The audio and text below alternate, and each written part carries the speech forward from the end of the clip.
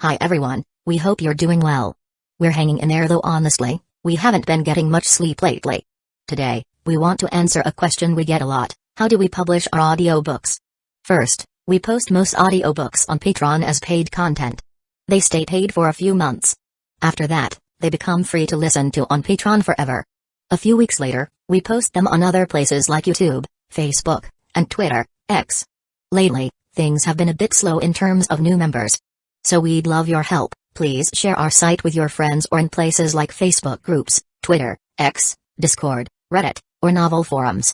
Even one share can really help us grow. Thanks so much for your support. So she dragged Karen with her behind Deidara, using him as their shield. Deidara stood awkwardly as the two girls peeked out from behind him. Karen curiously grabbed Deidara's arm alongside Kurotsuchi. Masashi looked at Deidara. The mature kid didn't look mature at all now, his face saying, "What did I even do wrong?" "Karen." Masashi beckoned to the girl, keeping his voice gentle. "Come here." The girl named Karen looked blankly at Masashi. She still remembered him. As a descendant of the Uzumaki clan with ninja talent, she already remembered many things, including her mother. She had no memory of her father. But she knew Masashi in front of her was a good person. So, she let go of their hands and walked over to him, reaching out her small hand. Masashi took her hand, patted her head, and said, "Good girl." Then he used the Flying Thunder God.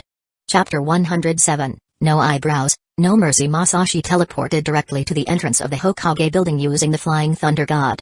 However, the moment he used it, Masashi regretted it. He had become so accustomed to using it that he forgot he was holding a child. Looking down, he met a pair of curious eyes. Instead of the expected disorientation or nausea, he saw only wonder. "Karen, do you feel okay?" Masashi asked in surprise. The first time he used the technique with Itachi, the boy had been slightly overwhelmed. However, Karen seemed perfectly fine. This timid child instead appeared to find the teleportation interesting, with an added sparkle in her eyes. Her small hands weren't even trembling. He knew the Uzumaki clan generally had excellent physical constitutions, but Karen's reaction seemed especially rare. This child must have exceptional talent. Masashi was increasingly convinced that Karen was indeed Karen. In the original timeline, after Kushina's death, the Uzumaki clan members who appeared, whether Naruto, Nagato, or Karen, had never received formal training in the clan's techniques. Among them, only Karen showed even a slight resemblance to the clan's abilities. Although this was partly due to Orochimaru's obsession with collecting the Uzumaki clan's heritage, it still demonstrated her extraordinary potential. Holding Karen's hand, Masashi walked along the street in front of the Hokage building toward a nearby building known as the Hokage's house. He could feel her small fingers gripping his with nervous energy. Of course, Hokage's house wasn't its official name. But somehow, the people of Hidden Leaf Village started calling the building that. It just felt more approachable. Arriving at the front door of the Hokage's private duplex, Masashi knocked. "Coming." A warm and energetic voice came from inside. After a moment, the door opened, and Kushina appeared. "Masashi, you're so punctual." She had been waiting for a while. After learning about Karen, she had already made up her mind. Her eyes immediately sought out the girl. "Where's the child?" Kushina neighed. Masashi nodded, then tugged at Karen, who was hiding behind him. "Karen, don't be afraid. This is your big sister." When the door opened, Karen instinctively hid behind him. Hearing what he said, she carefully peeked out. "Your name is Karen?" Kushina squatted down. The moment she saw Karen, she knew this child was from her clan. Squatting to meet her gaze, she looked at her gently. "Karen, from now on, this will be your home." Karen tilted her head in confusion at the statement and looked up at Masashi. He gave her a reassuring nod. In his view, leaving Karen in Kushina's care was the best choice. It wasn't just because Kushina was an Uzumaki too, she knew what it was like to lose a family as a kid and end up alone in a strange place. Karen started to say something but only got out a nod before stopping herself. "This child has been through a lot. You'll have to take good care of her," Masashi said. "Don't worry. I've got experience." Kushina's heart was already full of compassion as she looked at Karen. She remembered the time she first arrived in Hidden Leaf Village. Back then, Mido was still around and helped her through the toughest days. And now it was my turn to pass that kindness forward. "Alright, I'll leave now." Masashi said this to her before squatting down again and ruffling Karen's hair. "I have to go take care of some business. Listen to your big sister, okay? She's your real family. Look, your hair is the same color." Hearing that, Karen looked at Kushina's fiery red hair hanging over her shoulders and curiously touched it. Then she pulled up her own hair and carefully compared it, a small smile finally breaking through. Kushina gently pulled Karen into her arms. Seeing that the atmosphere was just right, Masashi stood up and teleported away. After all, Kushina had been a mother for over 2 years. She could handle this. Back in the Uchiha clan's territory, Masashi headed for Shishui's house. Upon arriving at the house, he heard a shout from upstairs. "Masashi, are we leaving now?" Masashi looked up. Shishui's bedroom window was open, and he was waving at him, already fully equipped for travel. "Yeah, let's go. Are you ready?" "I've been ready for a while." Shishui jumped out of the window and landed steadily. "Which route are we taking?" "What route?" "I'll take you there." Masashi placed his hand on Shishui's shoulder, and the two of them disappeared. When they reappeared, they were outside the village. Before Shishui could say anything, Masashi used the Flying Thunder God again. Holding on to him, Masashi followed the Flying Thunder God markings he had set along the route during his previous trip, heading south. With Shishui's physical constitution, he naturally felt no discomfort as the scenery around them kept changing. After the final teleportation, they found themselves on the coastline. "We'll walk from here," Masashi said, removing his hand. "No more Flying Thunder God? I think it's quite convenient." "No. Hidden Mist Village is probably a mess right now, and we're close to the land of whirlpools. Let's just walk." "Got it." Shishui obediently agreed. Mainly because he didn't recognize this place. When he fought against Hidden Mist Village before, he had traveled with the main forces. It wasn't that he couldn't remember the route, it was just that they hadn't taken this one. Following behind Masashi, Shishui moved along the coastline and through forests. Along the way, he began to see how Kiri's chaos had affected the Land of Fire's borders. The Land of Fire had a robust fishing industry. In the Shinobi world, there were 3 major fishing zones, one between the Land of Earth and the Land of Lightning, another shared by the Fire, Wave, and Whirlpool countries, and the last one offshore, monopolized by the Land of Water. Shishui and Masashi passed through several towns, all of which were noticeably desolate. Empty boats lined the docks, nets lay unused. If the Land of Fire was like this, the Land of Whirlpools would be in an even worse state. After all, they no longer had a ninja village. As the two of them approached the Land of Whirlpools, they began to see refugees in the towns they passed. Absorbing refugees from neighboring countries was an important task for local governors. The Land of Fire had enough land to accommodate them. In reality, the Shinobi world had abundant land and few people. The small countries lacked not land but peaceful environments. However, unless absolutely necessary, people still preferred to stay in their homeland. For the Land of Fire to see refugees, it meant that the Land of Whirlpools was already in chaos. This kind of population movement was actually beneficial for the larger nations. Masashi and Shishui continued forward. After passing through the final border town, they approached the Land of Whirlpools. Just as they were about to set foot on its land, they spotted ninjas. It was a group of ninjas chasing someone. That person, Masashi recognized. "What's he doing here?" he muttered, confused as to why this guy had come back. "Masashi, you know him?" "Look closely." "You know him too," Masashi said. The person in question seemed to have had a rough time recently, his appearance drastically changed, which was why Shishui didn't recognize him immediately. Shishui activated his Sharingan and looked carefully. "Isn't that Zabuza? Didn't intelligence say he was already in the Land of Fire?" "Good question," Masashi said, looking at the ninjas chasing the figure. "Why don't we ask him ourselves?" Zabuza was in a very sorry state. Behind him, a group of Hidden Mist Village Anbu were chasing. The assassination of the 4th Mizukage. No, rather, the rescue of the 4th Mizukage had failed, and he had fled all the way into the Land of Fire. But the Kubikiribacho was a gift from the Mizukage. Unless the real Mizukage himself said so, no one could take it from him. So, after the Hidden Mist Village pursuit squad withdrew, Zabuza sneaked back in. He had no choice. The blade had been left behind in Kiri. What kind of ninjutsu was that Obito using? Nothing could touch him. Why couldn't the blade hit him? Not only had he missed, but the blade was stolen. But it didn't matter, Zabuza grew up in Kiri. Didn't he retrieve it himself in the end? The demon without the Kubikiribacho was incomplete. Gripping the blade tightly, he felt a hint of satisfaction. But even with blade, when it was time to run, he still had to run. Behind him, the sound of shuriken cutting through the air approached again. Ha! They're panicking. They knew that if he ran into the Land of Fire again, they would return empty-handed. At this moment, Kiri's Anbu did not dare enter Hidden Leaf Village as territory. Because Hidden Leaf Village was unnaturally strong right now. Hidden Mist Village was no longer capable of a confrontation with Hidden Leaf Village. Zabuza kept running, swinging the blade to deflect the shuriken flying from behind. Suddenly, he noticed two people standing ahead of him. Those green vests, they were Hidden Leaf Village ninjas. Daring to block the escape route chosen by the demon, did they have a death wish? Fine. He'd cut them down, too. Whether he was pursued by Hidden Mist Village or Hidden Leaf Village, debts piling up didn't make a difference. He sped up, chakra pulsing through his legs as he readied his blade. But as the distance between them closed, his smile disappeared. The white ghost and the teleporter? What kind of crazy setup is this? No, why were these two jinxes here? Masashi and Shizue looked at Zabuza, who was charging at them filled with killing intent. However, the closer he got, the slower he moved.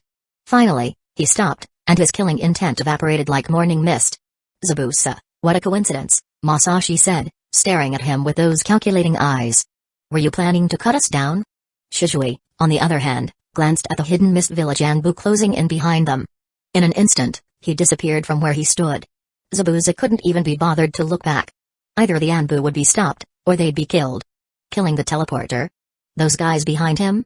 Give me a break. Then he heard Masashi speak. Didn't I already tell you not to act recklessly last time? And you still went to assassinate him? Zabuza was silent for a moment before asking, what kind of ninjutsu is your clansman using? The Mangekyō Sharingan is unique to each user. Your techniques are useless against him. Masashi didn't reveal any information about Obito. I won't give you any more unnecessary intel. Based on your actions and current situation, you're no longer a viable ally in this matter. Now tell me, what are you doing in the Land of Fire? You're so arrogant, White Ghost. I still have connections in Kiri, Zabuza said, watching Masashi's reaction. My value is beyond your imagination. Enough with the nonsense. Assassinating the Mizukage? If you had connections, they're mostly dead by now. Answer my question properly. I'm just resting on this land for a while, Zabuza said, using the fiercest tone to say the politest words of his life. Once I'm rested, I'll leave. Fine, go ahead. Masashi stepped aside. As long as you don't cause trouble in the Land of Fire, we won't bother you. Alright, I'll give you that respect. If you keep pretending, I'll beat you up right now. Without another word, Zabuza disappeared like the wind before Masashi. He watched Zabuza's retreating figure, and then walked toward the Hidden Mist Village Anbu, who were now facing Shizue. Well, it could be called a standoff in a sense. One person standing, a group lying down. No one was dead, so it counted as a standoff? Who are you? Masashi pretended not to see their obviously Hidden Mist Village Anbu uniforms. The Hidden Mist Village Anbu lying on the ground looked up at the two of them. They had the same thought as Zabuza. What kind of crazy setup is this? I'm talking to you. Be nice and speak, please. I don't want to repeat a second time. Masashi smiled warmly. If you don't answer, I'll kill you. We are Hidden Mist Village Anbu, one of the ninja said. He would have liked to stand up and say this with some dignity. But one of his partner who tried had been knocked out cold by Shizue's sword hilt. The strike had been so fast, most of them hadn't even seen it happen. At this moment, Shizue didn't resemble the nice guy he usually was in the village. His strikes were quick and ruthless.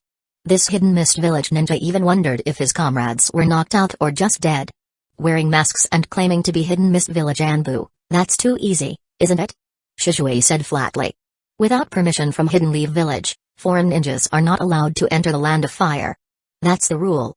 We really are Hidden Mist Village Anbu. We came to capture Zabuza, the ninja said immediately. It wasn't out of fear of death, it was just that dying here for no reason seemed pointless. Besides, they hadn't even entered the Land of Fire yet, they were still a few steps away. Alright, I'll take your word for it, Masashi said, tapping the forehead protector on his head. I am Masashi from Hidden Leaf Village, and this is my companion Shizue. We're here representing Hidden Leaf Village to visit Hidden Mist Village and discuss renewing the treaty between our villages. Since you're here, why don't you show us the way?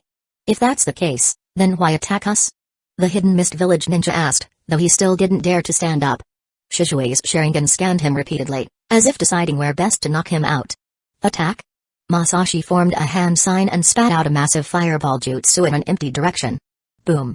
A mushroom cloud of fire erupted, and the heat wave blew across the area. A few ninjas who weren't lying flat enough got flipped over. The ground beneath the impact cracked and melted, creating a glowing crater. See that? Do you have a misunderstanding about what an attack is? Masashi gestured to the Hidden Mist Village ninjas to stand up and take a good look. We merely stopped you to prevent unnecessary escalation of the conflict. The ninjas who stood up swallowed hard as he stared at the crater big enough to hold all of them. Sorry, it seems I misunderstood. But Zabuza is very dangerous. Entering the Land of Fire will bring trouble to Hidden Leaf Village. Oh? That guy just now was Zabuza? Masashi said sincerely. I saw he had no eyebrows and thought he was a refugee. Can my comrades get up now? Shisui, stop staring at them. These are friends from Kiri, Masashi said, patting his companion on the shoulder. You're going to give them the wrong impression. Shisui sheathed his small blade and stepped back, though his Sharingan remained active. The Hidden Mist Village ninja on the ground hurried to their feet, some still rubbing their necks where Shisui had struck them. No one mentioned Zabuza again. This was already beyond their ability and their jurisdiction. Please, go ahead. Chapter 108, Smiles and Daggers. Upon entering the Land of Water once again, Masashi could clearly feel that the atmosphere in this country had changed. The stance of opposition was visible. But it wasn't opposition between ninjas.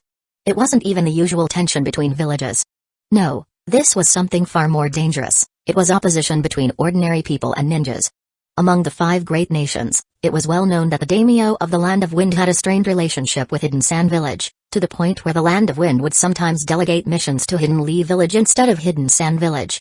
However, it had to be said that this wasn't a state of outright opposition. At most, the daimyo of the Land of Wind felt the Hidden Sand Village ninjas were somewhat ineffective, but the mechanism of cooperation between the daimyo's government and the ninja village still functioned well.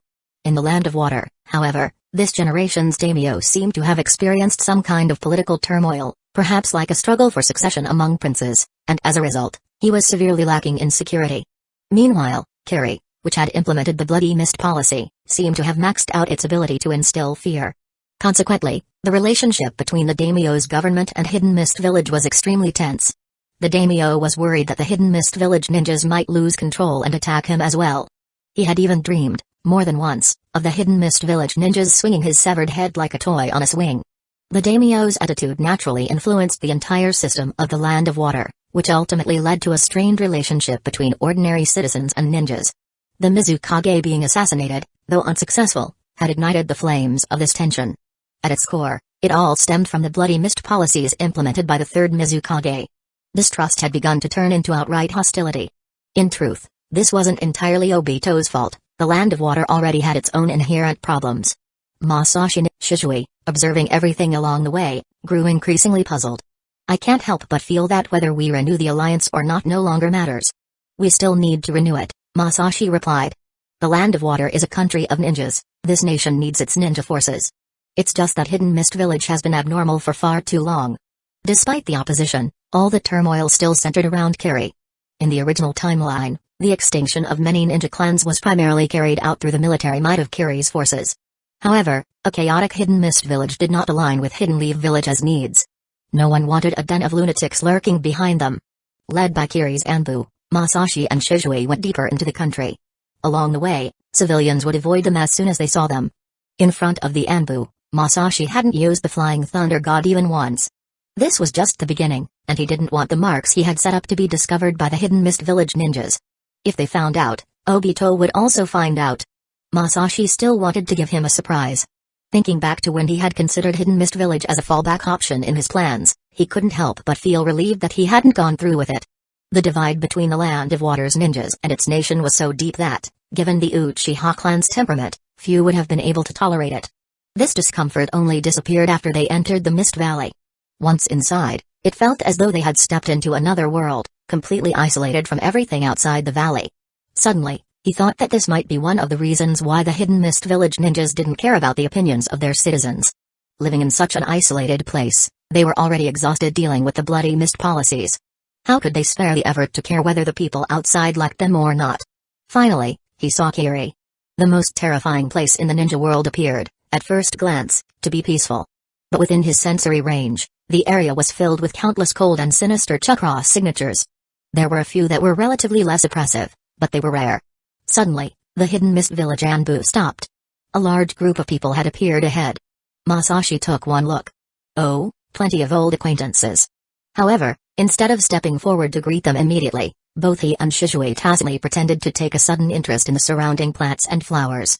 Gentlemen, the emissaries from Hidden Leaf Village are here to visit the Mizukage. Please make way, the Anbu leader said. His words were polite, but the actions of the Anbu were not as harmonious as his tone suggested. They were clearly on guard. From the crowd, a man in his 40s stepped forward. His gaze passed over the Anbu and landed on Masashi and Shizue standing behind them. The Anbu couldn't discern anything from his expression. The only thing they could conclude was that this guy probably hadn't washed his face that morning. Handling such a minor matter as welcoming guests should be left to us old folks. Don't you all have more important tasks at hand? The man said. It's better not to lose focus. Hearing this, the Anbu were cursing him internally. Wasn't this whole situation your fault to begin with? Attempting to assassinate the Mizukage, with Zabuza, of all people? Zabuza had been declared a fugitive after being accused of an attempted assassination of the Mizukage. He was currently at large. That statement wasn't entirely accurate. In truth, among those who tried to assassinate the Mizukage that night, Zabuza was the only one who successfully escaped. The others had died at the scene. Those whose identities could be traced were all civilian ninjas who shared the same belief, to end the bloody mist and restore the village to its former glory. The Mizukage's faction, though ruthless, did not harbor malice toward these people. They had no choice but to stop them, but still respected their resolve. However, they deeply despised the mastermind who had exploited these people. Assassinating the Mizukage and publicly exposing the conflict was a foolish move that only provided opportunities for outsiders. The greatest suspect was none other than the Hazuki clan. Even the ninja clans opposed the bloody mist, but for entirely different reasons. Now the Mizukage had begun rallying civilian ninjas against the established ninja clans, and if this continued, civil war was inevitable. The Yuki clan had already taken the fall. Someone had used ice style that night, and the Mizukage had immediately led the Anbu to the Yuki clan's territory, slaughtering all of their ninja members. The remaining non-ninja clan members were then exiled from Kiri. This isn't good, Kagemyun-sama, the Anbu leader said, suppressing his anger. Hidden Mist Village has its own laws, and you are overstepping your bounds. The village's laws were built by us, the man said calmly. You need to remember not to bite the hands that fed you. The atmosphere grew tense, to the point of almost breaking. To the Anbu, every second felt like an eternity. The other side wasn't just testing them, they were genuinely here to intercept the Hidden Leaf Village emissaries. Oh, it's you? Suddenly, Masashi's voice broke the tension. He stepped forward from behind the Anbu, as if he had just noticed the people there, his face showing apparent surprise. It's been a long time. Shizue turned his head slightly, struggling to hold back a laugh. He could swear that Masashi absolutely did not know who this person was. Because for most of the missions Masashi had completed, Shizue had been present. Anyone alive, Shizue would have known. If Masashi didn't know him, then this person certainly wasn't a survivor. Indeed, it has been a long time, the man smiled, playing along perfectly. You're as humorous as ever. Masashi smiled back and patted the Anbu leader on the shoulder. You've worked hard. I'll catch up with this old friend of mine, and then I'll go see the Mizukage myself. Ah, I see. My oversight, the Anbu leader's demeanor changed completely. I'll report to the Mizukage now. I'll take my leave. With that, he waved his hand and quickly departed with the other Anbu. Their hasty departure eased the tense atmosphere among the ninja clans to some extent. But it was only eased, not eliminated. Because standing before them now were two young Hidden Leaf Village ninjas who had killed a significant number of Hidden Mist Village ninjas during the war between Hidden Leaf Village and Kiri. To put it bluntly, most of the people in the Hidden Mist Village now held grudges against these two individuals. The White Ghost had not only killed the most but had become a nightmare for the ninja clans. The stories of his exploits during the war still haunted their dreams, stories of entire squads vanishing into the mist, only their headbands left behind as cruel markers. If the village of the Bloody Mist hadn't already broken the spirit of the current Hidden Mist Village ninjas, they would have been seeking revenge the moment these two set foot in the Land of Water. This sort of thing was exactly what Hidden Mist Village ninjas would do. Getting hot-headed was a common trait among them. Once they were fired up, not even the Mizukage himself could hold them back. Unless he was ready to make examples of them. The Hidden Mist Village clans especially valued family revenge. The village couldn't control these people, and sometimes even the clans themselves couldn't rein them in. The Yuki clan had been doomed because a few young hotheads from their clan acted recklessly. Kagemyun wasn't exactly a good person, but he had never encouraged the young Yuki clan members to assassinate the fourth Mizukage. That kind of move would leave too much evidence. Having managed to become an elder of the Hazuki clan at over 40 years old, he wasn't that foolish. What he hadn't anticipated was the loss of control over the pawn, Zabuza. That loss of control had brought the conflict between the ninja clans and the Mizukage's office into the open, and now there was no turning back. Kagemyun carefully observed Masashi and Shizue before him. Ultimately settling his gaze on Masashi. This was mostly because Shizue's serious demeanor made him disinclined to engage in conversation. He bent slightly at the waist and offered a bow to both of them. Such courage, admirable. Seeing this, Masashi and Shizue returned the gesture. I've heard much about the White Ghost, and today I finally see him in person. He smiled faintly. Have you really seen through me? Let's not say the quiet part out loud, Masashi replied with a nod. I'm here to discuss business, not to stir up your internal conflicts. Among the Hidden Mist Village ninjas, some younger faces seemed eager to move. One stepped forward. You dare come here after? Noticing this, Masashi smiled and cut in, looking for revenge? How about following the old traditions? Masashi, there's no need to provoke them, Kagemune said. Young people always think we are stubborn and want to break all the rules. Their actions should be understood. You're not even 50 yet, but you talk like you've got one foot in the grave, Masashi shook his head. We're all ninja clans, fighting and killing are normal. I've always honored tradition. Being too aggressive doesn't suit a cooperative attitude. When in Rome, do as the Romans do. Is that so hard to understand? Masashi's smile faded. I'm kind of young, too. It's easy to provoke me. I don't know where this Rome is, Kagemune replied with a slight smile, but I understand your point about following local customs. Still, being too aggressive doesn't suit a cooperative attitude. Masashi's words seemed to remind Kagemune of something.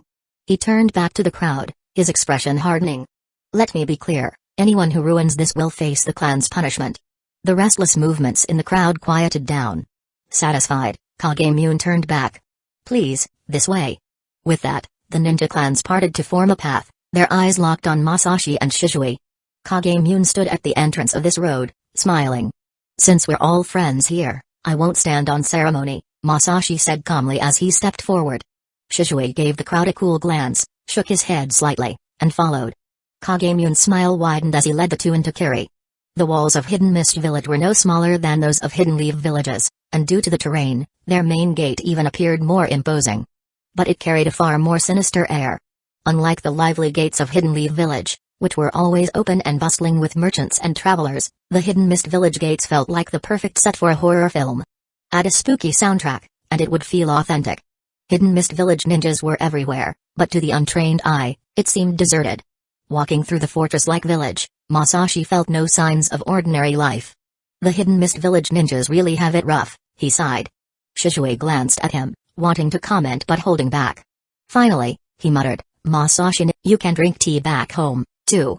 I feel like you're insinuating something, but you have no evidence, Masashi shot him a look. You're young, why's your mind so dirty? You've picked up bad habits. That's your fault.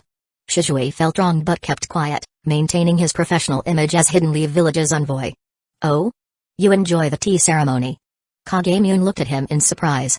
It's rare to find young people interested in such things. Since we share this interest, let's not be strangers. We should get closer. Shizue had been too cheeky earlier, making the atmosphere awkward. Masashi just hoped he wouldn't mess up in the Mizukage's office. Behind them, the ninja clans dispersed as they entered the village, but not before memorizing every detail of the two Hidden Leaf Village ninjas' appearances. In their eyes, Shizue lived up to his reputation, cold, serious, and reserved. But the White Ghost was another story, far harder to describe. He seemed even more hot-headed than the Hidden Mist Village ninjas themselves. Kagemune led the two through the village, eventually passing the towering Mizukage building. It resembled a massive water barrel and dwarfed all other structures in Kiri. Its design was purely militaristic, devoid of any signs of civilian life. We're here, Kagemune said as they stopped in front of a building along a gravel path. The building had a hint of civilian charm and was clearly a guest house. This guest house is reserved for esteemed visitors. It's fully equipped with everything you'll need, Kagemune said. Feel free to rest here. Should you need anything, there are people available to assist you. His tone suddenly turned suggestive. Of course, remember that business is important. Take care of yourselves. Why did that sound so familiar? Shizue was confused.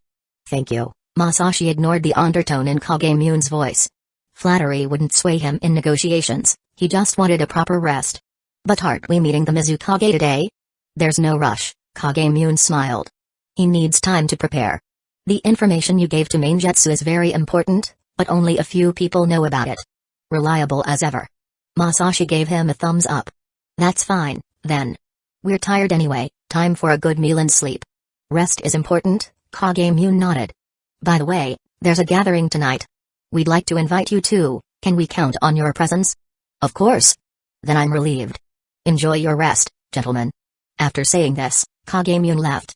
Chapter 109, Masks Within Masks. Masashi waited for Kagemune to disappear before turning around and opening the doors of the guest house.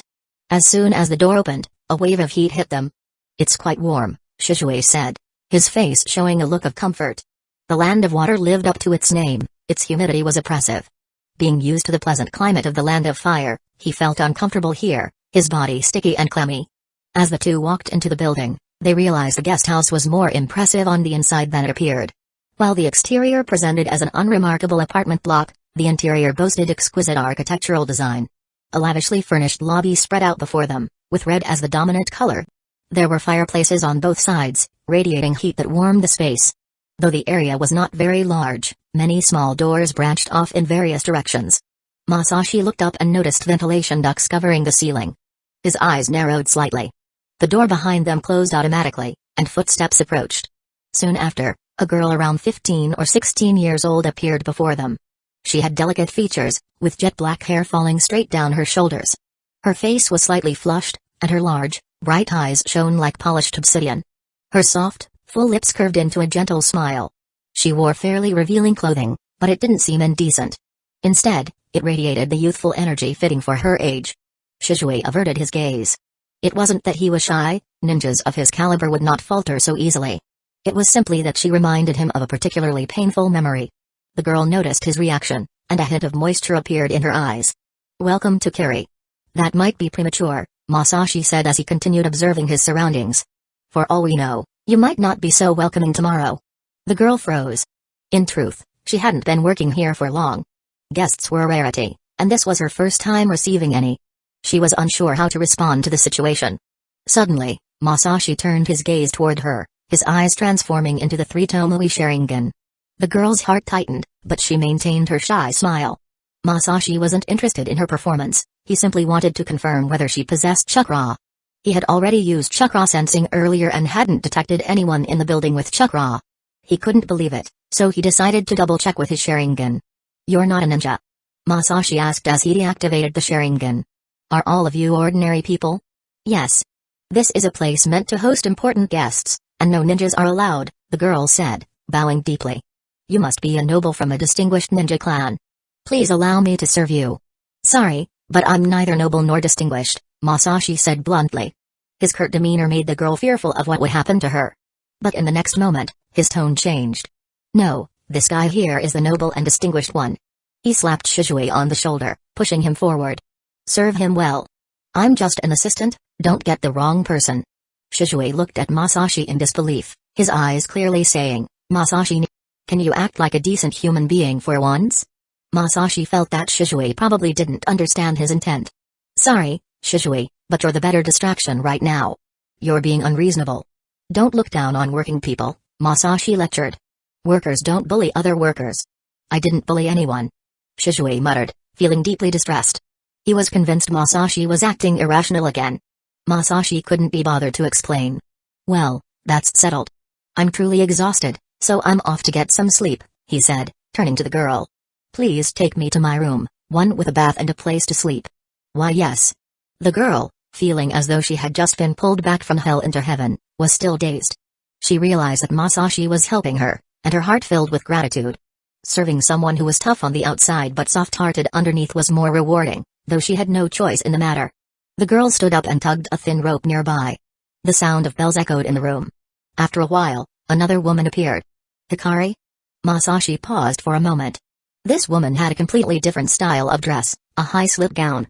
She was older than the girl, with an aura of maturity, essentially a contrast of sweet young girl and seductive mature woman. Kiri, it seemed, not only practiced the bloody mist policies but also indulged in these antics, which likely explained their poor reputation. Masashi waved his hand dismissively. "Lead the way. No need to make something as simple as getting a room so complicated." "This way," the woman said with a deep bow.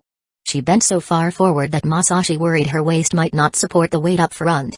It was clear that Kagemune had ulterior motives for arranging accommodations like this for him and Shizue.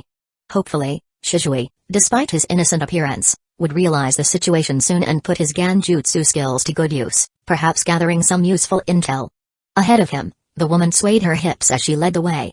When they arrived at a room, she opened the door and bowed for Masashi to enter. Inside, Everything from the doorknob to the metallic-looking stove exuded luxury. Each wall was painted in deep hues, resembling orderly arranged oil paintings. It was gaudy and over the top. A faint rustling sound came from behind. When Masashi turned around, the woman had begun to undress. Everything was proceeding exactly as he expected. The woman removed the pins from her hair. Masashi's gaze remained indifferent. "I'm sorry, but I'm really tired. I still have work to do tonight. Let's arrange for another time." He liked tea, sure, but only tea, not this kind of tea. No matter how much someone faked a smile, they couldn't hide their true intentions. It was no wonder Hidden Mist Village had devolved into such chaos. While the non-clan ninjas had seemingly lost their minds, the clan ninjas weren't much better. The woman froze. Though she was new here, her previous profession gave her a good sense of when someone was telling the truth or not. After hesitating for a moment, she put her clothes back on, bowed, and left, closing the door behind her. Masashi walked around the room casually and easily discovered several surveillance devices laced with monitoring jutsu. They really had underestimated him. Destroying the devices without effort, he collapsed onto the sofa and closed his eyes. When he opened them again, the sky outside had darkened. There was another knock at the door. "Come in." The same woman entered again, now wearing a full black gown. "The Hidden Mist Village clan families are hosting a gathering tonight. The Hazuki family has invited you and your companion to attend. Will you go?" "And who invited us?" "I am your guide. Serving you is my responsibility." "All right, change into something more conservative." The woman paused, then walked into the wardrobe. When she emerged, she was covered in a sheer veil. Masashi realized this was far from conservative. "There are no clothes here that meet your standards," the woman explained. "Fine," Masashi replied, not pressing the matter. He stood up. "Let's go to the banquet." He smiled. This trip to Hidden Mist Village had already opened his eyes. The ninjas of Hidden Mist Village certainly had their own lives, but such a lifestyle had little to do with civilian ninjas. Through the luxury and excess, he could see the deeper rot. Here, civilian ninjas struggled just to survive. Masashi wasn't sure if Hidden Mist Village had always been this way, but he knew that in those days, the Hidden Mist Village ninjas had standards for living. Most likely, the policies were to blame again. So, if the third Mizukage wasn't just outright crazy, then maybe he was an undercover agent who rose to power, or perhaps. But Madara wasn't Obito. He had no personal grudge against Kiri. Accompanied by the woman, they made their way out and wandered through a spiral staircase leading to the lower levels. "Do they hold banquets here too?" Masashi asked. "Yes." The woman was sparing with her words. Her eyes occasionally glanced around, carrying a faint sweetness. However, the eyes that should have been enchanting and lively were instead empty and melancholy, the look of someone who had long cried themselves dry, eliciting pity just like Hikari. A smile was merely a mask for pain too deep to articulate. She resembled her too much. "Later, stay close to me," Masashi said.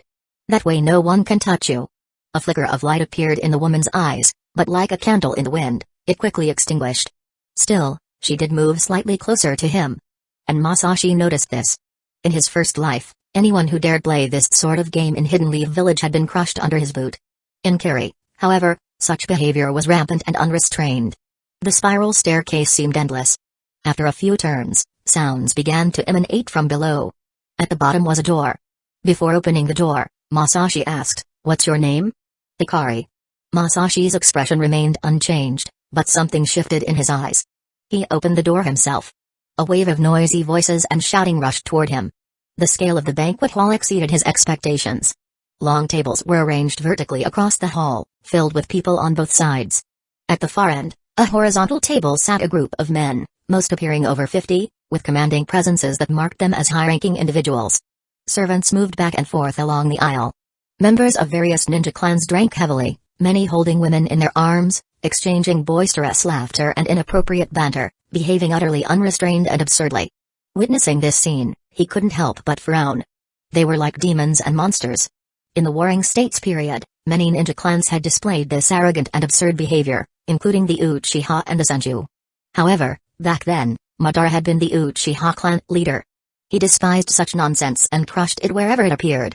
As a result, this sort of atmosphere quickly disappeared from the Uchiha clan. Hashirama, on the other hand, didn't resort to violence but enjoyed chatting. He could sit and talk for an entire day.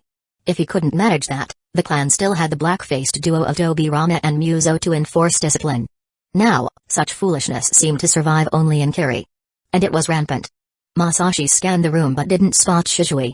"Hikari, Finally willing to entertain your first guest. A young man approached with a laugh. He wore an open chest and reeked of alcohol, holding a wine cup in his hand. What a shame. If the Yuki clan had been willing to let you marry me back then, things wouldn't have come to this. Masashi gave him a glance. He didn't recognize the family crest, likely from the weak ninja clan. Pardon me, but I believe you're making her uncomfortable, Masashi said with a gentle smile. Perhaps we could discuss this another time? As he spoke those courteous words, his Ganjutsu had already invaded the man's mind, revealing his most embarrassing memories. To his mild surprise, the woman was originally from the Yuki clan. The man before him had once been one of her suitors. However, he had been deemed too low class, and the Yuki clan had rejected him, only offering marriage if he agreed to be a live-in son-in-law. After seeing this memory, Masashi's assessment of the man dropped to the level of trash. Failing to woo a woman could happen any time, but to come gloating after her fall from grace? Utter trash. When the 3 seconds passed and the man remained frozen, Masashi simply stepped forward and with a smooth, almost casual motion, guided him aside. The force, while gentle in appearance, sent the man stumbling back several feet. Nearby, a servant holding a tray froze in shock. The boisterous noise in the banquet hall abruptly ceased. All eyes turned toward them. Hikari's mouth fell slightly open as she stared at Masashi, bewildered and unsure what to do. Under the weight of all those gazes, she instinctively gripped the slit of her high-slit dress, clenching her legs together as her body trembled uncontrollably. Masashi accepted a wet towel from a nearby servant with a nod and carefully wiped his hands. How unfortunate, he murmured, when one overestimates their position. Everyone in the hall clearly heard his words. Their faces darkened slightly. But no one dared to challenge him. After all, the White Ghost's reputation spoke for itself. Masashi, no need for such formalities, called a voice from the table at the back. He didn't seem the least bit upset. Instead, his eyes darted between Hikari and Masashi, his smile growing satisfied. After all, desiring beautiful women is just a common weakness among men. It seems she has served you well. I'll reward her for it. Pardon my ignorance, but I don't believe we've been properly introduced, Masashi said with a polite smile, his eyes studying the man who had spoken. Ah, where are my manners? Hazuki Ketsuki, the man replied. I oversee certain arrangements here in Kiri. You're too kind, Masashi replied, but I've grown quite fond of her company. He gently placed a protective hand on her shoulder. Perhaps we could come to a more permanent arrangement? Feeling the scorching gazes of the men around them, Hikari's panicked expression turned paler as she unconsciously moved closer to Masashi. This isn't much of an issue, Ketsuki said with a slightly smug smile. We're all friends here. If we can come to an agreement, she's yours. His reluctance to part with her was clear in every word. In Kiri's guest houses, women like Hikari, who were born into bloodline clans and were once of noble status, were rare treasures. She had been the famed beauty of the Yuki clan. Though never becoming a ninja, before the clan's downfall, suitors had flocked to her. Not only was she stunning, but she had also managed the Yuki clan's businesses in the Land of Water with remarkable success. After Katsuki placed her in the guest house, many had expressed interest, but he had never relented. Now, with the White Ghost and the teleporter visiting, he had played his trump card. Though ninja clans often guarded against bloodline intermixing, he believed Hikari's charms would make any young man forget such concerns. What he hadn't anticipated was Masashi's direct approach. Please sit. Let's discuss this further, Katsuki invited warmly. You're most gracious, Masashi replied with a pleasant smile. He guided Hikari alongside him as he approached the table. Taking his seat, he noticed how Hikari lowered her head and stood quietly behind him. Katsuki, might I ask about my clan brother? Masashi inquired politely. He mentioned preparations for meeting the Mizukage and declined, Katsuki said. It seems the Uchiha clan is prudent in its approach. Well done, Shishui. You've learned to see the layers beneath the obvious. I hope you understand.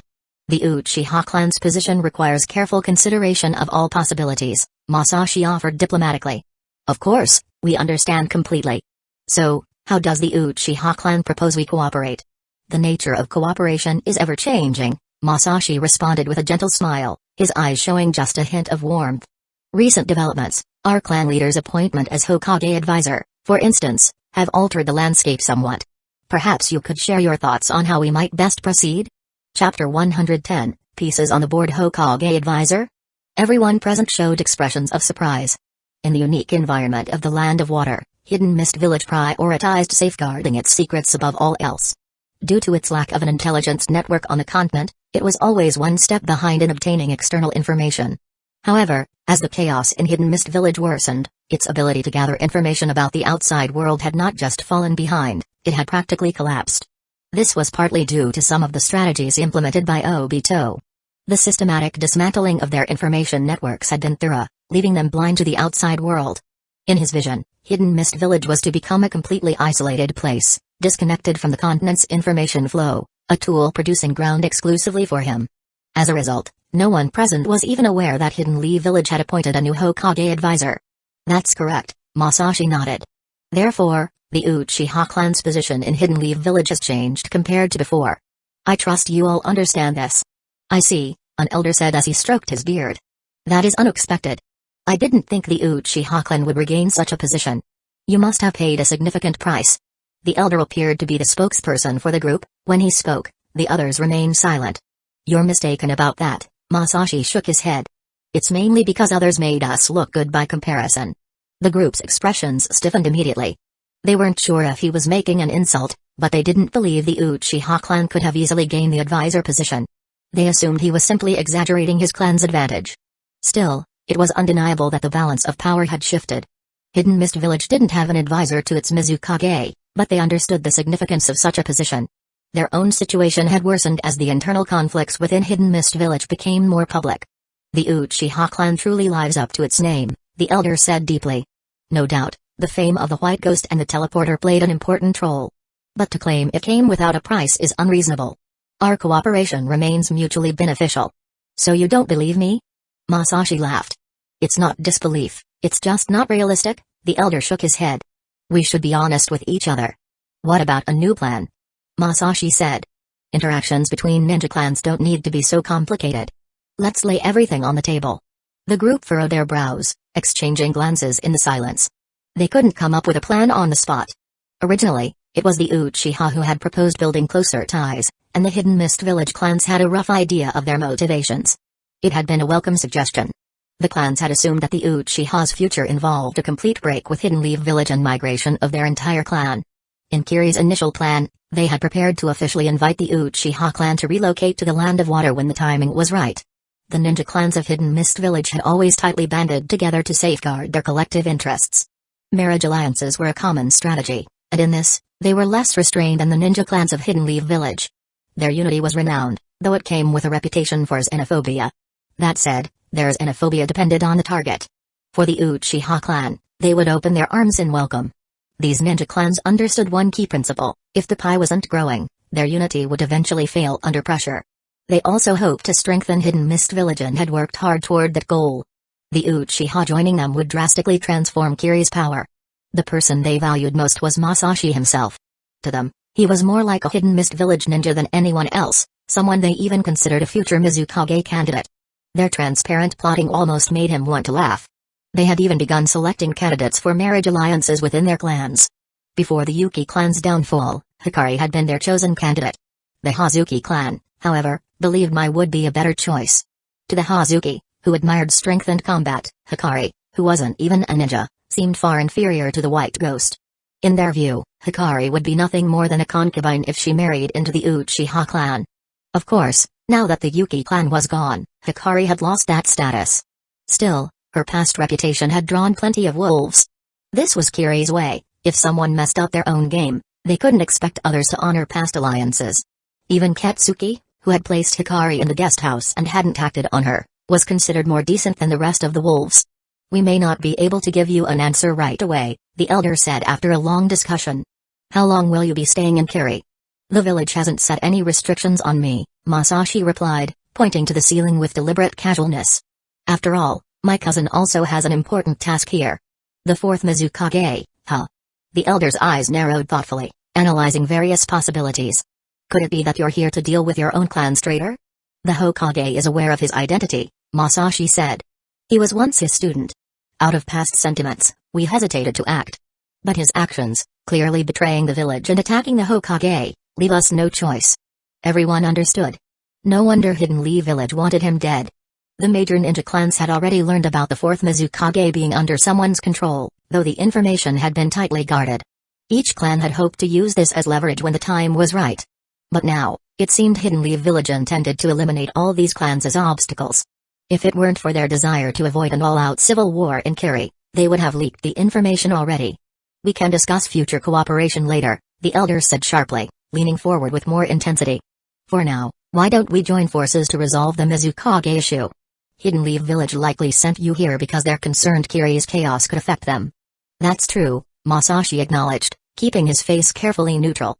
In that case, let's finish what Zabuza failed to do. We'll help you take him out.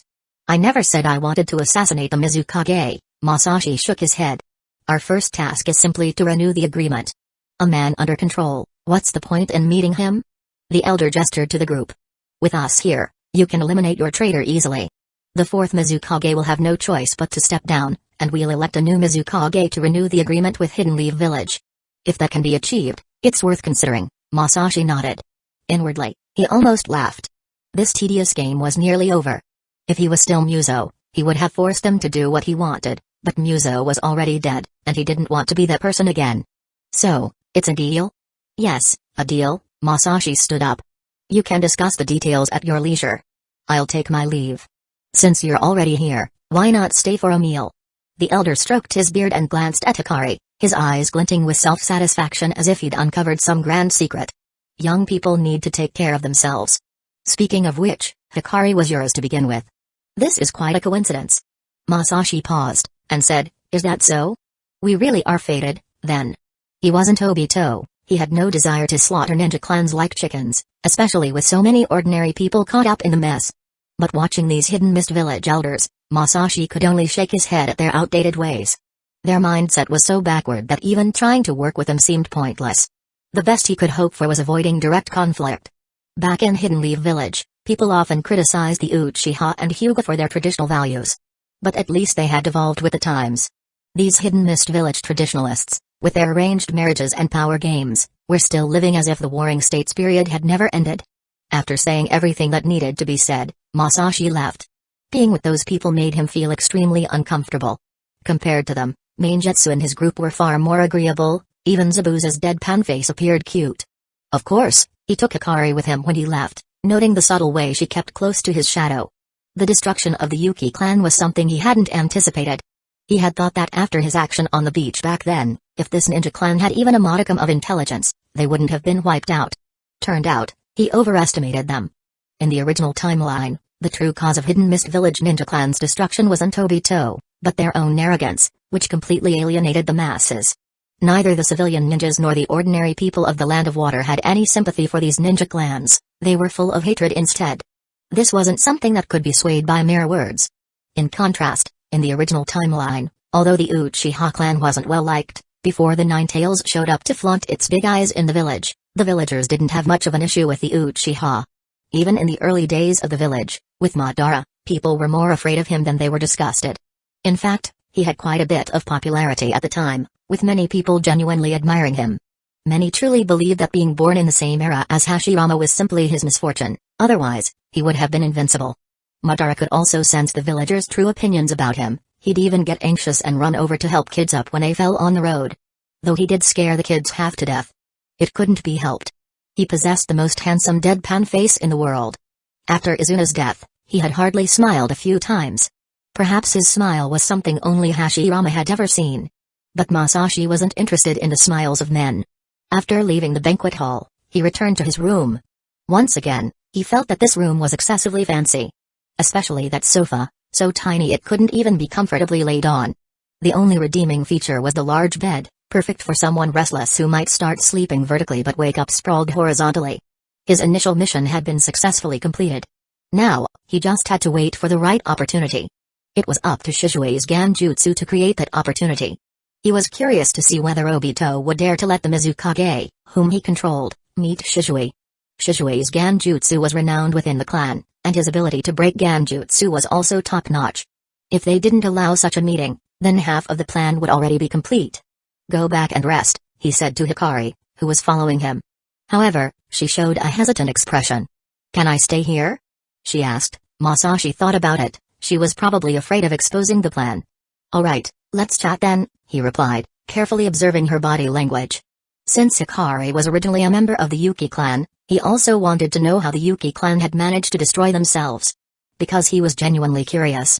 Even if Obito controlled the Mizukage, He couldn't have wiped out a ninja clan for no reason.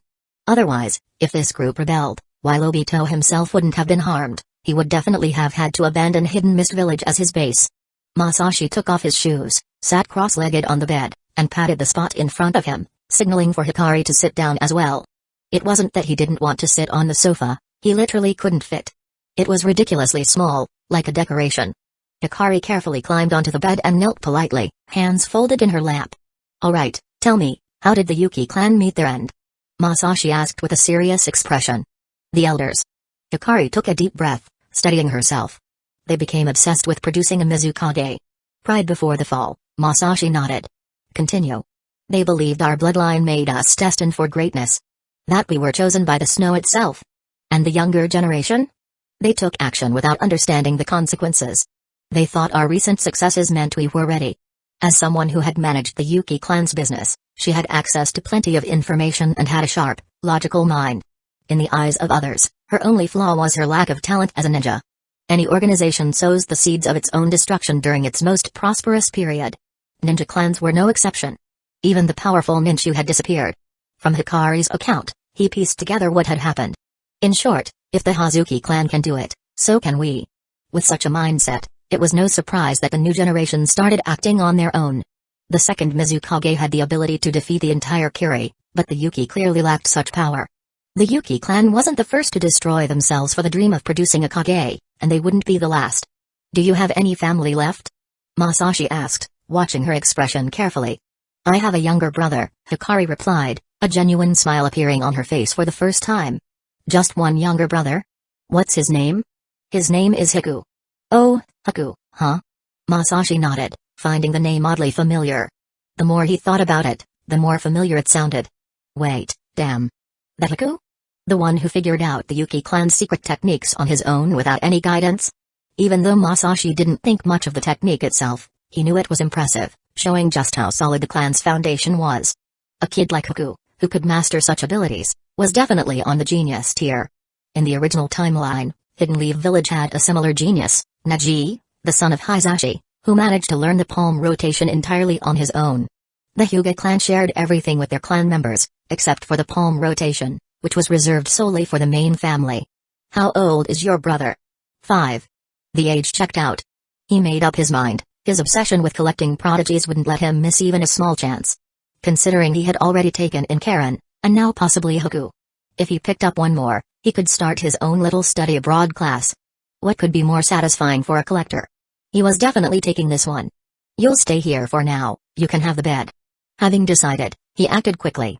Whether out of conscience or his collecting tendencies, Hikari and her brother had to stay under his protection. Nothing could happen to them. "When this matter is over, I'll bring your brother too.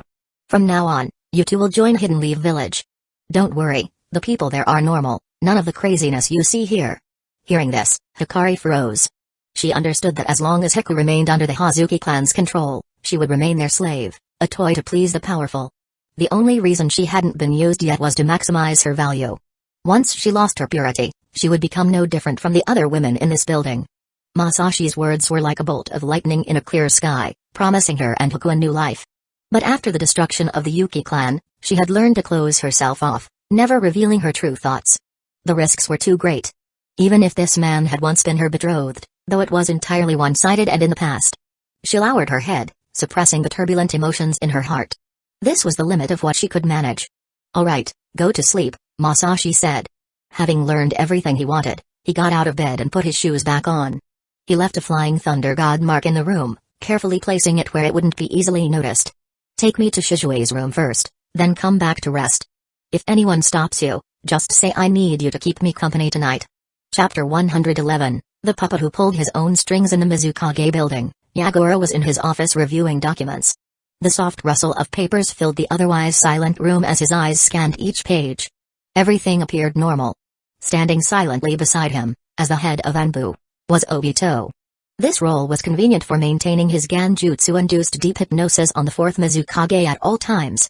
The benefits of wearing a mask every day were becoming clearer to Obito. Not showing his face meant he could impersonate anyone without the need for ninjutsu. Now his proficiency with Ganjutsu had become second nature, almost imperceptible, like water soaking into the earth. The knowledge imparted by Madara and Black Zetsu was being absorbed and digested at an incredible speed. If he met Masashi again now, he felt certain that the other wouldn't stand a chance against his current Genjutsu mastery. Unless Masashi, like him, had some god-tier mentor like Madara giving him special training. This time, he would definitely turn things around beautifully. Obito didn't exactly know what Masashi was planning, but he was certain that Masashi wouldn't abandon the Uchiha clan's matters. He would definitely come to Hidden Mist Village to cause trouble after knowing what he was up to. Killing Masashi? Honestly, he hadn't even thought about that. Putting personal grudges aside, their relationship was a strange mix of enemies not enemies and friends not friends. Killing each other hadn't become necessary. To be honest, he had just wanted to punch Masashi for a long time. Suddenly, an Anbu appeared silently in the Mizukage's office. Mizukage-sama, the White Ghost attended the Hazuki clan's banquet last night. Understood, Yagura said. Don't expose yourselves, stay on standby. The Anbu vanished, and the office returned to silence. What do you think, Tobi? Yagura asked Obito. In his memory, Tobi was his most loyal subordinate. The Bloody Mist policy was something Yagura was forced to continue due to the village's circumstances, even intensify. The great clans led by the Hazuki clan still refuse to repent. They intend to resist to the end. For the future of the village, they must be eliminated, Obito replied. I know they're a tumor. Yagura sighed. It wasn't difficult to wipe out the major clans represented by the Hazuki clan, but that also meant Hidden Mist Village would lose many elites and secret techniques. And such a loss would be irreplaceable. This would cement Hidden Mist Village as the weakest among the 5 great shinobi nations. Of course, there were benefits. Without those great clans, commoner ninjas would have upward mobility and the village wouldn't need to rely on the Bloody Mist policy to maintain its fighting power at the lower levels. Before becoming Mizukage, he hadn't fully understood it. Only after stepping into this role did he realize why the third Mizukage had implemented the Bloody Mist policy and what abolishing it would truly mean. I need to think more about this. I must carefully consider this matter. Yagura didn't want to act against people from his own village, but he knew time was running out. He decided to give them one more chance. Obito watched the scene with satisfaction. Who could say this is Genjutsu? Even Shizue isn't as effective as this. This was the power he now wielded. Masashi, just you wait. The current me is nothing like before. Knock, knock. A knocking sound echoed through the office, breaking the moment. Come in, Yagura said. The door opened, and a man walked in. It's Ao, huh? You've been working hard lately. Sit down and talk. Yagura gestured to the sofa in his office. Thank you for your concern, Mizukage-sama. Actually, the elder. Ao hesitated as he looked at Yagura.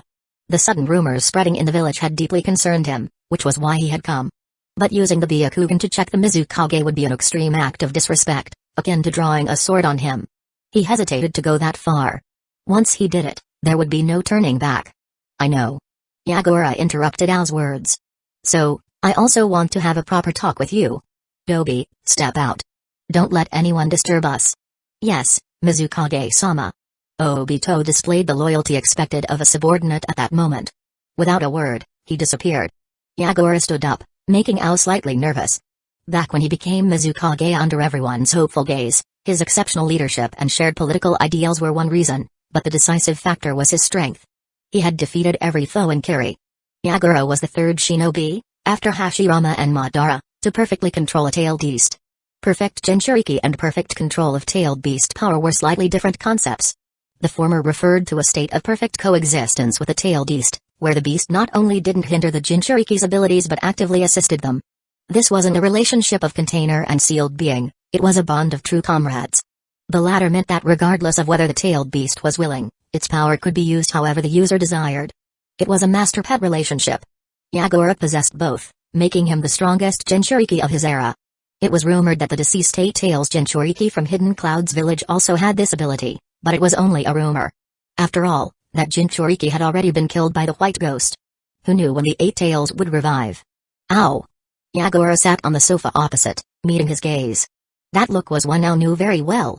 Once, that look had convinced him Hidden Mist Village had hope. Mizukage-sama, you truly haven't changed. There's no one else here. Just call me Yagura, like before, Ao. Yagura smiled bitterly. You've probably cursed me 1,000 times in your mind, haven't you? Fourth. No, Yagura, what happened? After you became Mizukage, what did you see? There are rumors spreading that you're being controlled by a Genjutsu. Genjutsu, huh? Yagura laughed bitterly. Even rumors like that are spreading? Maybe I really am under Genjutsu. After all, I can't believe I've done these things myself. Don't joke around, Yagura. Finding that his former comrade was still the same person, he didn't believe the rumors and realized how malicious they were. If you keep pushing like this, there will be rebellion.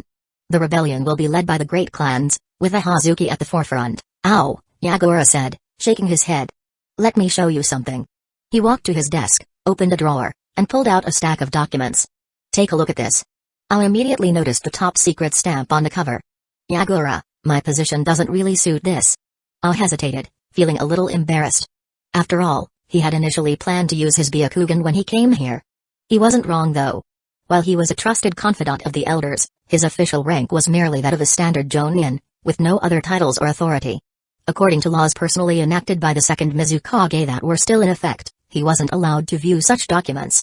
At this point, why does that even matter? Yagura shoved the documents into Ao's hands. In a little while, these documents won't matter anymore.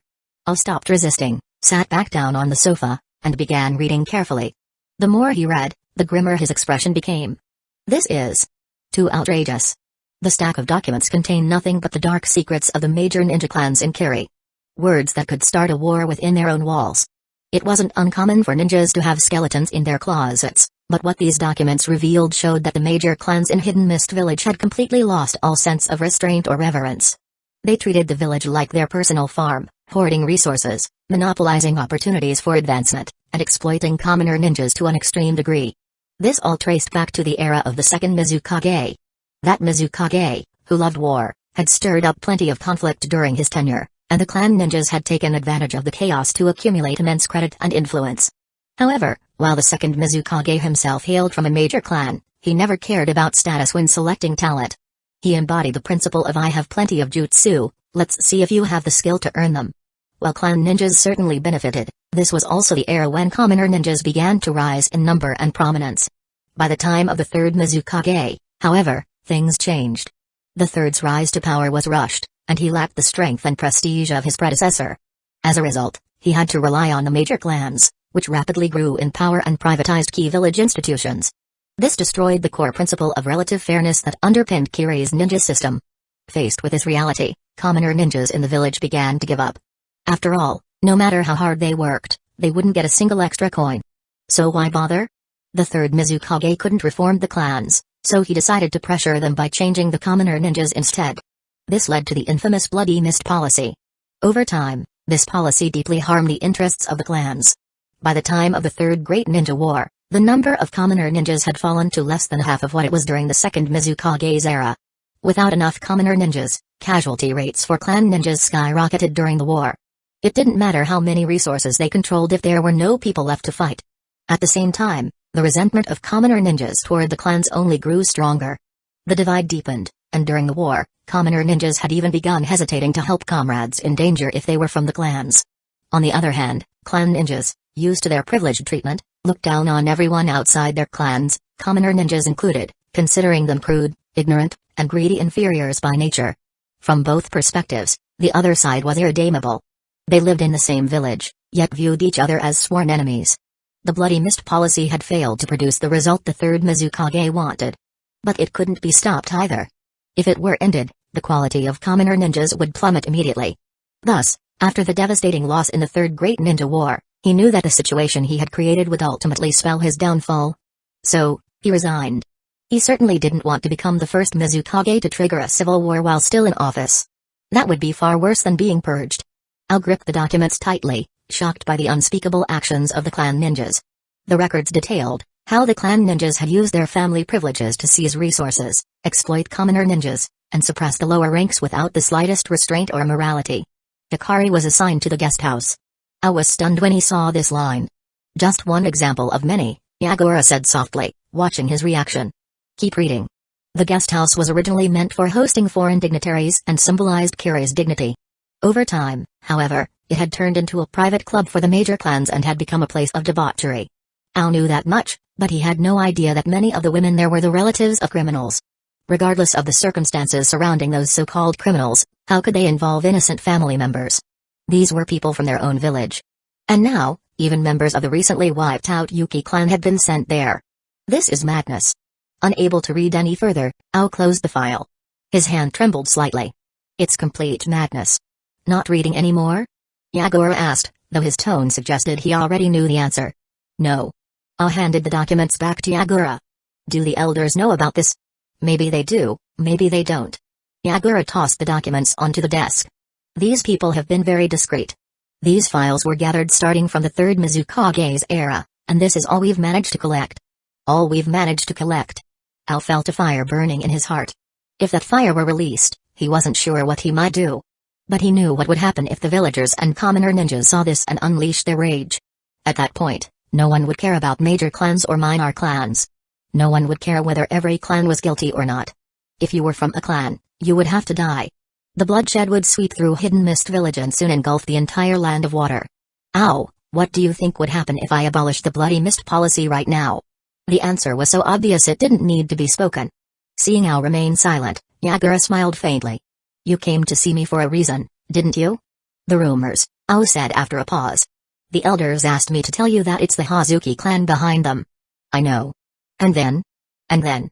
And then I was going to surprise you with my Byakugan. How could he say that now? Ao felt bitter.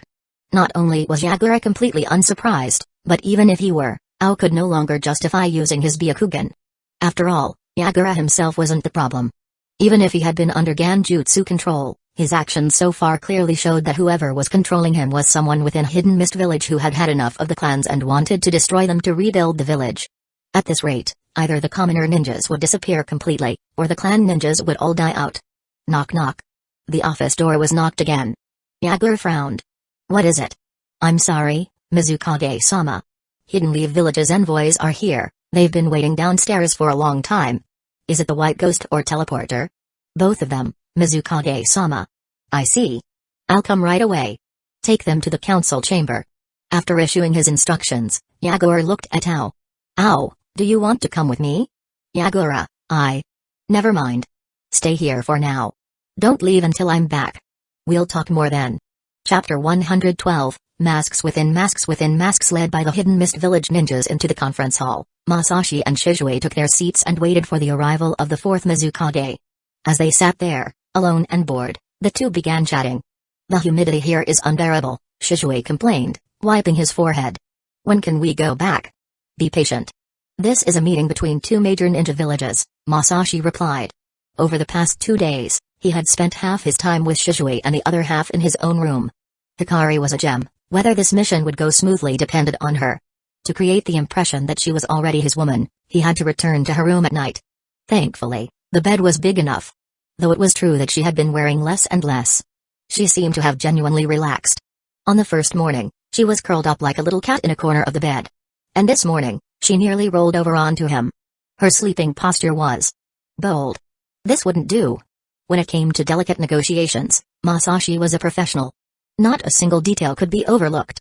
Putting himself in another's shoes, if one's family had been wiped out, leaving just an older sister, and a benefactor appeared to rescue them, but oh wait, this benefactor slept with the sister. Suddenly, that benefactor's image would take on a very different meaning. From a kind-hearted Samaritan, they would become someone who lusted after the sister's beauty. The debt of gratitude would still exist, but the flavor of it would change significantly. Fortunately, this was about a younger brother and not a younger sister. Otherwise, wouldn't there be the concern of the benefactor one day becoming the husband? 1,000-mile embankment can be ruined by an ant's nest. So, details couldn't be ignored. Seeing Shizue looking a bit impatient, Masashi decided to act more annoying. Mainly because he worried this kid would act recklessly. Shizue. What is it, Masashi? You know what we're here to do today, right? Of course, Shizue said, puzzled. We're here to propose a contract renewal. He's treating me like a child again. Right, exactly. And you won't do anything extra, right? Masashi, I won't do anything unnecessary. Shizue looked at his cousin, speechless. I know your intentions. Fugaku-sama asked me to learn from you. Oh, good. I was just making conversation because I was bored, Masashi said awkwardly. He shouldn't have doubted Shizue, the kid had made a lot of progress. He needed more encouragement. Shizue caught the way Masashi was looking at him. Masashi, do you think I'm an idiot? He was clearly displeased. He was an elite ninja and had his pride. He thought his behavior had been flawless lately. He even perfectly countered Kiri's honey trap. Not only did he protect himself, but he also protected the girl. Absolutely perfect? Don't talk about yourself like that, Masashi said, putting on a serious face and encouraging him. Be more confident. You're much smarter than Tetsuka. Shisui felt as if a lump of air was stuck in his throat, unable to come out. Tetsuka? Is this praise or another subtle insult? Tetsuka, the clan's universally acknowledged simpleton. At least Shisui had a reputation. He was definitely not an idiot.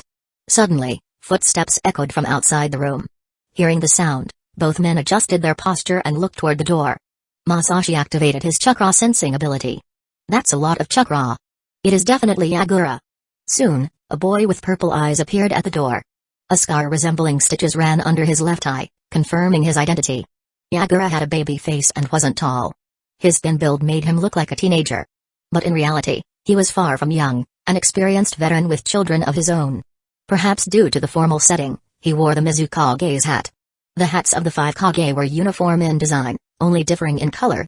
The Mizukage's hat was blue and white. However, his attire was more practical, designed for combat, with hidden mist village forehead protector sewn directly into his clothes at the abdomen. A ninja's forehead protector was an essential piece of armor, capable of blocking shuriken and kunai at close range. Most people wore it properly on their foreheads. Yagura's unconventional placement reflected his confidence. Shisui the teleporter, long time no see, Yagura said. The last time we met, we were enemies. And now, you are the 4th Mizukage, Shisui replied, matching the formal tone while keeping his own chakra perfectly steady. Yagura turned his gaze to Masashi. The white ghost of Hidden Leaf Village. I've heard much about you. You flatter me. I am nothing compared to you, Mizukage-sama, the hero of Kiri, Masashi responded politely, smiling. No wonder, in the original timeline, Hidden Mist Village got played for so many years. Obito's Ganjutsu was top-notch. But what was truly absurd was that after slaughtering entire ninja clans, Hidden Mist Village blamed Obito. As if, while cheerfully butchering clan after clan, they had all been acting under Obito's control. The clans annihilated by ordinary ninjas carrying out their revenge thus became evidence of his crimes. In that instant, Kiri, and the entire Land of Water, managed to erase this history cleanly. Masashi privately disdained such behavior. In his view, it was the Mizukage's incompetence that led to such a ridiculous situation. If you wanted to talk about complex clan dynamics, Hidden Leaf Village's situation back then was far more complicated.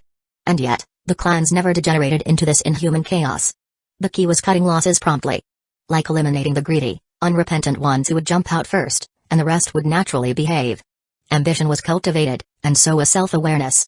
Masashi considered himself an expert in such matters. Kiri's downfall lay in its failure to act decisively. What could have been fixed with a bandage became an excuse to cut flesh and bones. They had no one to blame but themselves. Yagura sat in the main seat, and behind him, a group of Anbu filed in, lining up behind him.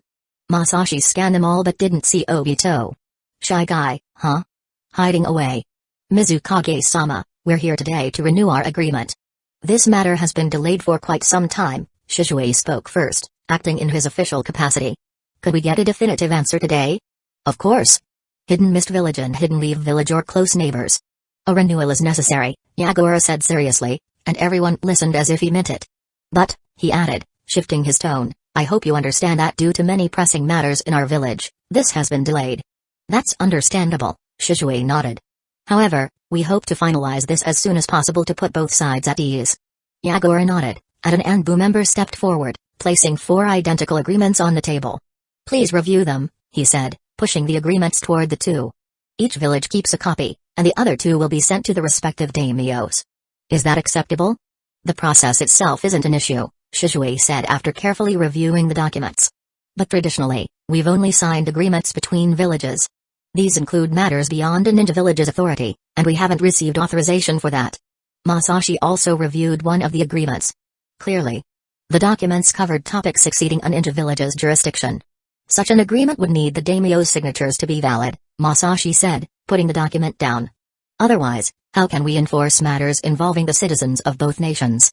That's possible, as these matters rely on the Uchiha clan's strength, Yagura said with a smile. The Trade Merchants Association, which has risen in the Land of Fire in recent years, is excellent.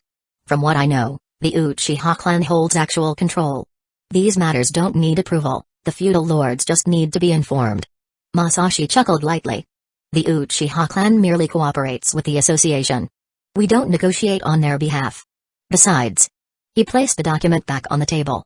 With all due respect, Hidden Leaf Village is not a defeated party. To ask Hidden Leaf Village to secure resources for Hidden Mist Village in exchange for a ceasefire is unrealistic. May I ask who drafted this agreement? It seems you're the real negotiator here, Masashi, Yagura replied nonchalantly. Though Hidden Mist Village had lost the war and he was the Mizukage, Masashi was considered Kage level himself. There was no need to show him excessive respect. Besides, the agreement was indeed unreasonable. Having opinions on it was normal. Negotiations were a process, after all. My apologies. I'm simply familiar with this association, so I had to overstep my role to explain, Masashi said. This is my personal view, agreements are just agreements. Ninja villages have never truly achieved peace because of them, Yagura replied, taking the words as serious. Empty chatter, it was basic protocol, and both sides understood that.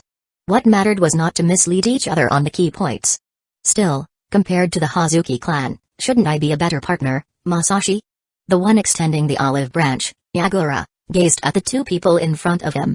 He noticed that both of them had an expression of surprise. As if to say, did you stay up all night? Mizukage-sama, I'm afraid there's been a misunderstanding, Masashi said. The guest follows the host's lead. We are guests, and when the host invites, we must attend. The Hazuki clan is not the master of Kiri, Yagura replied. No one is the master of Kiri. This village belongs to everyone who lives here. Is that so? Masashi glanced at the Anbu members behind Yagura. People who say such things usually mean, I am the real master. Is that what you mean too? If you want to interpret it that way, so be it. As the Mizukage, I represent Kiri, Yagura said with a faint smile. While the Hazuki clan comes from the second Mizukage, that is all. That's why we're here to renew our agreement with you, Masashi said. Business is business. Since this is an issue between Hidden Leaf Village and Kiri, let's use the old version of the agreement. No need to rush to reject me, Masashi. Why not listen to Kiri's terms first? Mizukage-sama, since you're so insistent, let me be honest based on what I know about the association, Masashi said, deciding to speak candidly. Given Kiri's current situation, the association won't accept this business. The village simply doesn't have the financial capacity. Hidden Mist Village is a great ninja village. Given enough time, we can repay it, Yagura persisted. Merchants don't have the right to negotiate. It's all up to the Uchiha clan. Hidden Mist Village would owe the Uchiha a favor. Mizukage-sama, that's no way to talk. Masashi said coldly, do you take the Uchiha for fools? No, I see you as reliable partners, Yagura said with a smile. He waved his hand. The Anbu members behind him turned and left. Once they were gone, Yagura stood up. Shall we take a walk, the three of us? Masashi and Shizui exchanged a glance of confusion, but as he was the Mizukage, they couldn't deny him this courtesy. As you wish. The two stood up as well. Yagura led the way out of the conference hall. The Mizukage's building was much larger than the Hokage's and far more labyrinthine. He walked silently in front, leading them up a staircase. When they reached the top, he opened a door. What lay before them was an expansive wide rooftop that offered a panoramic view of Kiri. The area was vast, and the view was magnificent. This was the rooftop of the Mizukage's building. Yagura walked to the edge of the platform and silently admired the scenery. Good relations between two villages is a major matter. There's no need to rush, he said suddenly. Given Kiri's current difficulties, we can wait until we've dealt with the more troublesome matters before resuming negotiations. Masashi and Shizui exchanged glances, confusion flickering in their eyes. Is this really someone under Genjutsu control? Both were very familiar with Genjutsu. No matter how intricately applied, it always affected a person's consciousness. At the very least, it would reduce their mental agility, an unavoidable side effect. Yet from start to finish, Yagura showed no such signs. Masashi gave Shizui a look, and Shizui immediately understood. With the flow of chakra, his pupils transformed into Sharingan. The next moment, the unique pattern of the Mangekyō Sharingan took form. Under those eyes, Yagura's chakra was laid bare. A flicker of surprise crossed Shizui's face. Did you see it clearly? The voice rang out, not from Masashi, but from Yagura. He turned around. So this is the legendary Mangekyō Sharingan? Last time we fought, you didn't have those eyes. To Shizui's surprise, Yagura's chakra was surging at an astonishing speed. It seems the rumors were false. Masashi activated his Sharingan as well. You have not been placed under Genjutsu. I thought your unrealistic proposal meant someone was pulling strings behind the scenes. Masashi, Your reflexes are quick. No wonder you were able to rebuild the Uchiha clan, Yagura said as his chakra calmed. Stirring chaos in Hidden Mist Village alone can't be your goal. You're not that shallow. Mizukage-sama, speaking like this here will cause misunderstandings. Don't worry. Unless your clansmen appear here personally, the barrier prevents anyone from hearing our conversation, Yagura said confidently. I don't know what you're talking about, but you seem very confident in your barrier. Playing the role of the controlled one is tiring, Yagura sighed. After so much effort, I can't walk away empty-handed, can I? But Masashi, you still haven't answered my question. Are you not sincere about renewing our alliance? I'm very sincere, Masashi said, finding this situation utterly absurd. Obito, what a ridiculous genius. Even someone who read the manga finds this hilarious. Danzo's scapegoating skills didn't even compare to this. If you're sincere, why bother with these little tricks? Yagura asked. Hidden Mist Village has no intention of antagonizing Hidden Leaf Village. Mizukage-sama, you're saying too much. Let me rephrase, as long as I'm Mizukage, there will be no war between Hidden Mist Village and Hidden Leaf Village, Yagura said seriously. There's no reason for the new Hidden Mist Village to conflict with Hidden Leaf Village. Masashi and Shizue stared blankly at the Mizukage before them, unsure how to process this. What's with his tone? Now they started to think maybe the Mizukage was under Genjutsu. Many people have already died in Kiri. There's no need for more meaningless war. Of course, if the Land of Waters daimyo has ambitions for the Land of Fire, that's a different matter, Yagura said, returning to his earlier point. But strengthening cooperation between our villages will reduce that possibility. Mizukage-sama, do you think that's achievable? Masashi scratched his head. Yagura seemed serious now, quite different from their earlier conversation in the hall. To stop the Land of Water from eyeing mainland territories is a bit much. Given your relationship with the daimyo, it seems impossible. There are many nations in this world, Yagura said with a faint smile. We don't have to focus solely on the Land of Fire. If Hidden Mist Village allies with Hidden Leaf Village, Hidden Clouds Village becomes less of a problem, doesn't it? Alright then, Mizukage-sama. What exactly do you want? I can help you lure out your clansmen and assist you in capturing him. In return, when I go to war with the Hazuki clan, I hope you'll join my forces. Mizukage-sama, I want to take someone with me. Her younger brother is in the hands of the Hazuki clan. No, Masashi, you've been deceived. Hikari's younger brother is not in Katsuki's hands. The person she thought was him was actually someone I arranged, Yagura said with a calm smile. Her younger brother has been here with me all along. Chapter 113, A Perfect Performance of Imperfection, Bonus. Yagura's words demonstrate that the 5 Kage were indeed ninjas with the most intelligence in this world. Information was one of the most powerful forces a ninja could have. There were far too few people who could disregard intelligence and rely solely on raw combat power. Masashi's smooth journey thus far owed much to the power of information. On the flip side, any individual who exhibited enough unpredictability had to be treated with caution.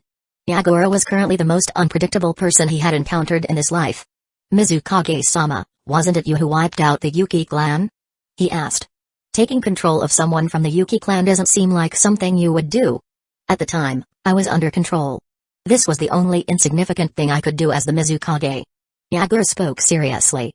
After all, it was the Genjutsu of the Mangekyō Sharingan. I only managed to break free with great effort.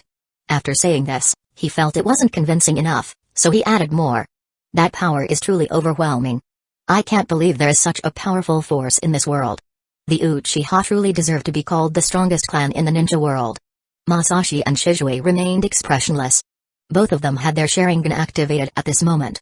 Masashi didn't need to say anything, but Shizue possessed a pair of Mangekyō Sharingan himself. Mizukage-sama. What is it, Shizue? Please show a little more sincerity. The way you're acting right now reminds me of Masashi, and I'm not enjoying this experience. Shizue snorted, his Sharingan staring intently at Yagura. Despite the banter, he wasn't slacking off on his duties. Let's get to the point. Stop wasting time with meaningless flattery. Masashi sighed. This marked the beginning of the countdown to the end of the Hazuki clan. Another great clan was about to face destruction. I'm afraid we cannot fulfill your request, he said to Yagura. As Hidden Leaf Village's ninjas, Shizue and I cannot and will not intervene in the internal affairs of Kiri. It's not an internal matter, Yagura said without changing his expression. The missing ninja from Kiri, led by the Hazuki clan, have been collaborating with Uchiha Traitor, attempting to seize control of the village. Hidden Leaf Village discovered this and assisted me, the Mizukage, in eradicating them to maintain our amicable relationship. That's rough, don't you think so? Yes, it's a bit crude. But as long as it works, that's all that matters, Yagura replied. Perhaps you think I'm lying, but I was indeed controlled at first, and their goal was to strike at Hidden Leaf Village's power. Oh? Masashi grew interested. And how did you break free? Since Obito's plan for the Eye of the Moon required weakening Hidden Leaf Village as a key step, it was worth probing whether Yagura's words were true or just a lucky guess. It's embarrassing to say, but when the enemy controlled me to attack the Yuki clan, attempting to kill every member of the clan, I was so impacted by the tragedy that I broke free of their Ganjutsu. Yagura wore a sorrowful expression. Seeing my companions die at my hands caused me immense pain. Liar. Masashi watched him expressionlessly as Yagura delivered his performance. Mizukage-sama. That's enough. How many times have you used that excuse? Can you take it down a notch? From the side, Shizue shot Yagura a schadenfreude-filled look. My apologies. I might have gotten a bit carried away. Yagura immediately dropped the sorrowful act, returning to normal. But that's basically what happened. Recently, the enemy modified his technique, but it's not perfected. I found an opportunity to connect with the three-tailed spirit and broke free of his Ganjutsu together. That's better. In the original timeline, Yagura was indeed controlled, but he was such a minor character in the story that even his death wasn't elaborated upon. He didn't get the attention he deserved, unlike other minor Kage who were killed off early. Even during the 5 Kage summit, Yagura was mentioned only briefly, as the villages were still scheming against each other. Even half-truths had ulterior motives behind them. It never made sense that Yagura, the first person since Hashirama and Madara to perfectly control a tailed beast, would go down so easily. For someone to achieve such a feat, their chakra would have to be incredibly strong. In the end, Ganjutsu was just a battle of chakra, and Obito's current chakra shouldn't have been enough to crush Yagura. The portrayal of Hidden Mist Village in the original timeline never added up. It was as though, once Yagura's control was discovered, all the village's problems were miraculously resolved. The previous bloodshed suddenly seemed like a path to the village's rebirth. Now, this scenario felt far more reasonable. And very much like Obito. He always enjoyed showing off his innovations to Masashi, only for them to backfire spectacularly. Surprisingly, Masashi almost sympathized with Black Zetsu for a moment. Even though Black Zetsu was a villain, his work ethic was commendable. It must have been exhausting to partner with someone like Obito, whose interests often took precedence over their plans. Still, villains were villains. When they messed up, Masashi benefited. If he couldn't stop the villains, he might as well encourage Obito to develop more hobbies like these. I still hope you and Shizue will consider my proposal carefully. Yagura said. From Hidden Leaf Village's perspective, you wouldn't want Hidden Mist Village to remain in chaos for too long.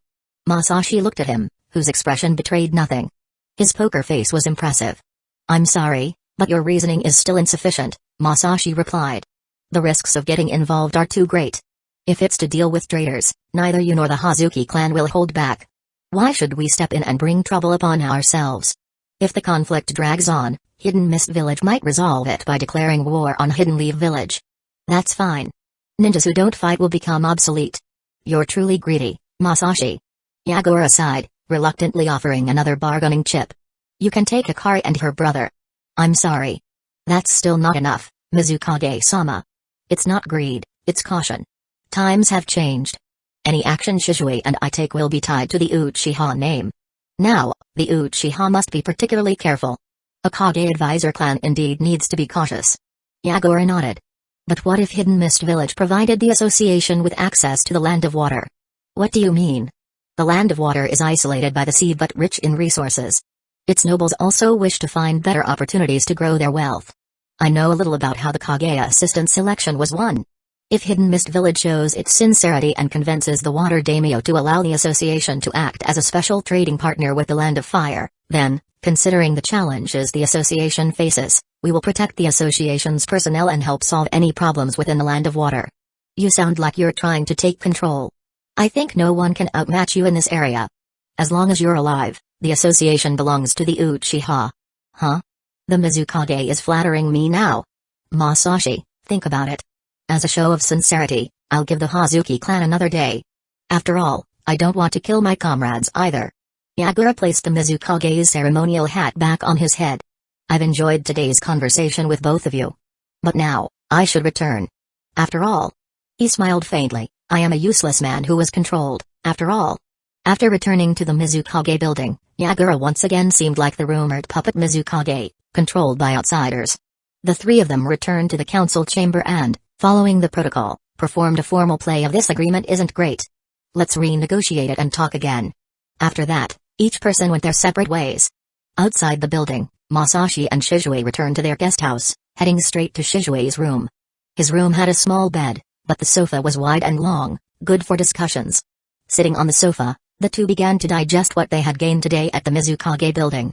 Yagura had already presented his terms on the rooftop, it was now up to the two of them to decide. Observing from the sidelines posed no risk, while getting involved promised high returns but with significant risks. From a risk perspective, the two should have chosen the former. That was Shizue's view. He believed the Uchiha clan needed to proceed cautiously during this critical period. However, being someone who knew about Kaguya sealed on the moon, Masashi had to consider more. On the surface, killing Obito and Nagato would allow Kaguya to continue sleeping. But in truth, Black Zetsu, the prime instigator, possessed limitless possibilities, and the current shinobi world had no jutsu capable of eliminating or sealing it. The only choice before Masashi was to prevent everything with sheer, overwhelming strength. Striving to master yin-yang release was also for countering Nagato's Rinnegan, a set of troublesome eyes left behind by Madara. Yet, no matter how powerful the Rinnegan was, without the tentails, it was meaningless. Engaging Nagato head-on wasn't particularly significant, the tailed beasts were the real focus. Continuously eliminating Jinchuriki was one option, but it was a stopgap measure. Forming an alliance with strong Jinchuriki for mutual defense was much better. The olive branch extended by Yagura had undeniably tempted Masashi. Not only was he a perfect Jinchuriki who controlled his tailed beast flawlessly, but he was also the Mizukage, helping him would be immensely beneficial. If Hidden Mist Village could become a normal village, it could serve as a fallback option for the Uchiha. After considering it carefully, Masashi shared his thoughts with Shizue. "Masashi, why do you have so little confidence in the village?" Shizue instinctively rejected any suggestion that would isolate the Uchiha from Hidden Leaf Village. He had grown up in Hidden Leaf Village, after all, it was his home. "This isn't about the village. People's hearts are unpredictable, you always need to prepare multiple paths," Masashi replied. "Even if it's not useful now, it might help someone in the future." "Fine, but if anything goes wrong, the Uchiha clan might end up being blamed for starting a war." Though Shizue trusted Masashi's judgment, he felt obligated to point this out. "I know that," Masashi nodded. "But Obito's existence is very sensitive. In truth, we're the ones forced to act. As a member of the Uchiha clan and a Mangekyō Sharingan wielder, Obito naturally cast a shadow over the Uchiha name. If the Uchiha weren't present during his actions, that would be one thing. But if any Uchiha was present, they would be forced to act, or else the clan would bear responsibility for his actions. Much of the chaos caused by Obito would easily be framed as a conspiracy by the Uchiha. That was likely why he used his Mangekyō Sharingan so often. The Uchiha clan was the greatest obstacle to the Eye of the Moon plan. While his actions could be absurd at times, his logic was clear. Eliminating the Uchiha clan took precedence over gathering the tailed beasts. For now, this pitfall had been temporarily buried. But as for the future, Masashi wasn't optimistic. Besides Kiri, there truly weren't many other viable options. "Alright, since you have so much confidence in Kiri, I have no objections," Shizue said after a moment's thought. He, too, was frustrated with Obito's constant efforts to smear the Uchiha name. "Don't look so reluctant." Masashi grinned, pulling out a sealing scroll and extracting its contents. It was 2 sets of Anbu uniforms, Kiri's Anbu, to be precise. "Masashi, where did you get these?" Shizue asked in surprise. "I replicated them when we were in the village," Masashi replied. "How do they look?" "Identical to Kiri's Anbu, right?" He picked up a mask and tossed one to Shizue, putting the other one on himself. With the mask on, he became emotionless. Later, he could simply burn the outfit, and no matter what happened, it wouldn't concern him. It would be masked man versus masked man. "You're really well prepared," Shizue muttered, fiddling with the mask in his hand, speechless. On the rooftop earlier, Masashi and the Mizukage had gone back and forth with seemingly no choice but to accept the situation. The act had been flawless. Shizue was skilled in combat strategies and tricks but couldn't pull off something like this. Sometimes, he tried to be a bit shameless, but it never worked. People could always tell he was faking it. Masashi had once mocked him for being form without spirit. Who knew what spirit even meant? Looking at the Hidden Mist Village Anbu outfit, though, Shizue felt like he understood a bit. Leaving Shizue to his thoughts, Masashi sealed his outfit back into the scroll and returned to his room. When he entered, He saw Hikari sitting on the bed, gazing out the window. The current state of Hidden Mist Village and its ninja were well reflected in her. Seeing him return, Hikari quickly climbed off the bed to bow. "No need, just rest," Masashi said. He took out the uniform again, entered the dressing room, and changed into it. When he emerged, he stood before Hikari in full Hidden Mist Village Anbu gear. "Masashi?" Hikari stiffened at the familiar image. She had a feeling her benefactor was about to cause trouble. "What do you think? Does it fit well? Does it look like the Hidden Mist Village Anbu?" Masashi asked casually. It looks very similar. Back when her clan still existed, she had been to the Mizukage building and was familiar with the Anbu there. Masashi's outfit was identical to the Mizukage guard, the elite of the Hidden Mist Village Anbu. "As long as it looks convincing." Masashi nodded with satisfaction. "Feel free to pass the time however you like. I'm going out to take a look around." "Where are you going?" "Hidden Mist Village is a big village, I want to see more of it," Masashi said with a smile.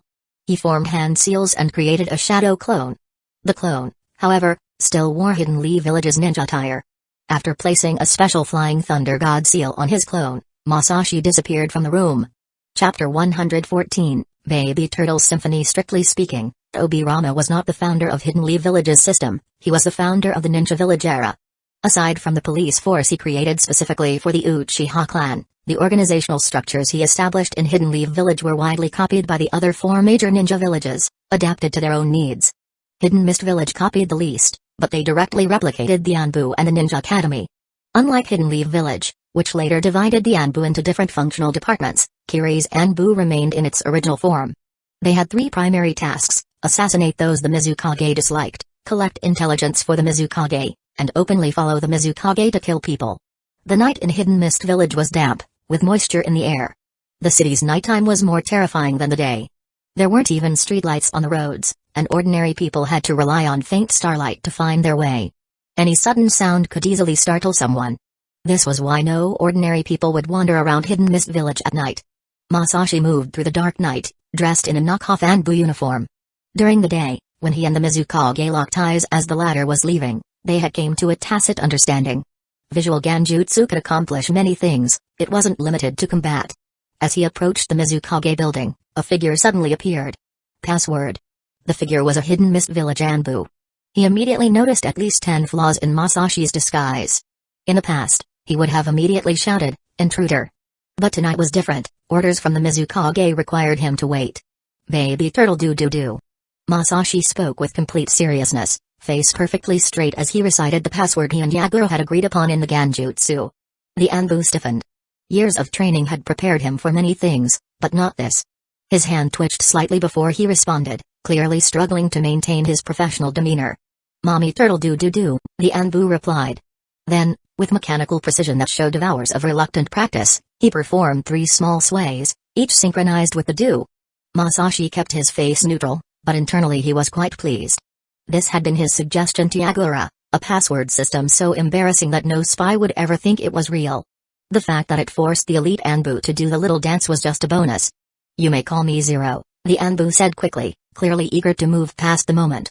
Even through his mask, his discomfort was visible. If someone had given a wrong password or failed to complete the dance moves exactly as specified, they would have been marked as an imposter. After all, only someone truly authorized would have been forced to learn this humiliating routine. "Where is the Mizukage?" "Same place as usual. Don't go into the building, use the walls." After exchanging information, Zero quickly disappeared using the body flicker. Masashi smiled and vanished from the spot. "Climb the walls?" Walls weren't for climbing, they were for support. Appearing on the rooftop, Masashi saw Yagura, who was also dressed in black.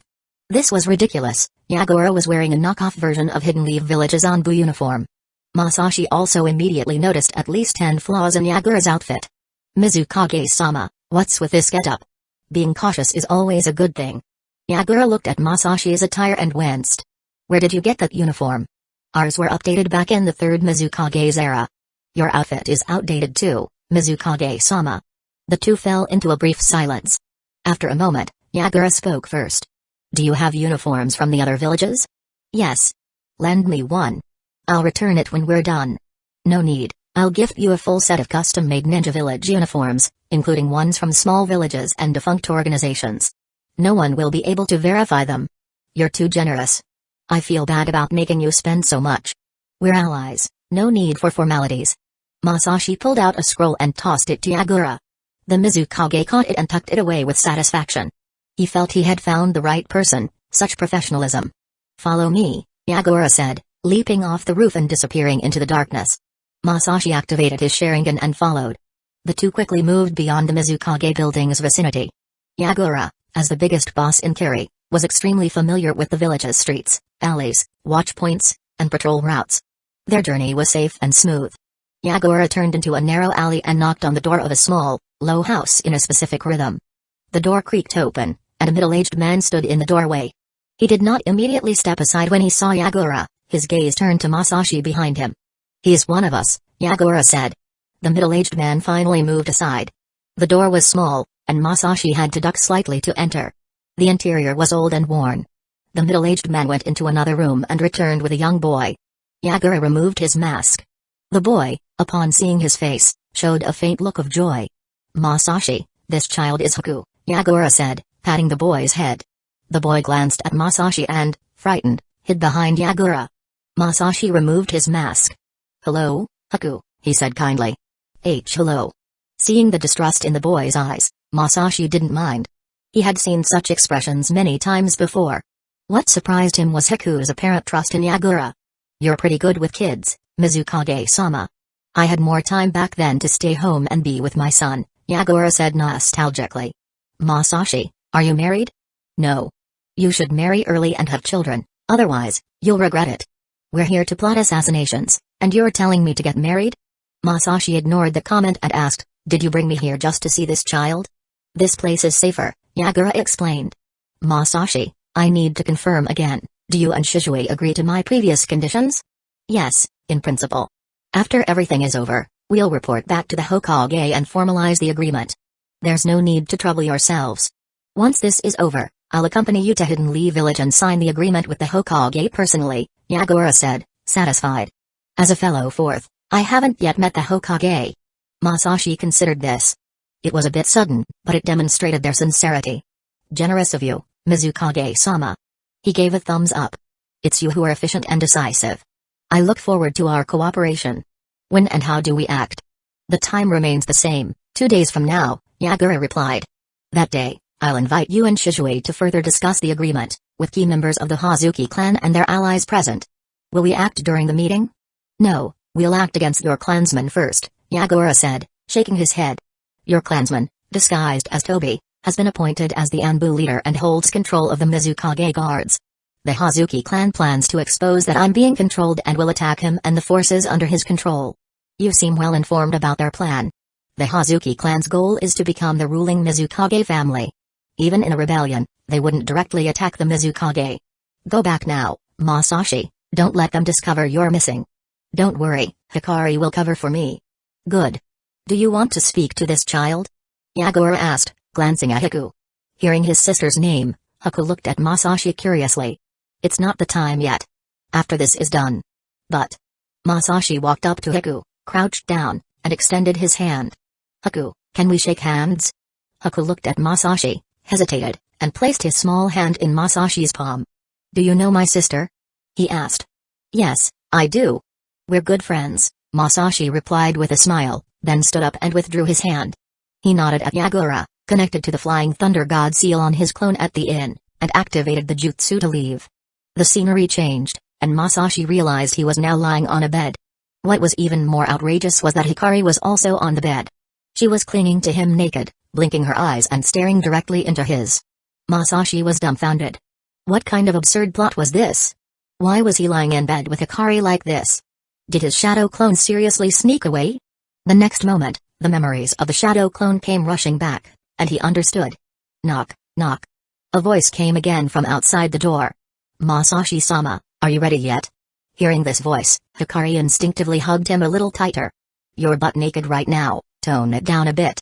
I'm sorry, Masashi-sama, this matter is urgent, so I'll have to come in first. The sound of the doorknob turning rang out. At that moment, Masashi swiftly wiped his hand over himself.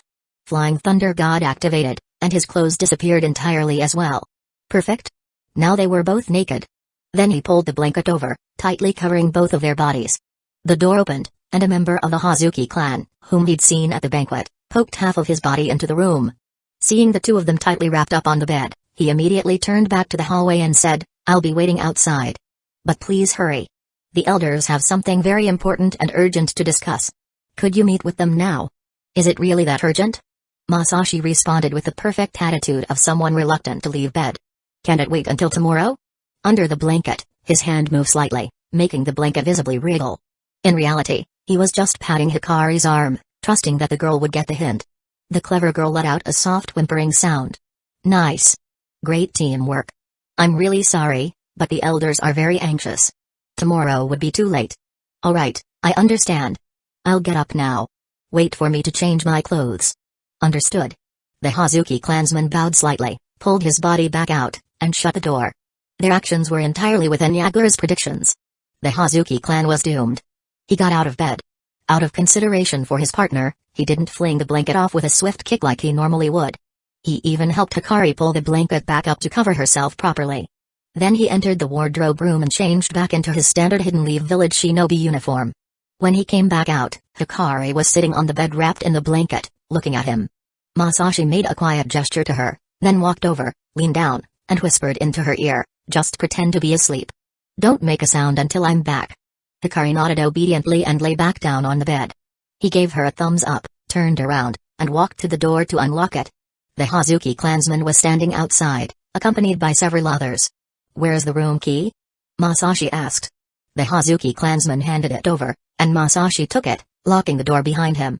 "How many keys are there?" he asked. "There are 3. Don't worry, Masashi-sama. No one will enter without your permission. You came in just now. Collect all the keys later and hand them to me. This is a matter of principle." "Understood. Rest assured." The Hazuki clansman felt relieved. "I didn't expect the white ghost to be so lustful and possessive. This is perfect." Hikari wasn't even the best. Among their allies, they had no shortage of women. In Kiri, there were far too many ninja clans, and women outnumber men significantly. As a result, each clan had an abundance of unmarried daughters who couldn't marry non-shinobi. Every arranged marriage became a kind of war. The grooms' families were also under great pressure because choosing among so many options was overwhelming. Such matters were too complex to manage individually. Thus, arranged marriages between ninja clans had become a refined art. The clans excelled at precisely identifying matches, perfectly balancing family needs and personal preferences. In this regard, they were professionals. The Hazuki clansman thought his sister would actually be a good fit. Maybe he could arrange a dinner meeting later. Go collect all the keys. Don't leave a single one. Also, no one is allowed to approach this room while Masashi-sama is away. Violators will be severely punished under clan rules. These are the elders' orders. The Hazuki clansman instructed his subordinates, then turned back to Masashi enthusiastically. "Masashi-sama, please follow me. Thank you for the trouble." Following the Hazuki clansman, Masashi wound his way through the halls and entered a small room. The room wasn't big, and the lighting was dim. Luxurious animal belts were nailed across the walls and ceiling, layered thickly on the floor like the most expensive carpet, soft like a bed. There wasn't much furniture, just a round table in the center, with a few people already seated.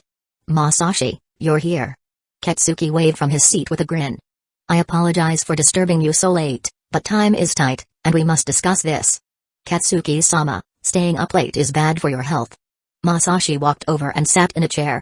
"Isn't Shizue here again this time? Your clan brother seems quite conservative and likely wouldn't want to join our plan. So this time, we didn't invite him." "Oh? I've already taken care of that. Shizue will act with me.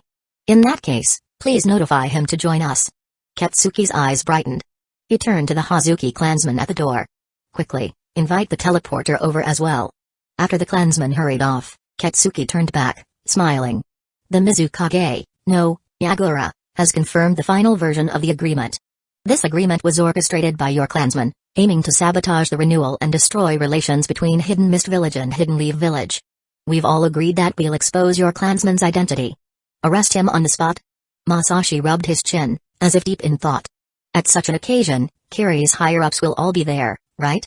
"Yes, even that old man Genji will be there, along with the current inheritors of the 7 ninja swords. With you and Shizue, even if the enemy controls Yagura, they won't stand a chance. Of course, I personally recommend that you kill the traitor on the spot." "Kill him?" Masashi shook his head. Seeing Katsuki's puzzled expression, he said, "Every clan has its rules. A traitor to the Uchiha must be judged at a clan meeting. The Uchiha clan's discipline is truly admirable," Katsuki sighed with a hint of envy. "Their younger generation was unruly and often disobedient. Then let's finalize the plan when Shisui arrives. What do you say?" "Of course. The sooner we finalize it, the sooner we prepare. Just one thing," Masashi said, "although he's a traitor, this is an internal matter for the Uchiha clan.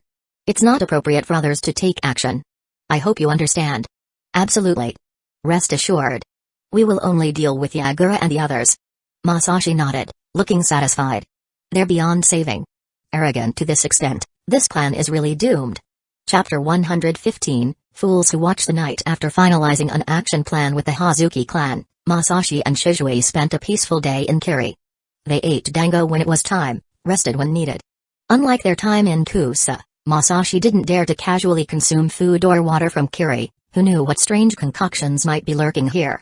The benefits of being proficient in Fuinjutsu became evident. He carried plenty of bottled water and soldier pills. When it came to safety, these expenses were entirely justifiable. To avoid wasting time, he practiced chakra control in his room, keeping his skills sharp. Work was work, but training couldn't be neglected. Hikari, as usual, was an excellent audience. She never interrupted him, watching quietly without saying a word. While Masashi conserved his energy, the Hazuki clan was busy making the rounds, visiting allies and rallying support. The Anbu from the Mizukage building, predictably, dispatched operatives to monitor the Hazuki clan's movements. The leader of this operation was none other than the man operating under the alias Tobi. Thanks to his self-developed jutsu, Obito now had more free time than ever, no longer tied down to the office slogging through paperwork. All he needed to do was periodically reinforce the Ganjutsu cast on Yagura. Yagura diligently followed his hypnotic suggestions. With the Yuki clan eliminated, the Hazuki clan was next. Once the major clans were eradicated, Hidden Mist Village would have only one voice, the Mizukages. The Mizukage controlled Kiri, and he controlled the Mizukage. Without these troublemaking clans stirring up dissent, Obito could turn his attention to Hidden Rain Village, where things were currently being handled by Black Zetsu, though he wasn't entirely confident in Zetsu's competence. Black Zetsu didn't seem all that smart, after all. Moreover, as the embodiment of Madara's will, Zetsu's loyalties would never truly align with his own.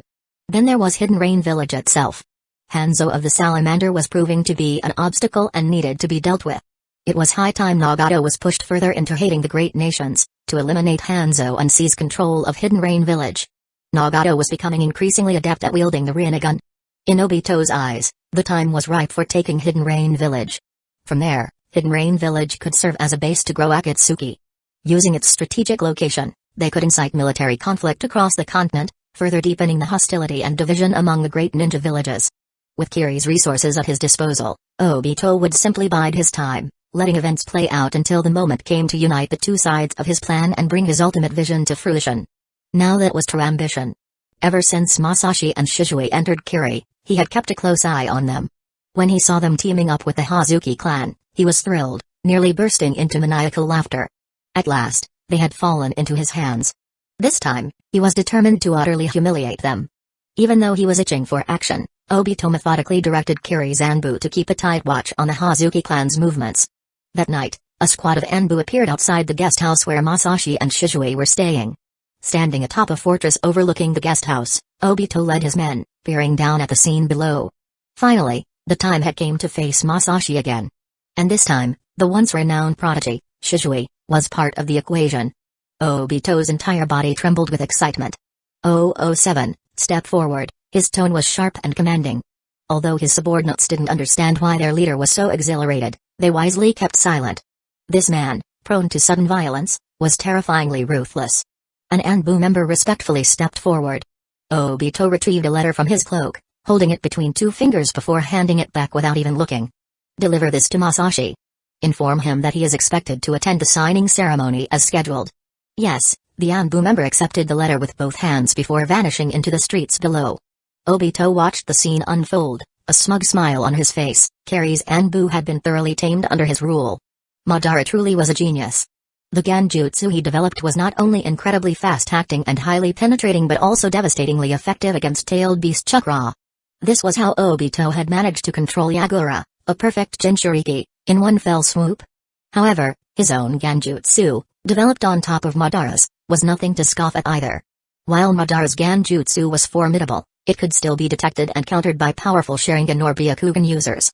Obito's version, however, was subtler, with Shishui's Mangekyō Sharingan being the sole credible threat. Given Shishui's proficiency in Genjutsu, his Mangekyō abilities were undoubtedly centered around illusions. Obito had already devised a strategy to ensure Shishui would never get a chance to use them. First, he would use Kamyu to remove Shishui from the battlefield, leaving him free to toy with Masashi. Obito couldn't wait to see the expression on Masashi's face when he, lacking mastery in Genjutsu, lost to him. Rumors? What a joke. These spineless hidden mist village fools would be silenced as long as he displayed overwhelming power. They wouldn't dare make a peep. As for Yagura, he would execute the Hazuki clan and their allies on the spot. Defying the Mizukage was a crime punishable by death. Masashi, you've truly disappointed me this time. Too weak. Too incompetent. Hidden Leaf Village's ideals only bred weakness, leaving one blind to their own frailty. Despair, on the other hand, was the key to strength. In this battle, Obito would eliminate Kiri's stabilizing clans in one fell swoop, severing any ties between the village and Hidden Leaf Village. Hidden Mist Village was his to control, and no one else could have it unless he allowed it. Obito's gaze locked onto the Anbu operative entering the guest house. He smirked as the subordinate unceremoniously barged in. The Hazuki clan was doomed, and this guest house would soon belong to the Mizukage. With full confidence in their imminent victory, the Anbu had no reservations about antagonizing the Hazuki. Moments later, the Anbu returned, their previous arrogance gone, replaced with respectful humility as they reported back to Obito. The letter has been delivered. Aunt? Obito kept his tone calm. What is Masashi doing? He's in his room with Hikari. According to our investigation, ever since he took that woman, he hasn't been leaving his quarters. She's been serving him diligently the entire time. Disgusting, Obito sneered in contempt. The Hazuki clan deserves to die if they're lying with scum like him. He waved a hand dismissively, exuding authority. Leave one team to keep watch here. The rest, return to base. Yes. The Anbu responded in unison. Obito turned to leave, intent on reinforcing Yagura's Genjutsu one more time. As per his orders, a handful of Anbu stayed behind to monitor the area. They took up positions in various spots for surveillance. One operative assigned to watch a window had an agonizing night. The room's curtains were tightly drawn, but the light inside stayed on all night, casting silhouettes of two figures constantly entwining in all sorts of movements. Watching this, the Anbu couldn't help but feel envious, knowing Hikari's famed beauty. These Hidden Leaf Village ninjas were seriously creative. He hadn't even thought of some of those moves. He resolved to help the captain teach these Hidden Leaf Village intruders a lesson the next day. After all, the guest house would soon belong to the Mizukage, and the women inside would need new protectors. He could only hope Hikari would choose him. The Anbu spent the night alternating between monitoring and daydreaming. By the time dawn broke, he was bleary-eyed, exhausted from watching the seemingly endless activity in the room. Damn it, they went at it till almost morning. Is this guy even planning to attend the signing today? Just as he fumed, someone tapped him on the shoulder from behind, a signal from his team to switch shifts. Relieved, he turned casually, muttering, "Don't worry. That guy's sleeping like a log." No need to be so cautious, he froze, staring into a pair of Sharingan. In an instant, his consciousness slipped away. Fixing his gaze on the Anbu member, Masashi was utterly irritated. If he weren't trying to avoid unnecessary trouble, he would have already beaten this guy up. What kind of idiot is this? Last night, after Obito left, Masashi had to prepare some things in his room. So he used a Genjutsu on the guy outside. The result? While he was busy all night, that guy stared at the room with an extremely perverted gaze the entire time, wriggling around like a lunatic. What the hell is wrong with you? I just made you see what your subconscious desires, so what on earth did you see? The signing time was at 3 p.m., so he could have caught up on some sleep. But that thing outside had irritated him to the point where he couldn't take it anymore. He was left with no choice but to teleport out again. This time, he didn't bother with illusions, he directly erased the guy's memory and put him to sleep. This dude was seriously nauseating. He raised his foot, but fearing he might accidentally kick the guy to death, Masashi withdrew it and muttered, "Consider yourself lucky this time," before teleporting back to his room.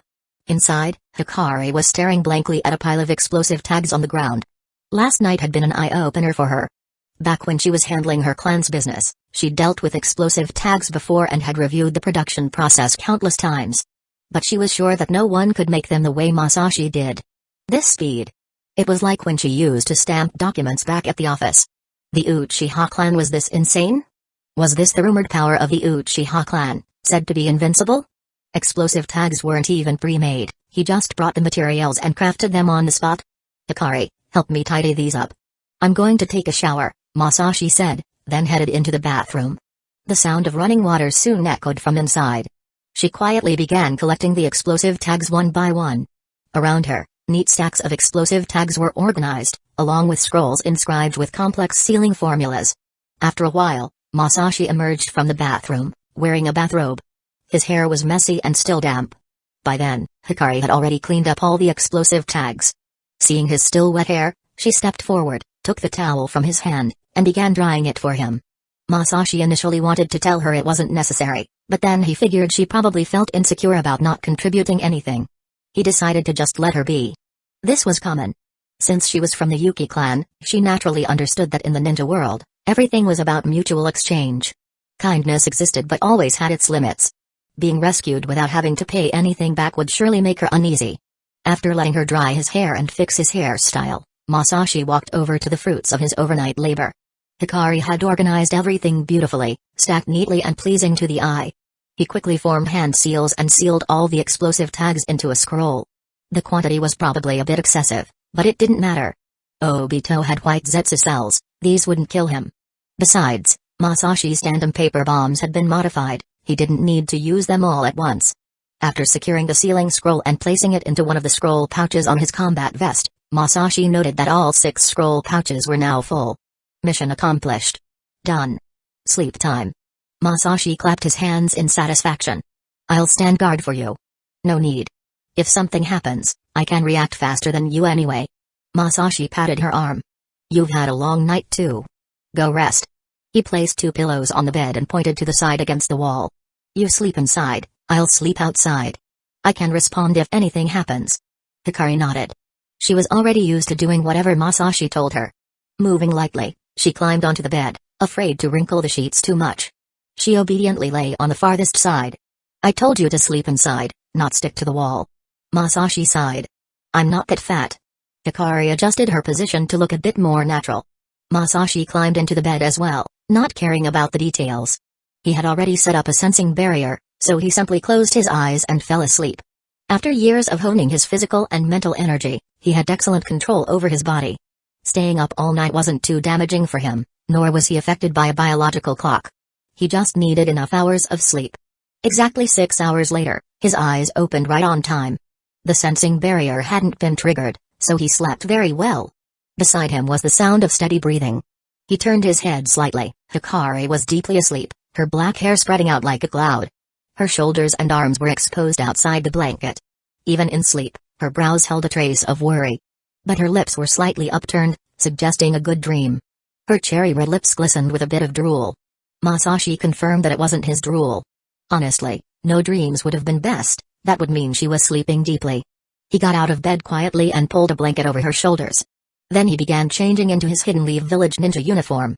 The standard Hidden Leaf Village ninja attire was designed for convenience, flexibility, versatility, and durability, refined through countless life or death battles. For example, the 6 scroll pouches on the combat vest were the maximum practical number, any more would hinder movement. The thigh-mounted tool pouch was positioned based on personal height. Since advancing in Fuinjutsu, Masashi no longer used the tool pouch.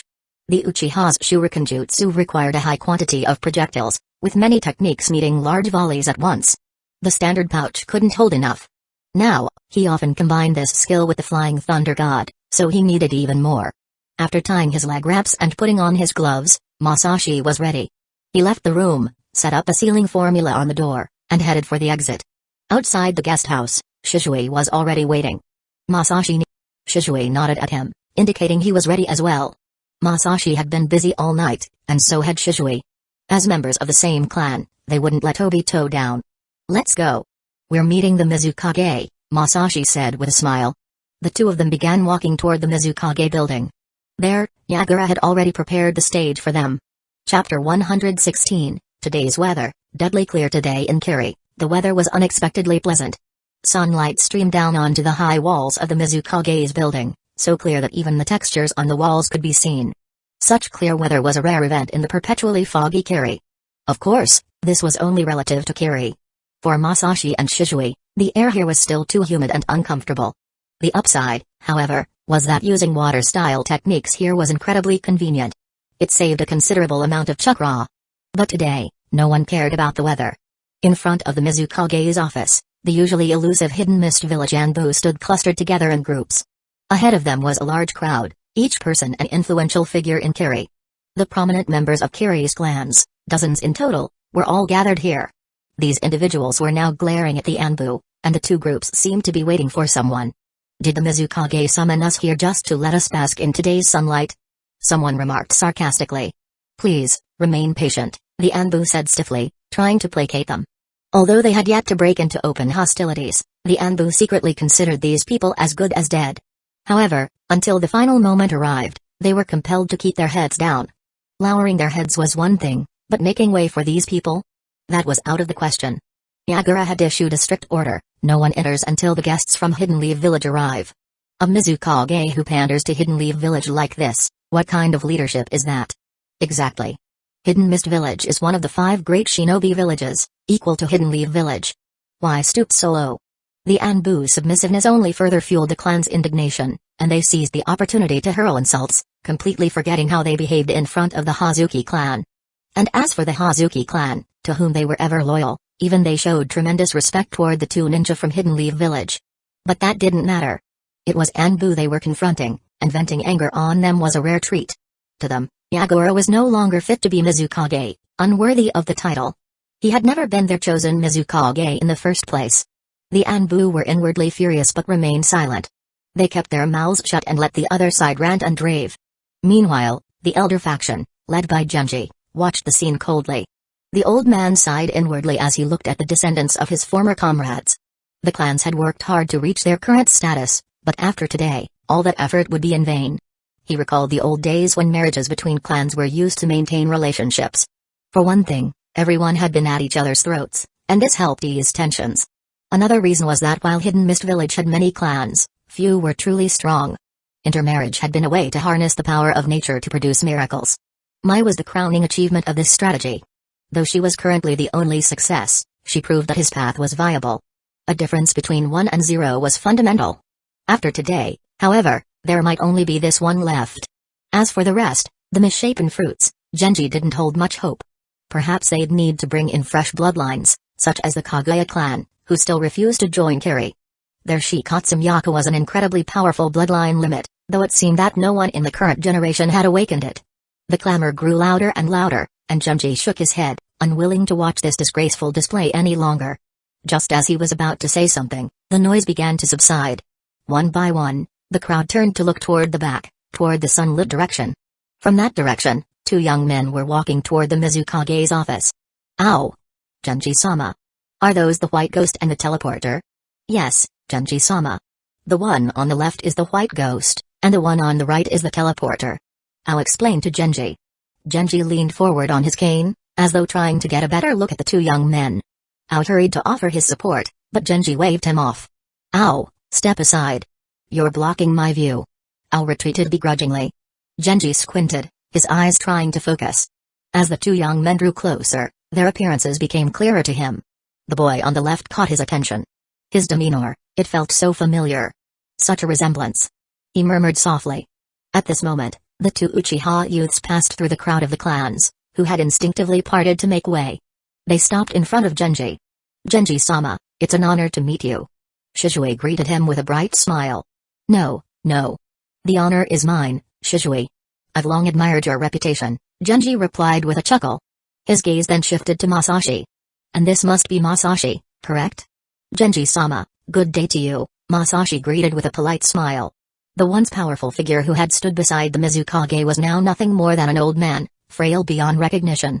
The most remarkable thing was that, even after all these years, he was still alive. Onoki was another example of remarkable longevity. And as for Madara, there was no need to even mention him. He had practically turned into an immortal, with not a single unblemished part of his body, and he was still manipulating Obito. You remind me of an old friend, Genji said thoughtfully. You flatter me. I could never compare to Madara. At the mention of that name, the atmosphere froze. In the era of the shinobi villages, the name of Hashirama represented light and hope, while Madara embodied raw power. Even now, long after his time, the mere mention of his name filled people with awe and wonder. Such was the aura of that name. Of all present, only Genji had actually met Madara in person. He still remembered the feelings he had when he heard about the demands made by the Kazekage during the first 5 Kage summit. Madara had already died by then. Otherwise, Genji doubted the Kazekage would have dared to make such bold claims. Had Madara not fallen out with Hashirama, and if he had accompanied him to that meeting, it wouldn't have been Dobirama sitting beside Hashirama. The Kazekage would probably have been sent flying before finishing a single sentence. Hearing Masashi humbly claim he couldn't compare to Madara made Genji chuckle. "You misunderstand me. I wasn't referring to him." Genji smiled, swallowing back the question he had intended to ask. The resemblance was uncanny. But there is no need to ask, those people are long gone. Thank you both for staying these past days. On behalf of Kiri, I offer my gratitude and hope today brings a fruitful outcome. Of course. Peace is what matters most, Masashi replied, extending a hand. To the alarm of the elder faction, he held on to Genji's arm. "Let me assist you. You're the treasure of Kiri. I hope you won't mind this small act of kindness." Ha ha ha, Genji laughed heartily. "Oh dear, age really is catching up with me. Thank you, Masashi." At this point, the Anbu at the door stepped aside, though no one was bold enough to enter first in Genji's presence. The clans might have had their grievances with Yagura, but they were deferential to Genji. After all, his seniority was undeniable. Among those present, every single one of their ancestors had ties with Genji. He was like a living relic. Seeing Masashi supporting Genji as they entered the building, the others finally began to follow. As they passed the Anbu guarding the door, most of them strutted arrogantly, their attitudes scornful. Once everyone was inside, some of the Hidden Mist Village Anbu quickly shut the doors and began inscribing sealing techniques on them. The others dispersed, heading to their assigned positions. There, loyal Hidden Mist Village shinobi forces were already fully prepared. The doors to the council hall burst open with a loud bang, and a group of people filed in one after another. At the front of the group was Masashi, who was supporting the Genji as they walked in together. "You can let go now," Genji said kindly, even giving Masashi's arm a friendly pat. Judging by the look on their faces, one might mistakenly think the two shared some kind of deep, cross-generational friendship. "All right, take care," Masashi said as he let go. Genji gave him a deep, meaningful glance before walking over to his seat and sitting down. Masashi, along with Shizui, walked to the other side of the room and sat in their assigned seats. One could not help but notice that the Mizukage's building had a notable feature: everything was on a grand scale. Today's council hall was no exception, as the table had been replaced with an even larger one than the one used 2 days prior. The seats representing Kiri's side were fully occupied, with several rows extending behind the main table.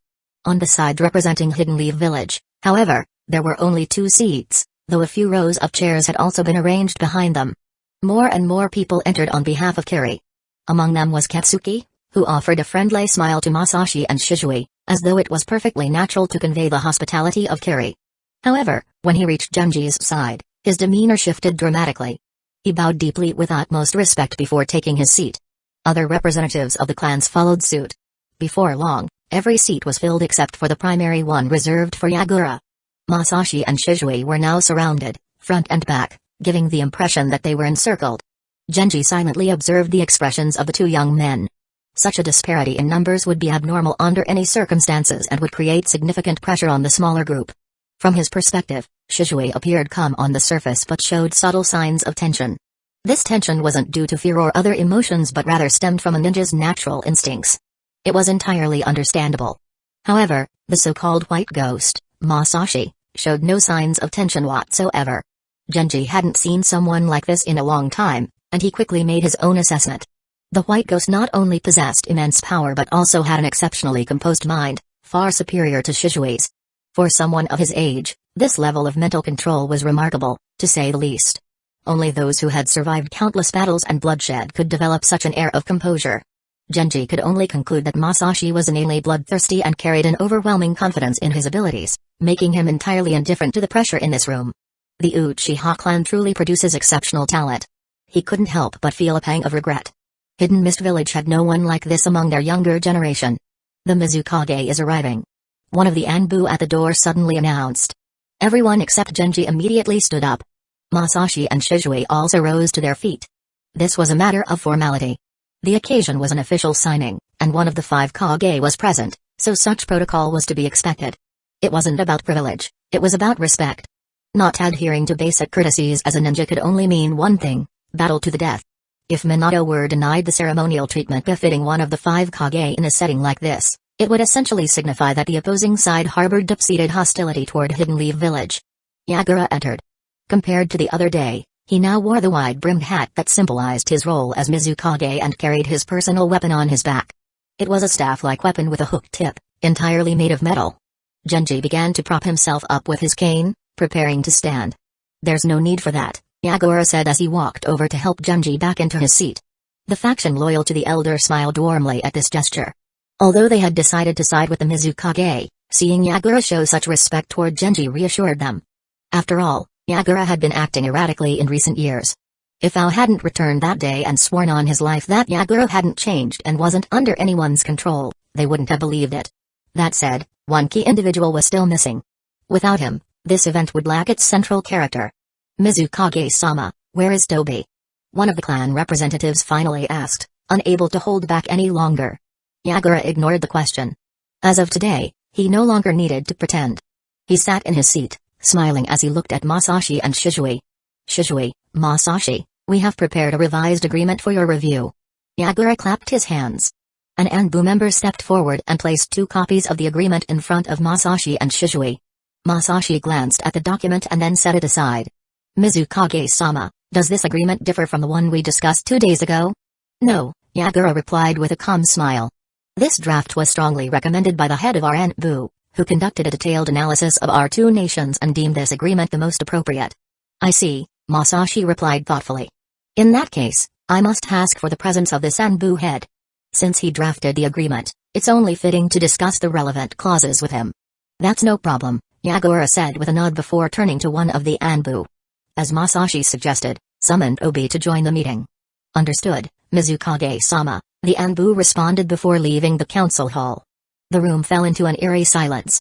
At the mention of the name Obi, everyone seemed to enter a peculiar state of unease.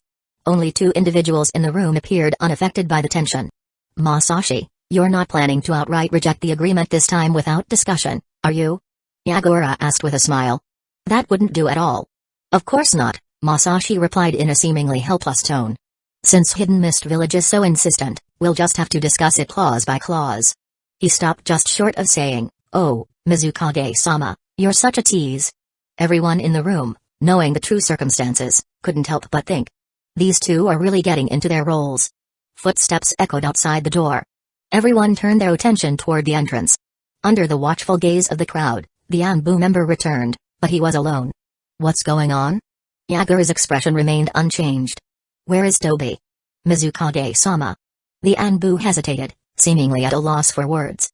Suddenly, the space beside him distorted, and a figure emerged from the swirling void. "I'm here, Mizukage-sama." "Oh, Tobi, you're finally here," Yagura said with an unusually cheerful tone. "Come, let me introduce you to Hidden Leaf Village's envoys." "There's no need for that, Mizukage-sama. We're old acquaintances," Obito said coldly as he stared at the 2 familiar faces sitting before him. "White Ghost, how dare you sit here as if nothing's wrong?" "Indeed, why am I still sitting here?" Masashi replied cheerfully. The council hall fell into complete silence. Some people were already sweating nervously. Katsuki suddenly stood up, pointing a finger at Obito and shouting, "Tobi, mind your tone in front of the Mizukage-sama.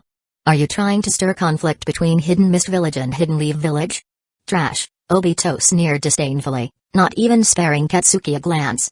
The space distorted once more, and this time, Obito appeared beside Yagura, casually placing a hand on his shoulder. "Mizukage-sama, Hidden Leaf Village clearly lacks sincerity. Why not just capture them?"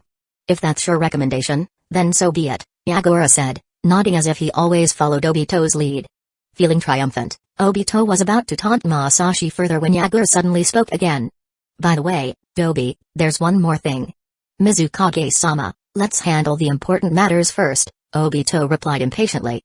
Normally, he might have exercised more restraint, but in his eyes, aside from Masashi and Shizui, everyone else in this room was insignificant. All of them were going to die anyway.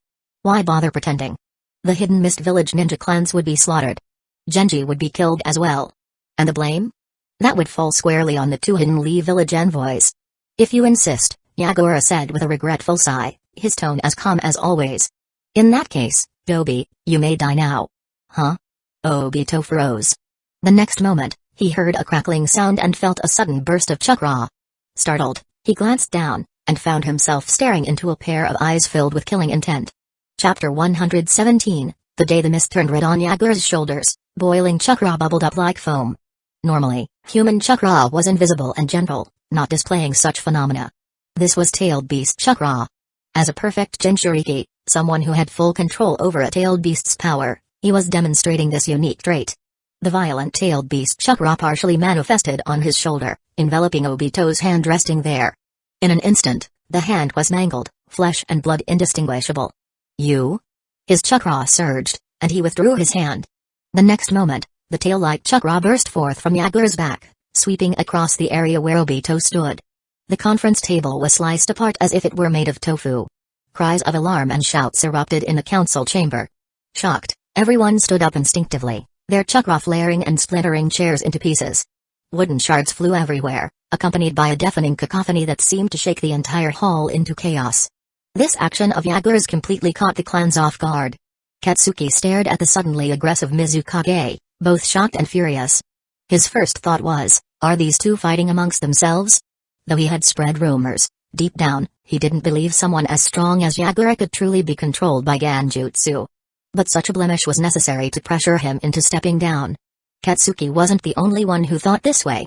However, the immediate priority was avoiding the fallout. After his initial strike, Yagura had already drawn the hook staff from his back, his chakra surging through the weapon to create a terrifyingly powerful force.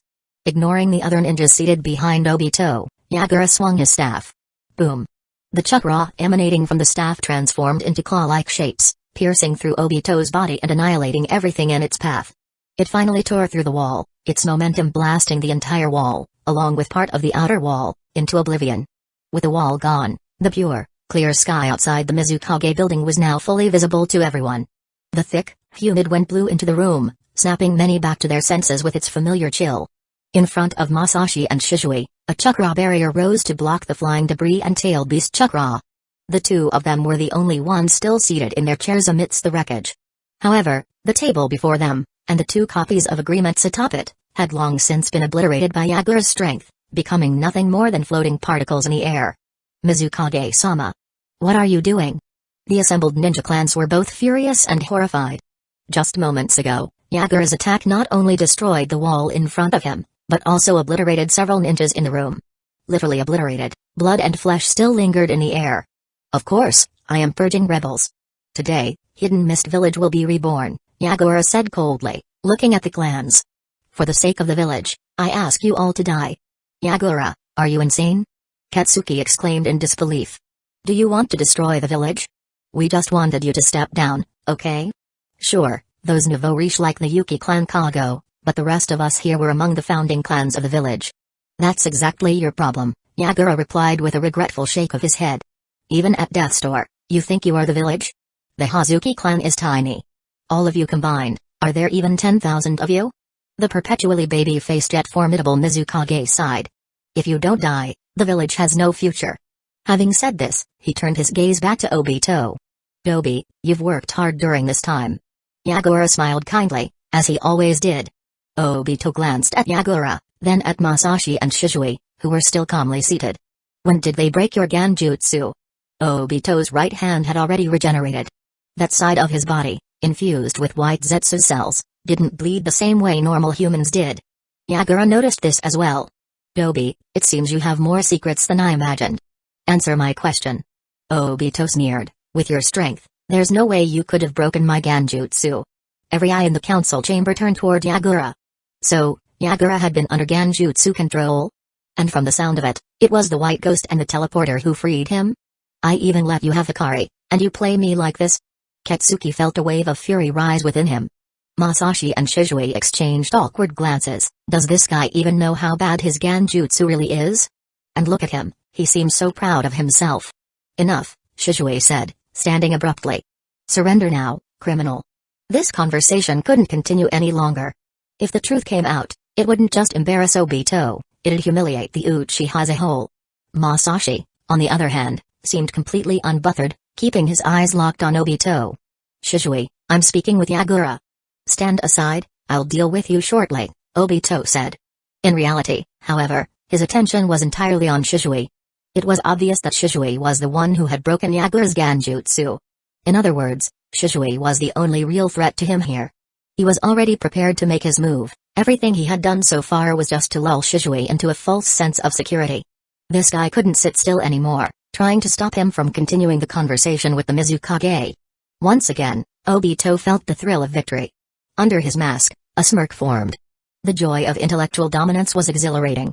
He planned to trap Shisui with Kami, kill the hidden mist village ninjas here, recontrol the Mizukage, and defeat Masashi with Genjutsu to make him sing "Alt My Ducklings." Oh! Even the white Zetsu cells in his body trembled with excitement. However, just as he was about to act, Yagura spoke. "Dobi, you're as persistent as ever. Actually, I broke free of your Genjutsu the last time you modified its structure. By my count, I was under your control for 20 days? Let's just round it to a month." The white Zetsu cells trembled even more violently. Even Obito's own cells began to shake. "Stop moving, cells. You're going to make it look like I'm upset. Liar." Obito roared. "Are you trying to provoke me? My technique isn't something trash like you could break." Seeing his reaction, Masashi nearly pulled a bag of peanuts out of his ceiling scroll. That expression. This is it. This is exactly what I wanted to see. "No, I didn't figure it out," Yagura said, his expression strangely earnest. "I simply broke free. Dobi, your technique really didn't need improvement. Why did you even change it?" The ninjas in the chamber, all of them, whether they belonged to the clans, the faction loyal to the previous Mizukage, or Yagura's own people, were now staring at Obito with expressions that seemed to ask, "Yeah, why did you do that?" "Obi," Yagura said, feeling a surge of satisfaction. "Do you know how much effort Isabu and I went through to hide this from you? It was harder than breaking your original Genjutsu." Thinking about how Obito had diligently helped him during this time, even approving documents with reasonable competence, he couldn't bring himself to be too harsh. So he offered some genuine advice. "Your previous Genjutsu is strong enough. Really, don't recklessly modify your jutsu and make it worse." Ha ha ha ha ha. Suddenly, Obito burst out into maniacal laughter. Yagura stood still, silently watching him. The other hidden mist village ninjas, however, were startled. Especially the clan ninjas among them, they kept glancing nervously toward the wall-less side of the room. From this height, jumping down shouldn't kill a ninja. Still, none of them dared to act immediately. They knew that since Yagura had made his move, the outside was undoubtedly surrounded by a foolproof trap. They wouldn't leap unless it was absolutely the last resort. Obito's laughter subsided, though his voice still carried a gritted edge. "So my Genjutsu isn't good enough for you, huh? Fine, I'll show you the original version. Do you think that's possible?" Shisui suddenly appeared beside Yagura, his Mangekyō Sharingan active. "This is your last warning, surrender." Masashi also stood up. That was enough. He'd seen what he needed to. It was time to work. Noticing Masashi's movement, Obito didn't waste any more time. He acted immediately. But his target wasn't Yagura, it was Shisui. The power of his Genjutsu surged through his single Sharingan, aimed directly at Yagura. This wasn't a modified version. It was the original, pure technique taught to him by Madara, designed specifically to counter perfect Jinchuriki. Shisui stepped in front of Yagura, meeting Obito's gaze head-on.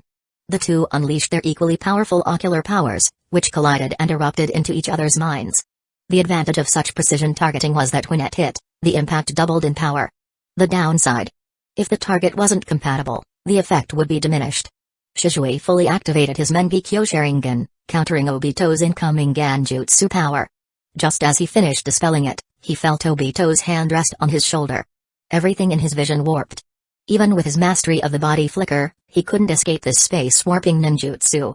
Realizing resistance was futile, Shisui chose not to attempt using any more ninjutsu, allowing Obito to successfully pull him into the Kamyu dimension. When his vision returned to normal, Shisui found himself in a space filled with floating cubic structures. Just as Masashi had described. Shisui calmly sat down cross-legged, waiting patiently. Everything in front of him affirmed his belief: Masashi's plan was flawless. Meanwhile, back in the outside world, Masashi had already stepped in to take over Shisui's role. Having subdued Shisui so easily, Obito felt a surge of confidence returning to him. Once again, he broke into hearty laughter, though this time it sounded more assured. "It's come to this, huh? I guess there's no other choice. You all can just die. With that, he spun on his heel and suddenly charged toward the clansman. Obi. What the hell are you doing? Damn it. Kill him. The clansman completely lost it.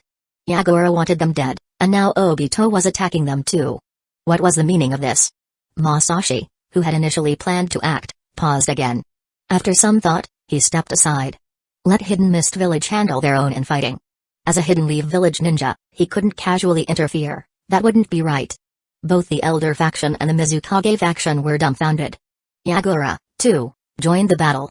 No, rather, he joined in the massacre of the clansmen. Moments ago, these two major figures had been on the verge of clashing. Now, they had turned around and were ruthlessly slaughtering the clansmen of Kiri. The onlookers couldn't help but marvel. How could these clansmen possibly have such terrible interpersonal relationships? If they didn't die today, would there even be justice left in the world? However, this was an excellent opportunity. If they didn't kick them while they were down, they wouldn't be Hidden Mist Village ninjas. Let's start by eliminating the rebels, Genji declared. He didn't name specific clans, but everyone present understood his meaning. Thus, aside from Mao, who stayed behind with a group to guard Genji, the rest of the Elder faction took up their weapons and charged toward the clansmen. The Mizukage faction wasn't far behind. In an instant, the council chamber became a perfect storm where only the clansmen were on the receiving end of violence. Of course, the clansmen weren't going to sit there and wait for death. They used whatever they had, and chaos erupted as the different factions clashed. At first, everyone worried about collateral damage and refrained from using ninjutsu. But after just a few breaths, no one cared anymore. Not using ninjutsu was foolish. They didn't hold back, and neither did Obito, who had no allies here. He unleashed wood style, attacking indiscriminately. Outside the Mizukage building, the Hidden Mist Village army, who had surrounded the building so tightly that not even water could seep through, once again watched as the building's walls were breached. If the first time had just knocked down a wall, this time was downright excessive. Was the entire building about to collapse? The Hidden Mist Village ninjas collectively cursed their parents for not giving them longer legs as they sprinted away from the building at full speed. From one side of the building, massive and grotesque thorny trees erupted, tearing down walls as they writhed. Large chunks of wall, along with human bodies and various debris, tumbled down like dumplings into the streets below. Who wouldn't run from that? Boom. A series of deafening crashes echoed behind them as heavy debris slammed into the ground, sending tremors rippling through the ground beneath their feet. Finally, the tremors subsided. When they turned back, they gasped. The Mizukage building would need repairs this year. No, they might as well build a new one. Half of the building's outer wall was gone, with a mountain of rubble piled up at its base. The grotesque thorny trees completely filled the now exposed side of the building. The Hidden Mist Village ninjas stared at the scene in stunned silence. Is that wood style? One of them muttered weakly, as if mourning. What's wood style? A newer, civilian-born ninja asked, still unfamiliar with many things. It's a Hidden Leaf Village technique. And an incredibly powerful one. Hey. Isn't it strange for such a technique to show up here? Shut up, you idiot. There are 2 Hidden Leaf Village ninjas in there. Did you forget about the White Ghost? Ah. So this is the White Ghost's technique. At the mention of the White Ghost, the entire Hidden Mist Village army seemed to freeze. They fell silent as if someone had pressed a pause button. After a while, seeing that the commotion inside had subsided, they cautiously moved back toward the Mizukage building. Stop. Someone suddenly barked. A group of Hidden Mist Village Anbu appeared before them, raising their hands to signal them to halt. Orders from the Mizukage, the traitors in the building will be dealt with personally by the Mizukage and Genji. All others are to head to the clan's district and ensure no one escapes. The Hidden Mist Village ninjas were stunned but quickly delighted. Great. They'd much rather fight their own village's clans than face the White Ghost in combat. The thought of capturing some of the clan women, soft and fair-skinned, to take home as wives made them ecstatic. Unfortunately, their joy didn't last long. The Anbu had more to say. If any of the traitorous clan ninjas resist, eliminate them all. However, those who surrender, as well as civilians, must not be harmed. Above all, do not harm or violate any women. At this, the Anbu's voice turned icy. Otherwise, wherever you're from, prepare to lose a limb as an apology. Damn. That harsh? The Hidden Mist Village ninjas gasped, harder than when they'd seen the destruction of the Mizukage building. Other units have received the same orders. Now go. The Anbu waved them off, eager for them to leave. He didn't want these troops hanging around. The psychos inside the building could burst out at any moment. The bloody mist policy did have its minor benefits. Obedience to orders had become second nature for the Hidden Mist Village army. Without hesitation, they dispersed like a flood. Once outside the Mizukage building's perimeter, they turned toward the clan district. Meanwhile, the Anbu outside the building returned their gaze to the wrecked building. They were dying to know what was happening inside. Chapter 118. The Three Tomoe Miracle. Genji stared calmly at the smooth cuts on the thorny branches before him. Anyone who had seen Hashirama or Madara in action would find it hard for any grand scene to stir their heart again. Those two, anything you could imagine, they already done, and on a scale beyond your wildest dreams. Similarly, anyone who had witnessed Muzo in combat and managed to survive would no longer be fazed by bizarre occurrences. After all, nothing could outmatch the sheer variety of his techniques. Genji had, by chance, seen all of these people in action. To be honest, the scene before him now neither matched the grandeur of the first two nor the intricate creativity of Muzo. Having lived for so many years, expecting him to pull off a stunned old man face was really asking too much. In contrast, Ao wasn't nearly as composed. "How did you do it?" he asked Masashi. Just moments ago, a wave of sharp thorny branches had surged toward them, and Ao had been sure it was the end. Abandoning the elder to escape on his own was not an option. If they were going to die, they'd die together. Then Masashi had appeared. With a single seal, a miracle occurred. The area they occupied became like a forbidden zone. Anything crossing the boundary simply vanished. When it was all over, the trio stood at the center of a semicircular clearing, surrounded by a forest of cold, twisted thorns. "This is the flying thunder god of Tobirama, isn't it?" Genji observed. "It seems Hidden Leaf Village has perfected this jutsu." Humbly speaking, it was the genius of the fourth Hokage that perfected the jutsu, turning it into a mature technique. "It's now much easier to learn," Masashi replied earnestly. As expected of the Hokage, Genji said with admiration in his tone. "Hidden Leaf Village is truly blessed with exceptional talent. I envy it deeply." "Who are you fooling?" he thought. "You think I don't know what the Yellow Flash's flying thunder god looks like?" "Your trustworthiness to the Hokage is truly admirable," he said with a smile. "No wonder you've been entrusted with such critical negotiations." The Uchiha and Senju seemed to have finally put their grudges behind them and united. A truly joyous occasion. Indeed. The Hokage specifically nominated our clan leader as advisor. You wouldn't believe how much pressure he's under now. He's even stopped practicing calligraphy because he's so worried about disappointing the Hokage. "Wonderful, truly wonderful," Genji said with an approving nod.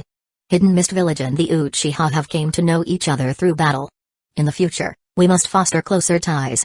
"We must," Masashi agreed with a sigh. "To be honest, Genji-sama, our clan struggles with social connections. We've got plenty of young, eligible bachelors, but they're all single. I've noticed Hidden Mist Village has more women than men. Many outstanding young ladies are stuck waiting to be chosen. That's just unfair." "What a cunning devil," Genji thought. "I haven't even made a move on your Uchiha yet, and here you are targeting Kiri." "Young women deserve to be cherished," Masashi continued righteously. "It's unjust for them to be overlooked. Why not build connections through mutual exchange?" "Well said. Masashi, you and I think alike." Genji nodded repeatedly, as though he had found a kindred spirit. "In fact, I won't hide it from you, I have a niece. She's proper, capable, and wise but has struggled to find a good match." "Oh? That's truly unfortunate." Masashi raised an eyebrow, instantly on alert. "But let's finish dealing with these traitors first. We can discuss this later." "Of course. We'll talk afterward." Genji wasn't concerned. Once a topic was opened, there was always room to revisit it. After this mission, the complementary strengths of Hidden Mist Village and Hidden Leaf Village would undoubtedly usher in a stable honeymoon period. How best to leverage this would require skillful maneuvering. Meanwhile, Ao said nothing. He'd figured it out, these two weren't planning anything good. Sigh. They hadn't even started working together, and already there was scheming and manipulation. Genji was an elder, so it was understandable. But why was the so-called White Ghost just as full of tricks? Wasn't he supposed to be a combat specialist? Even with the fall of the darkness of the shinobi, Hidden Leaf Village was still crawling with scoundrels. Finally, the conversation shifted to the task at hand. He rolled up his sleeves and readied his kunai. He'd already tried dealing with the thorny wood, they were tough as steel. Genji was an old man, so heavy physical activity was out of the question. "Ow! What is the White Ghost calling Mr. for? Don't you dare use some massive jutsu. The elder can't handle that kind of stress." "Masashi, the elder's age makes him fragile.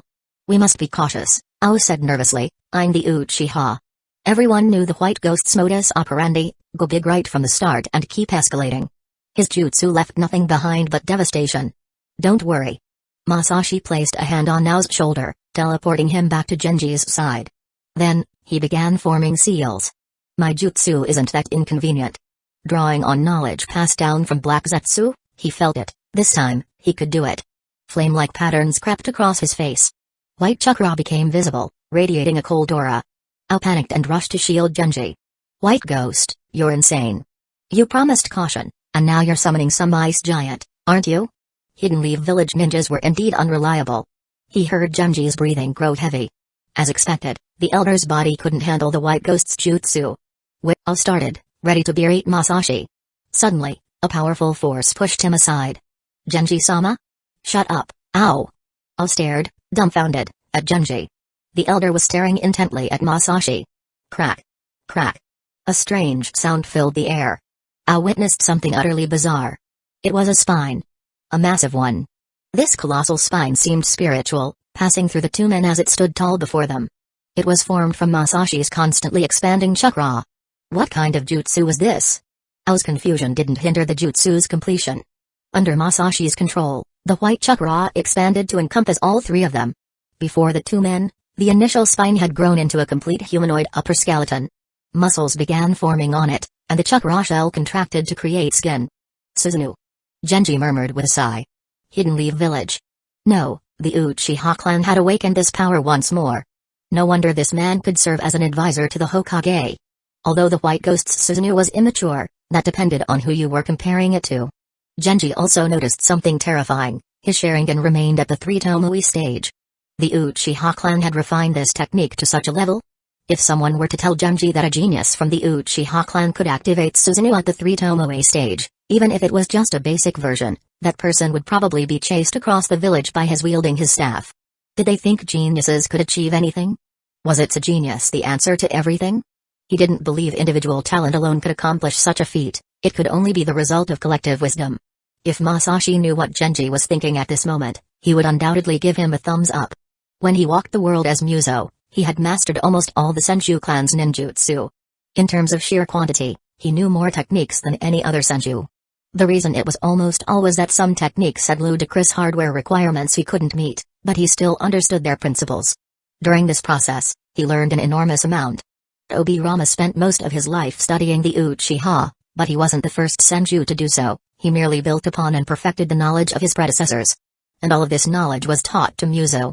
Thus, when Masashi acquired this knowledge, he wasn't acting alone, he had the wisdom of generations standing behind him. After joining the Uchiha clan, he naturally gained access to the collective achievements and insights of the Uchiha's ancestors, including historical studies of activating Susanoo at the 3 Tomoe stage. So now, he essentially had two legacies supporting him. On this foundation, Black Zetsu gave him the final push, shoving him through the door. And now, combined with the immense amplifying power of Sage Mode, he had finally unleashed it. The appearance of Susanoo differs among Uchiha, but the basic versions are usually quite similar. At this moment, his half-formed Susanoo had taken on a rather generic form. Simply put, it looked like something that screamed bad guy. There was no helping it, basic versions are like that. Aesthetics couldn't be a priority, whether the configuration met requirements was key. The Susanoo raised its hand and swept aside the dense forest of thorny wood ahead.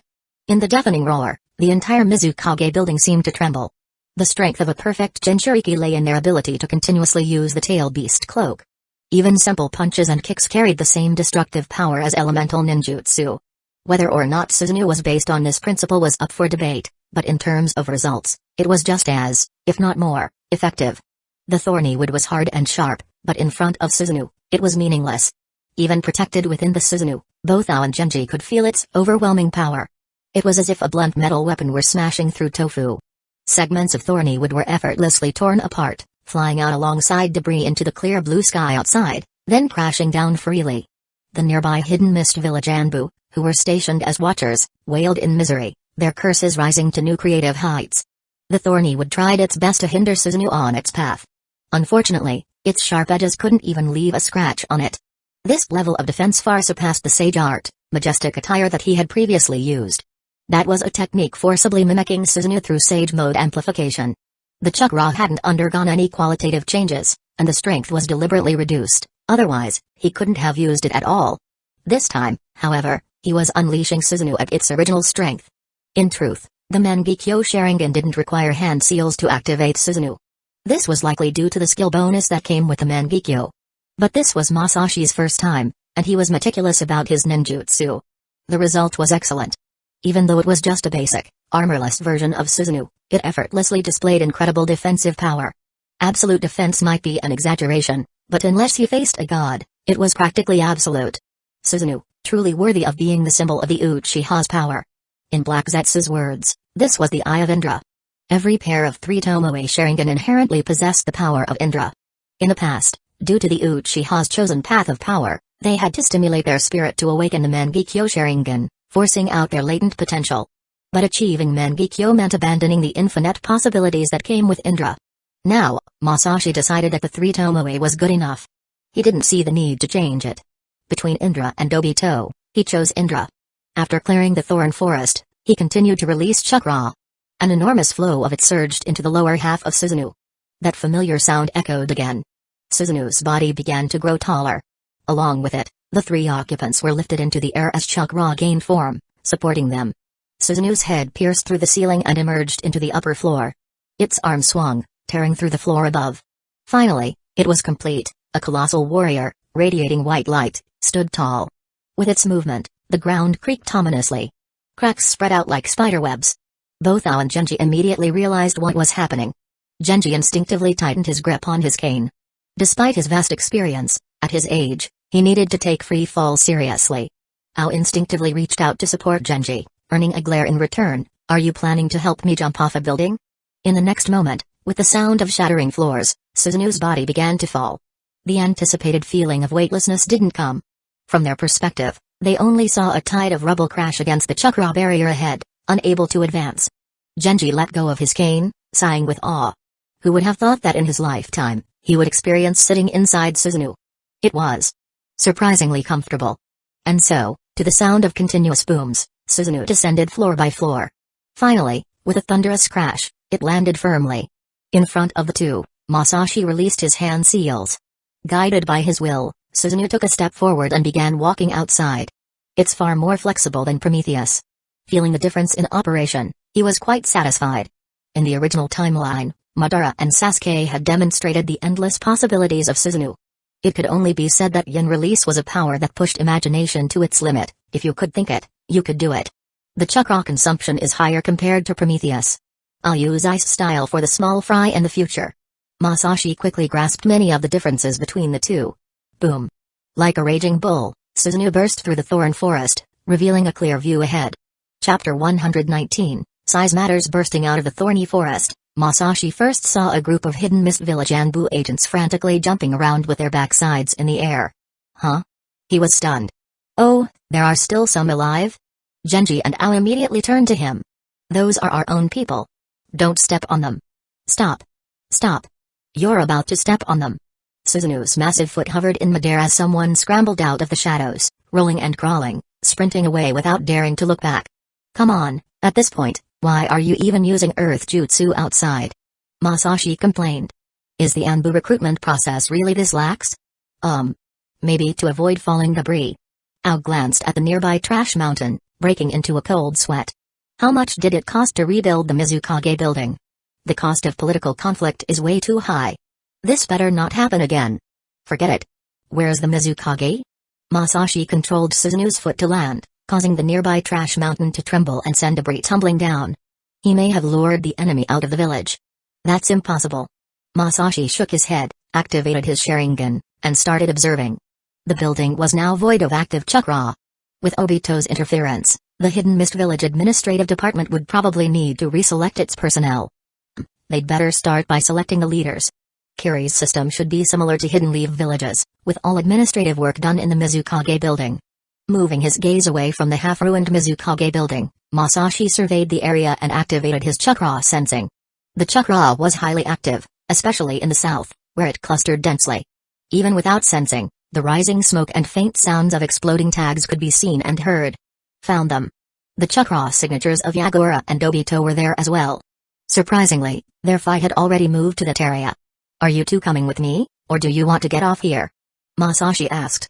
"We'll get off here," Genji said. Though riding in Susanoo felt great and offered a perfect viewing angle, watching Masashi kill people, especially Kiri's own ninjas, wasn't appropriate for him. "Alright." Masashi nodded as the surrounding chakra shifted, gently lowering Genji and out to the ground.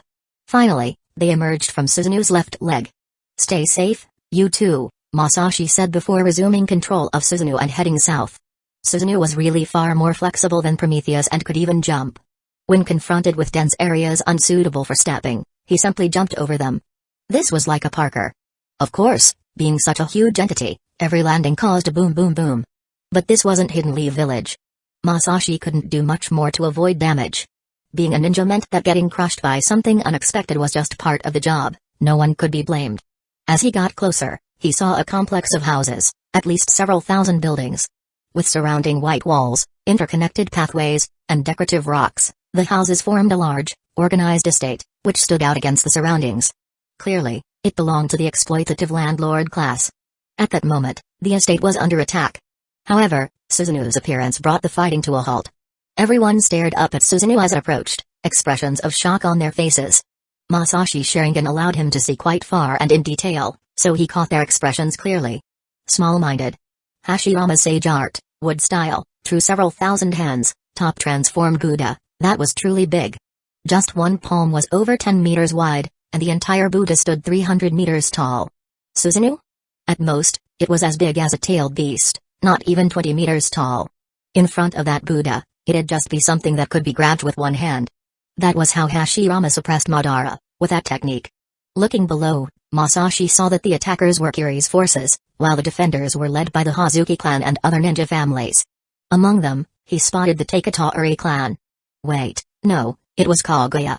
Takataori and Kaguya referred to the same clan during the Warring States period.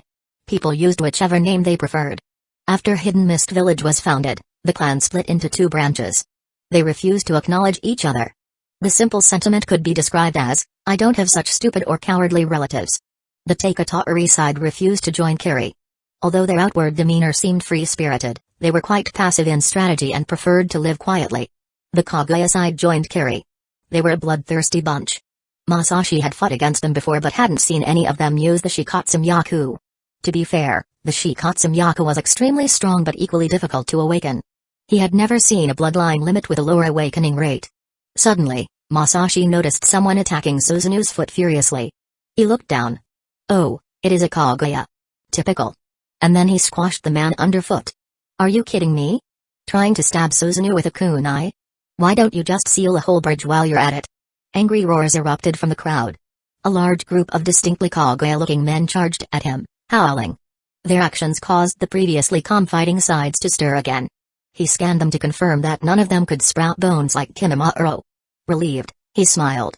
Kinamaru was far too easy to recruit. Missing out on him would be a shame. As for these middle-aged men, Susanoo raised its hand, and a massive chakra sword materialized in its palm. Masashi swung the sword down. With a thunderous boom, the chakra blade slashed through the Kaguya clan's position. Rocks, dirt, and body fragments were sent flying into the air. Wiping out the reckless Kaguya in one blow, he spoke up, "Out of the way, please. Once I pass through, you can continue." With chakra amplification, his voice boomed like it had been broadcasted through loudspeakers. Everyone heard him. They all turned simultaneously, opening a clear path for Susanoo to walk through. Masashi was satisfied. The world of mutual understanding between people had been achieved. "Thanks," he said politely, taking long strides and quickly passing through. He prided himself on his manners. Even before crossing over, he'd always stepped aside when people were taking photos. If he had to cross, he'd do so quickly, just like now. As for the Kaguya clan members, they brought it upon themselves. No one could blame him. Passing through the area, Masashi entered the more remote corners of Kiri.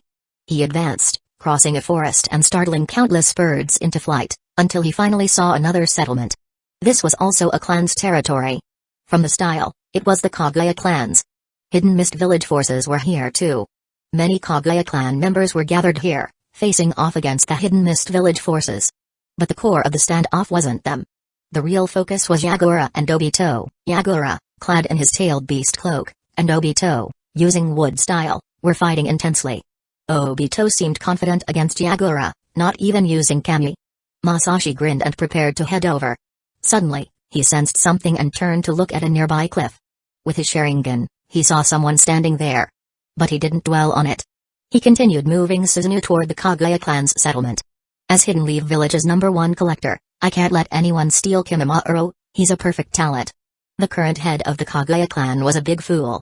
Literally. It might sound disrespectful to say so, but the truth was that the Kaguya clan's leader was infamous in Hidden Mist Village for not being very bright. Genetics shouldn't be blamed solely on him. However, right now, the Kaguya clan was merely observing the situation. And not just them, the other Hidden Mist Village ninjas were also watching the show. This was because the two powerhouses at the center of it all were both men of presence. Yagura's every move was as if he was demolishing buildings, while his target was Obito's wood style. Dobi, as a member of the Uchiha clan, you're quite skilled at the secrets of the god of shinobi, said Yagura. His entire body was now enveloped in the tail beast cloak, and the thorny woods attacking him were blocked effortlessly. With just a wave of his hand, he could scatter the assault. But scattering it was the most he could do. Obito's chakra reserves shocked him. The White Ghost was like this, and now this man was the same. The Uchiha clan was truly terrifying. As someone capable of completely controlling the power of a tailed beast, he didn't achieve this just because he became a Jinchuriki. It was because, after Hidden Mist Village lost the Three Tails once, he personally sealed the resurrected beast into himself to ensure such an incident would never happen again. Becoming a perfect Jinchuriki was an unexpected bonus. However, his specialties were water style and wind style, which were not very effective against wood style. This meant that most of his techniques were useless. He could only rely on brute force and the chakra of the tailed beast to tear through. Obito knew this very well. You should just obediently fall under my control, he said coldly.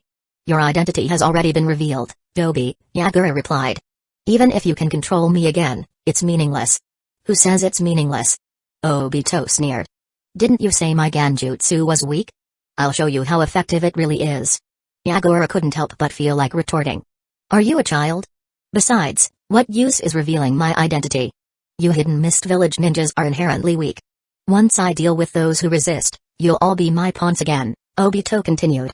Dobi, no, Obito, don't underestimate Kiri, Yagura said, his smile fading. If I didn't think you had potential, I wouldn't be talking so much. Potential? Obito laughed loudly. I'm the loser of the Uchiha clan. You Hidden Mist Village ninjas really are useless. Useless or not, you'll soon find out, Yagura sighed, abandoning the idea of subduing Obito. Honestly, such a good tool for processing paperwork was hard to give up.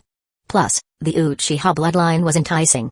Obito always gave him the impression of being disillusioned with the world. Hidden Mist Village had plenty of such people as well. Under the Bloody Mist policy, many of their elite had psychological issues. The usual solution was to arrange marriages. Kiri's women were experts at melting the angsty hearts of men. A few instances of staggering out the door holding their waist, and all their delusions of grandeur would disappear, only an interest in health supplements would remain. The marriage market was one reason the Bloody Mist policy had managed to endure for so many years without collapsing. What a shame, such good talent. Clearly, the White Ghost was still his best bet.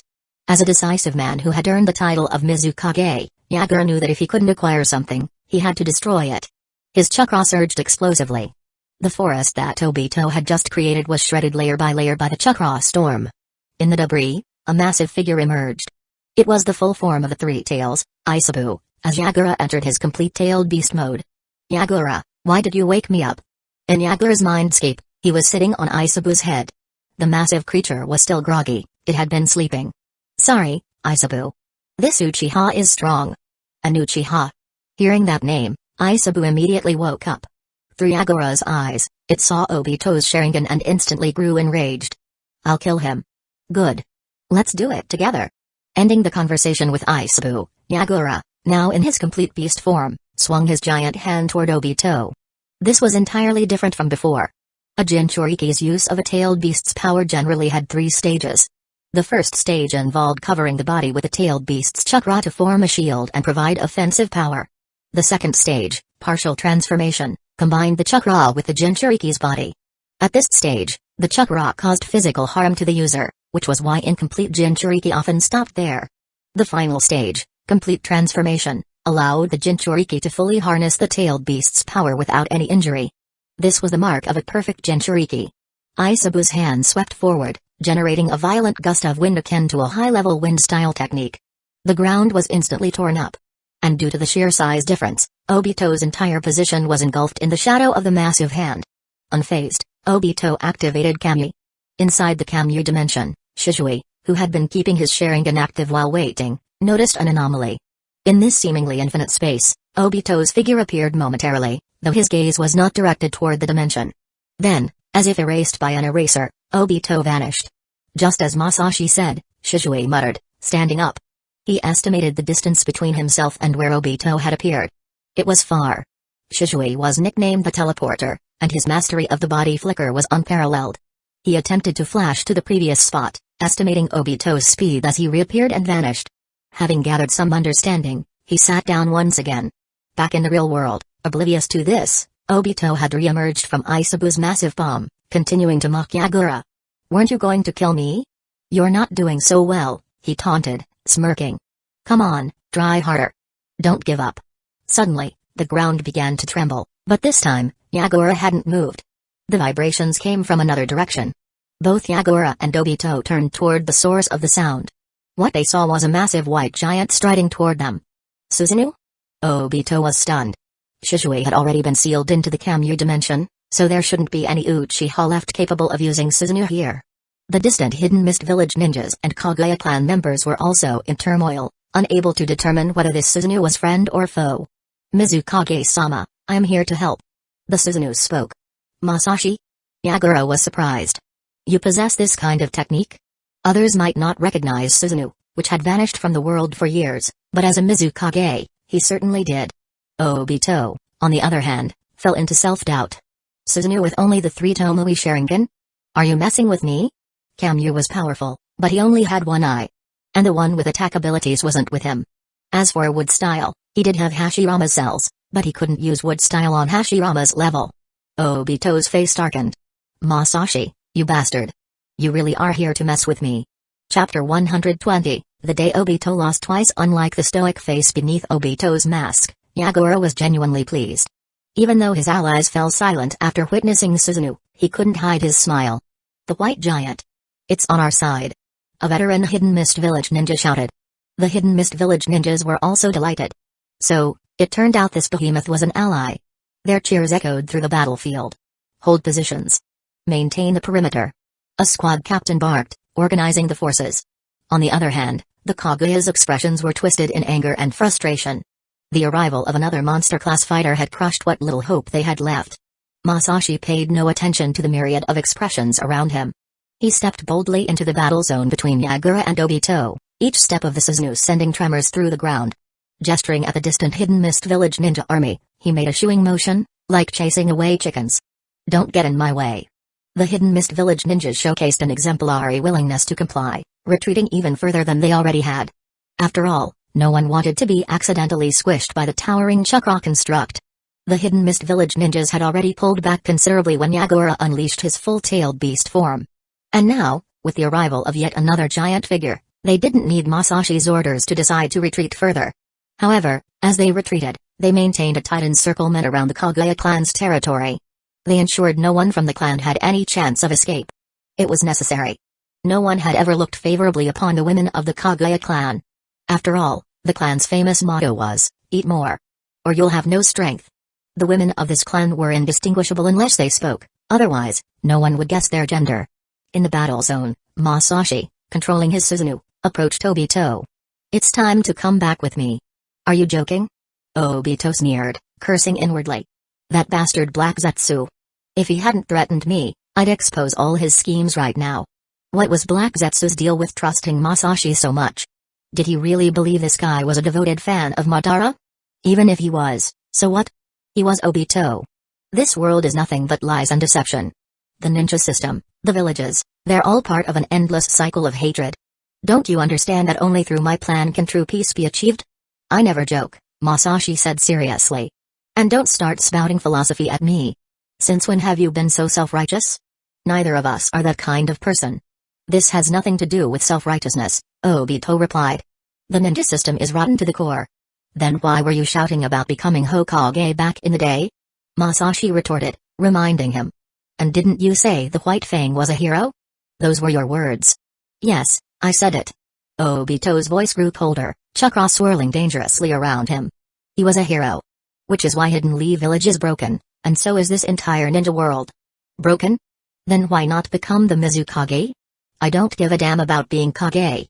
Who would want that job? If you don't understand me, forget it. Obito, you've changed. You're so crude now. Masashi sighed. But if you'd been a bit more reckless back then, you and Rin could have had kids in school by now. At Rin's name, a bloody glint appeared in Obito's lone eye. The air around him grew thick with killing intent. You, who still serve Hidden Leaf Village like a pawn, have no right to mention her name. Masashi's gaze turned equally dangerous. The Suzunu's chakra flared in response to his anger. It's been a while since we sparred. How about a match? The Suzunu's fingers flexed. Fine by me. Obito removed his mask, activating Kamyu to store it away. The scarred side of his face twisted in a sneer. Someone as clumsy as you won't even scratch me. Yagura, observing Obito's face, suddenly had a thought. He'd heard rumors that the Uchiha clan was full of handsome men. For someone who was quite confident in his own looks, disfigurement must have been a big blow. It seemed Hidden Leaf Village's medical ninjutsu wasn't all that advanced. Obito, Yagura suddenly spoke. Both Masashi and Obito turned to look at him. Our village excels in cosmetic surgery, Yagura said. We can restore your face. Consider joining Kiri, and I'll forgive everything you've done. What kind of wild imagination did this guy have? Mizukage-sama, Masashi interrupted Yagura's train of thought. Obito is a member of the Uchiha clan. Unless the Uchiha severs ties with Hidden Leaf Village, he can't join another ninja village. I'm not joining any village, Obito said, casting a scornful glance at Yagura. Receiving such a look, Yagura realized he might have overthought things. Not that he felt awkward. If he feared embarrassment, he wouldn't have become Mizukage. Masashi, don't overthink it. I was just trying to mess with his mindset. Well, that's just brilliant, Masashi replied sarcastically. Then, changing the subject, he asked, Mizukage-sama, are you planning to wipe out the Kaguya clan entirely? Yes. Their ideology is irredeemable, it's inherent to their entire clan. In that case, how about letting me take their children? The environment in Hidden Leaf Village might help them grow up normal. Yagura gave him a suspicious look. Children? I never thought you had such interests. Should Hidden Leaf Village be worried? Masashi stared at him flatly. Is this really the Mizukage? Fine, but only if you are willing to leave some Uchiha bloodline in Kiri. I could groom the child to be Mizukage. Masashi rolled his eyes and summoned Suzunu's massive sword again. I'll handle my clansmen myself. Very well.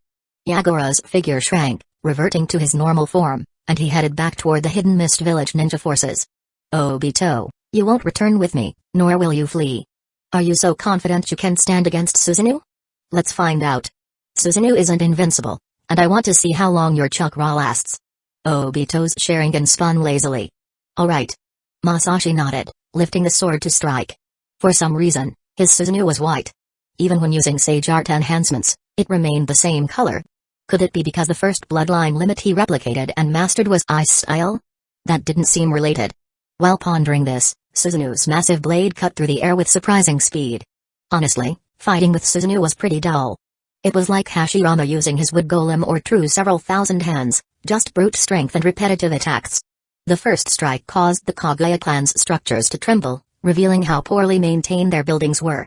The ground cracked under the force, spiderweb patterns spreading outward from the impact point. Obito walked out of the smoke leisurely, his posture arrogant. The debris passed harmlessly through his form. That's it? He scoffed. Patience. There's more, Masashi replied. Suzunu's other hand materialized another chakra sword, and two more hands sprouted from its back, each wielding a blade. With four swords in play, the strikes became fiercer. Each blade moved in a different pattern, creating a web of attacks that would force even the most skilled shinobi to exhaust their chakra dodging. Meanwhile, in Kamyu's dimension, Shizue held Obito's mask, watching fragments of Obito's body flicker in and out of existence. He was intrigued but also a bit troubled. The flashes were so brief he couldn't decide where to strike. Maybe a kick would work. If he hit from the side, what would happen? Just as he had this thought, a piece of Obito's body flickered into view. Acting on impulse, Shizue delivered a swift and powerful kick. The moment the fragment vanished, his expression shifted. That texture. No way. The more he thought about it, the more sure he felt.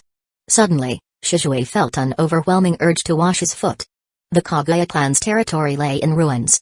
Although Suzunu didn't directly attack the compound, The shockwaves from its assaults caused widespread destruction, collapsing many buildings. After a relentless bout of fighting, Masashi suddenly noticed Obito curled up on the ground in a strange position. He was using his Mangekyō Sharingan's abilities, but the more he used them, the more tightly he curled up. The distortions in space around him were becoming increasingly erratic. Masashi paused, a little taken aback. What's going on? Some new tactic? Black Zetsu had only just started laying the groundwork. He couldn't afford to let Obito ruin his momentum. Details mattered when it came to manipulating people. Hurting Obito wasn't a big deal. In Black Zetsu's eyes, Obito's persona was that of someone burdened by his clan's fate yet yearning for world peace, someone who could be used without disrupting the grand plan. That was why Black Zetsu tolerated Masashi's limited assaults on Obito, chalking them up as self-inflicted. But if Masashi went too far and something truly interesting happened, Black Zetsu would inevitably get suspicious. Masashi didn't care much about Obito's actions, but he had nothing but respect for Black Zetsu and Madara. Simply stopping Obito wouldn't deter those two. Their plans run deeper than any single pawn. Even without Obito, there was still Nagato of the Uzumaki. And if neither of them worked out, there were surely backup plans. Keeping both Obito and Nagato alive, however, allowed Masashi to maintain some degree of control over the situation. So, while he walked a fine line, he never pushed it too far, unless he could master yin-yang release. At that point, nothing else would matter. Susanoo took a single step forward, and with the resulting quake, a few more of the Kaguya clan's buildings crumbled. The quality of their construction was really abysmal. Positioned at the fringes of the village, their situation mirrored that of the Uchiha clan after the Nine-Tails attack in the original timeline. But at least the Uchiha clan's downfall had been orchestrated secretly, in collaboration with spies in the Hokage's office. The Kaguya, on the other hand, had been openly annihilated by Kiri's regular army, in both the original timeline and this one. For a ninja clan, this was the most tragic and imaginable. In the ninja village era, a clan's reputation mattered above all else. As long as their name wasn't tarnished, even a lone survivor had a chance to rebuild. But once their reputation was lost, no matter how many members remained, the clan would inevitably crumble. In the original timeline, the Uchiha had nearly been wiped out, but their name was never disgraced. From beginning to end, they hadn't been labeled as traitors. Thus, the Uchiha retained a place in Hidden Leaf Village's ninja system, until Sasuke's open defection. Only then was the Uchiha name erased from the system. And since he was the last Uchiha left, his defection effectively branded the entire clan as traitors. Sasuke's gamble to either succeed or perish made sense in its own way. But Itachi's actions? Clearly, something was wrong with his head. And to think he expected Sasuke to return to Hidden Leaf Village as a hero? What did he take the ninja village for, a tea house? Come and go as you please? If not for Naruto steadfastly vouching for him with his status as Hidden Leaf Village's strongest ally and future Hokage, Sasuke wouldn't have stood a chance of returning. Fugaku's parenting handbook must have been something he picked up at a street stall. As Susanoo dissipated like a mirage, Masashi landed on the ground. At this distance, he could control any move Obito might make using Kami. On the ground, Obito finally raised his head. His face twitched uncontrollably, and tears welled up in his eye. Masashi's expression grew increasingly peculiar as he took in Obito's posture. Something's really wrong here. Obito was hunched over, his hands clasped tightly between his legs, his thighs clenched together. Even his Mangekyō Sharingan seemed to spin irregularly. He glared at Masashi with gritted teeth, his voice forced out through clenched jaws. You are so despicable. Masashi paused. Wait. What did I do? All I did was summon Susanoo and take a few swings. Sure, I might have held back a bit, but how's that despicable? Wait a second. Shizui. What exactly did you hit on Obito? Finally realizing the source of Obito's agony, Masashi took a few steps back, a cold chill running through him. I only had tea with Shizui once. How did he come up with such a devastating technique? Grrrr. Obito let out a strange sound, pulling one hand away to pound the ground with all his might. Masashi stepped back further, wary of anything splattering onto him. He patted the scroll pouch at his waist. Inside were plans he'd stayed up all night preparing for Obito. But Shizui's otherworldly kick had completely upended his plans. If he tried anything now, Obito might actually die here today. In a flash, several contingency plans crossed his mind, but he dismissed them all. He turned away. And there, sneaking back, was Yagura, watching him and Obito with a peculiar look in his eyes. It wasn't me, Masashi clarified quickly. If this got out, his nickname would turn into something along the lines of Hidden Leaf Village's groin smasher. Never underestimate the speed of intelligence sharing among the 5 Kage. I understand, Yagura said, nodding thoughtfully. After all, battles to the death can get intense. I've been there myself. Masashi didn't bother responding and walked toward Obito. Just stay still. I'll take you back for treatment. Leave. Get lost. Obito roared. Moments later, Shisui was flung out headfirst. He managed an elegant midair flip and landed steadily on his feet. When he saw Obito's current state, Shisui's face flushed with embarrassment. I'm sorry. I didn't mean to, he said sincerely. But don't worry. Hidden Leaf Village's medical team is full of skilled ninjas. They'll definitely be able to fix this. Obito, now standing at a distance, looked furious as he glared at Masashi and Shisui. His Mangekyō Sharingan spun wildly. Mark my words. I'll be back. Clearly, he hadn't accepted Shisui's apology. Not only did he reject it, but he was already planning his revenge. As for how he would carry it out, that was anyone's guess. Masashi hoped Obito would understand the concept of accountability and direct his revenge at Shisui. Mangekyō against Mangekyō. That seemed fair. After delivering his threat, Obito disappeared into the void of Kami. This time, he didn't return. Ain't you going to stop him? Yagura asked. Masashi glanced at Yagura's weapon, which bore bloodstains and something else. There's no stopping the space-time ability of the Mangekyō Sharingan, he said, offering a passable excuse. Then he asked, did you finish what you came here for, Mizukage-sama? Yes. Yagura smiled faintly. Luckily, I stayed vigilant. The Kaguya clan had imprisoned a prodigy, you see. Fair enough. So Yagura had gotten there first. That didn't matter as long as Orochimaru didn't get his hands on them. Then you'd better keep a close eye on them, Mizukage-sama, Masashi advised. I spotted Orochimaru on my way here. Orochimaru? Yagura's expression turned serious. Another dangerous individual. No one ignored a ninja of Orochimaru's caliber, an old-school Kage-level threat. The term Kage level varied slightly depending on the village's perspective. For instance, in Hidden Leaf Village, such a ninja might be called Hokage level. In other villages, the terminology changed accordingly. But the deeper meaning was the same. Each village believed their Kage was the strongest, and even among Kage, there were hierarchies. Respect had to be shown accordingly. Masashi, Shisui, I'll take my leave now. Let's talk after the battle. With that, Yagura hurried off. This battle had cost Hidden Mist Village dearly, wiping out most of their clans with bloodline limit. Whatever promising talents remained, he would do everything to protect them. Chapter 121, New Home, Old Wounds. The year had already passed its halfway point. As Masashi and Shisui once again stood before the gates of Hidden Leaf Village, basking in the pleasant weather of the Land of Fire, they both felt comfort. It was truly delightful. Stretching leisurely, Masashi turned to Yagura with a smile. Mizukage-sama, this is your first time in Hidden Leaf Village, isn't it? Yes, it's indeed a unique experience. To establish a truly amicable relationship between Hidden Mist Village and Hidden Leaf Village, this Mizukage had gone all out. He personally traveled to Hidden Leaf Village, accompanied by Ao and Mai. A gesture of absolute sincerity. Masashi and Shisui, not ones to take advantage of others, showed full respect to Yagura throughout the journey, extending meticulous care to ensure his comfort. It wouldn't do to let their guest feel even a hint of displeasure. Such conduct would be contrary to the traditional virtues of Hidden Leaf Village. Once assured that Yagura was in a pleasant mood, Masashi turned his attention elsewhere. Are you both adapting well, Hikari, Haku? The Hidden Mist Village contingent consisted of 3 individuals. In addition to Yagura, there was Hikari and her younger brother. Yagura was a man of his word. He followed through on his promises. This too was a demonstration of sincerity, and in a way, it was meant to showcase this to Hidden Leaf Village, offering even the Ice-style bloodline as a gesture of goodwill. Kiri's stance was clear. How Hidden Leaf Village chose to respond was now up to them. Such a display of sincerity would ensure that even the most shrewd minds in the Hokage's office wouldn't make things too difficult for Yagura.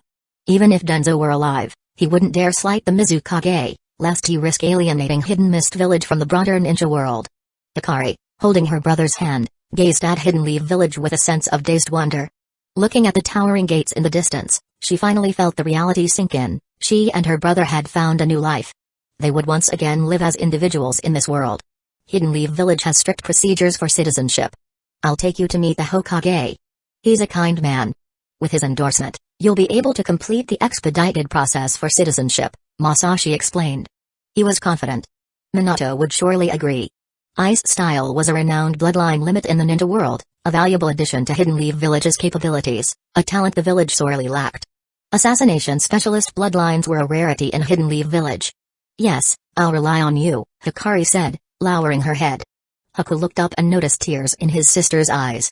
The perceptive boy said nothing, merely tightening his grip on his sister's hand. In his heart, he clenched his little fist, encouraging himself. Stay strong. Yagura observed the siblings, sighing inwardly. He was reluctant, after all. The ice style. From now on, it would be Hidden Leaf Village's exclusive treasure. Yagura had thought his proactive efforts were sufficient, having built a strong rapport with Hueco early on. Yet it was all for naught. Hikari's heart had been won over, and as the saying goes, an elder sister is like a mother. Naturally, Hueco followed his sister. Retracting his gaze, Yagura accepted the loss. This was a significant setback, better not to dwell on it. At least it wasn't a total loss. Life always has surprises, and he had unearthed a major treasure from the Kaguya clan. Unlike the potential represented by Hikari and Hueco, the boy named Kimimaro had definitely awakened the powerful bloodline limit, Shikatsu Yaku.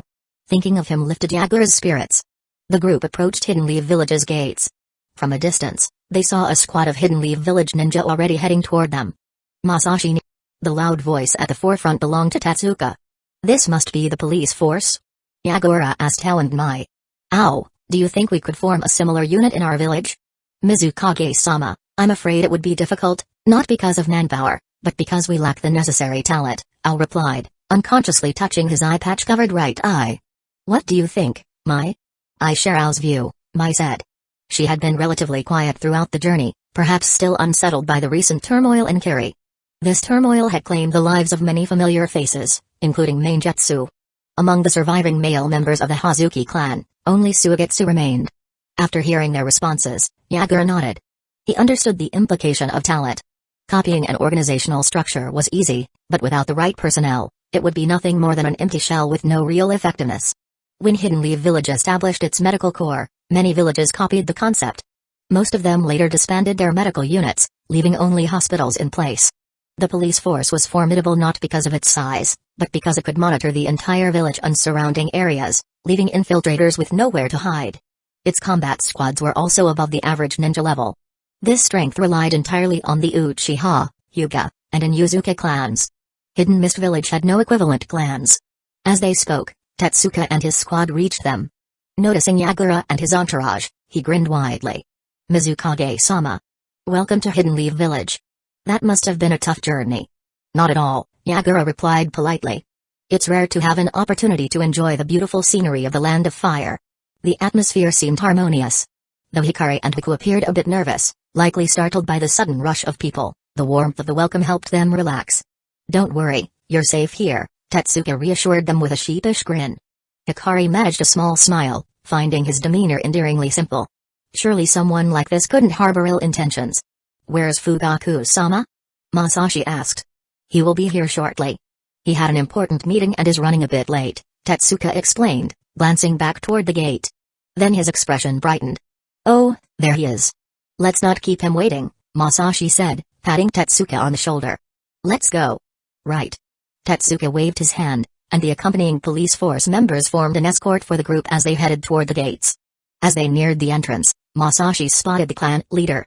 Usually stoic, Fugaku was now wearing a rare smile as he waited to greet Yagura. It just went to show, no one was truly incapable of smiling. If someone claimed they couldn't, it simply meant they didn't want to. Upon reaching the gate, Fugaku stepped forward to shake Yagura's hand. Mizukage-sama, I must apologize. The village has been chaotic after the recent battle, and the notification from Masashi came late. It's regrettable that you had to travel such a long distance personally, Fugaku said before turning to Masashi with a stern expression. You haven't shown any disrespect to the Mizukage, have you? Masashi resisted the urge to roll his eyes, maintaining a polite smile instead. No need to worry, Fugaku-sama. I've gotten along quite well with Masashi. If anything, I find him too formal, Yagura said with a hearty laugh. That's a relief, Fugaku replied, chuckling. This boy barely respects me as clan leader. I worried he might lack decorum. Not at all. If he were one of my juniors, I'd be quite fond of him. Watching the two adults exchange pleasantries and subtly take advantage of him, Masashi chuckled coldly to himself. Keep laughing. But by tonight, that little stash of hidden under your tatami mat will be gone. The name Hidden Leaf Village was unfamiliar to Hueco. Though he was said to be an orphan of the Yuki clan, the term Yuki clan was equally foreign to him. Strictly speaking, he and his sister were not biological siblings. However, Haku's mother knew Hikari, and thus he came to know her as well. Hikari liked Haku a lot and asked him to call her sister, but the precocious Haku saw it as an act of condescension from someone of higher status. Both of Haku's parents were marginalized in the Yuki clan. They neither awakened a bloodline limit nor possessed any talent as ninjas. Hidden Mist Village was not Hidden Leaf Village. Clan members like them were branded as useless and received few resources. In the Land of Water, fairness existed in a peculiar way. Even ninja clans had to work tirelessly to maintain their place. No opponent would go easy on them due to their status, only one could survive. No one wanted to die. For ninja clans, ensuring their ninjas' survival meant prioritizing resources for those who could fight.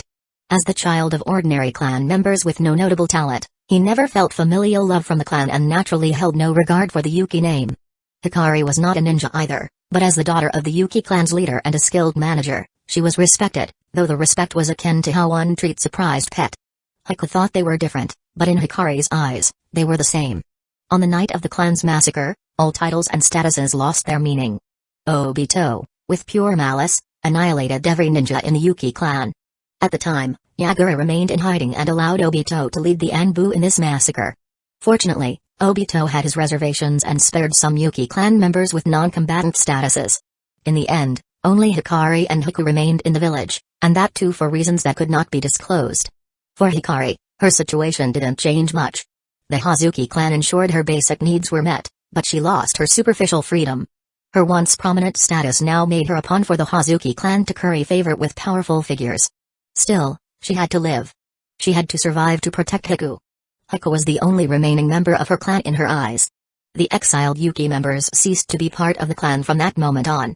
If they didn't erase their identities, they wouldn't meet a good end. In this process, Haku truly came to see Hikari as his sister. By the age of 5, he understood a great deal about life. He obeyed Yagura's arrangements, hoping to save Hikari from her plight. Now, it seemed as though he and Hikari had escaped the pit of fire.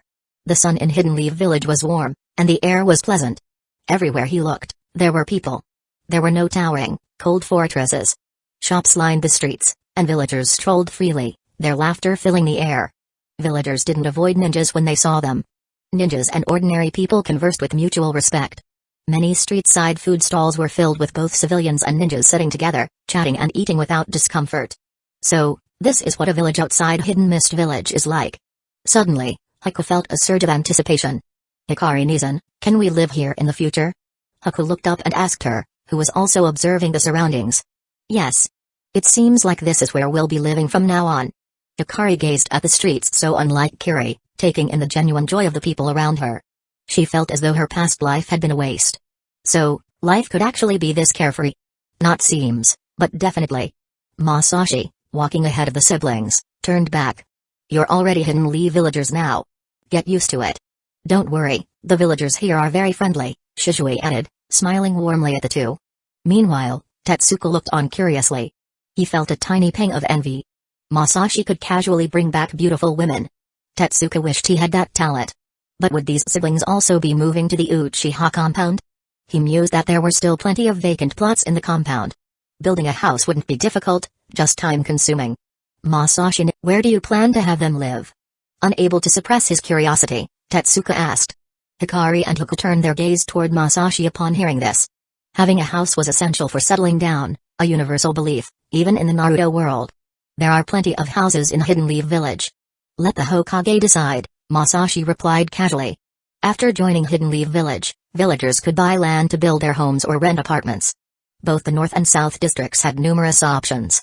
If they found it too expensive, they could consider the West district, though it was less desirable due to poor accessibility. Given Hikari and Haku's special status, finances wouldn't be an issue.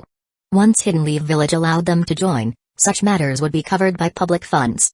Hidden Leaf Village even had a budget specifically for recruiting talent. Ahead, Fugaku and Yagura were engrossed in a lively conversation, paying no attention to the minor happenings behind them. Ao and Mai watched the siblings with amusement. You don't have to worry, Mai assured them. Given your unique status, Hidden Leaf Village will take care of everything. For now, you don't have to worry about income. What about later?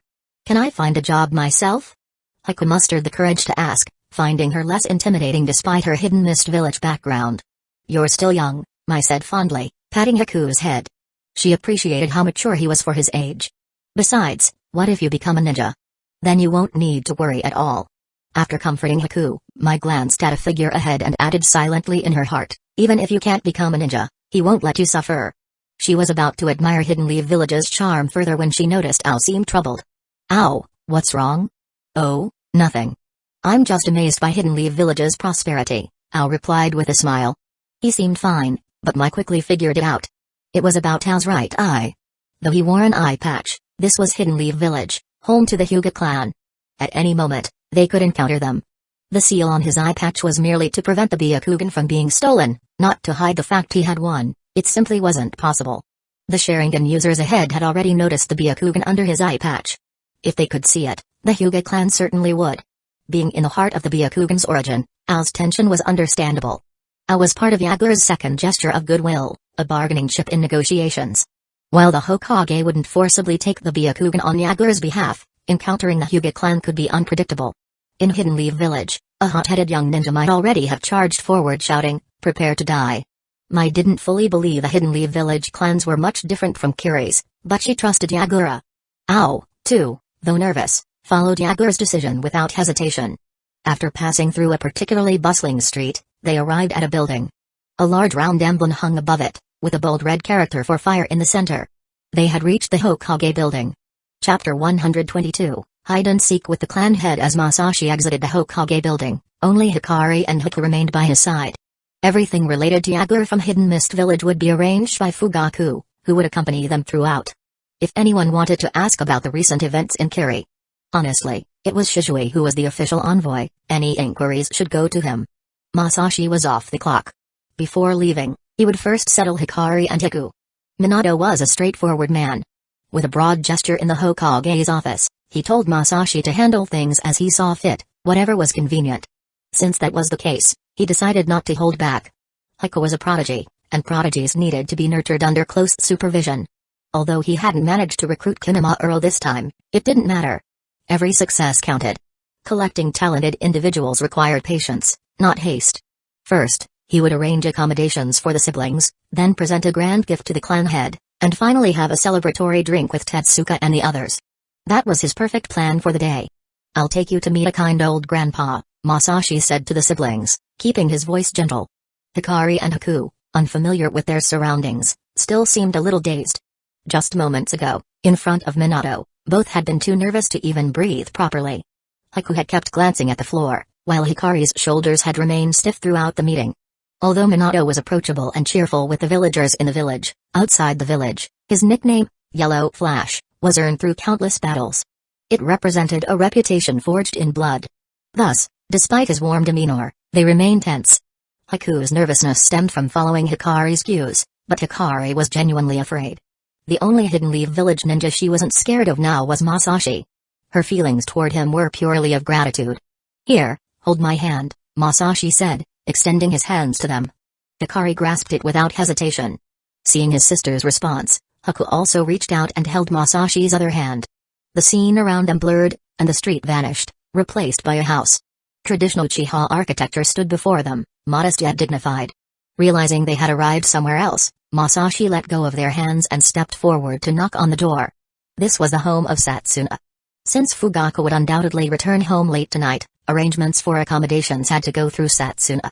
Technically, with Masashi's current status within the Uchiha clan, he could have made the arrangements himself, but he preferred not to bypass protocol in matters involving clan operations. After knocking, footsteps were soon heard from within. "Who is it?" The door opened, and Satsuna appeared. Despite his status as an elder, he lived simply. His household consisted of his wife, his daughter had already married and left. Physically fit and independent, he had never employed any servants. "Oh, it's you, kid," Satsuna greeted loudly. "Wife. Make some tea, we have guests." "You old coot, always shouting." "I'm not deaf, you know," an older woman grumbled as she appeared, breaking into a smile when she saw Masashi. "If it isn't little Masashi. What brings you here today?" "You're as energetic as ever," Masashi replied with a grin. "I'm here to report to Satsuna-sama." "Sama? My foot." "Just an old man," she teased. "What's wrong with calling me Sama?" "I am an elder," Satsuna huffed before turning to Hikari and Hiku, who quickly bowed nervously. Recognizing their bow as a traditional hidden mist village courtesy, Setsuna raised an eyebrow. Our ways are different from Kiri's, but kindness speaks all languages, he mused, studying the siblings. First it was Hidden Sand Village, and now it's Kiri? He remarked, eyeing Masashi. I know what you're up to. Fugaku-sama is too busy, Masashi said with a sheepish laugh. And you're more amenable to my requests, old man. Fine. You young folks handle your business. Come in, all of you. Setsuna-sama, Haku is a boy, Masashi clarified, noting Setsuna's confused glance at the child. What? Well, Tetsuka's still ugly. What does Tetsuka's looks have to do with this? Is this still about that time he accidentally ruined the flowers you were growing? Still holding grudges, eh?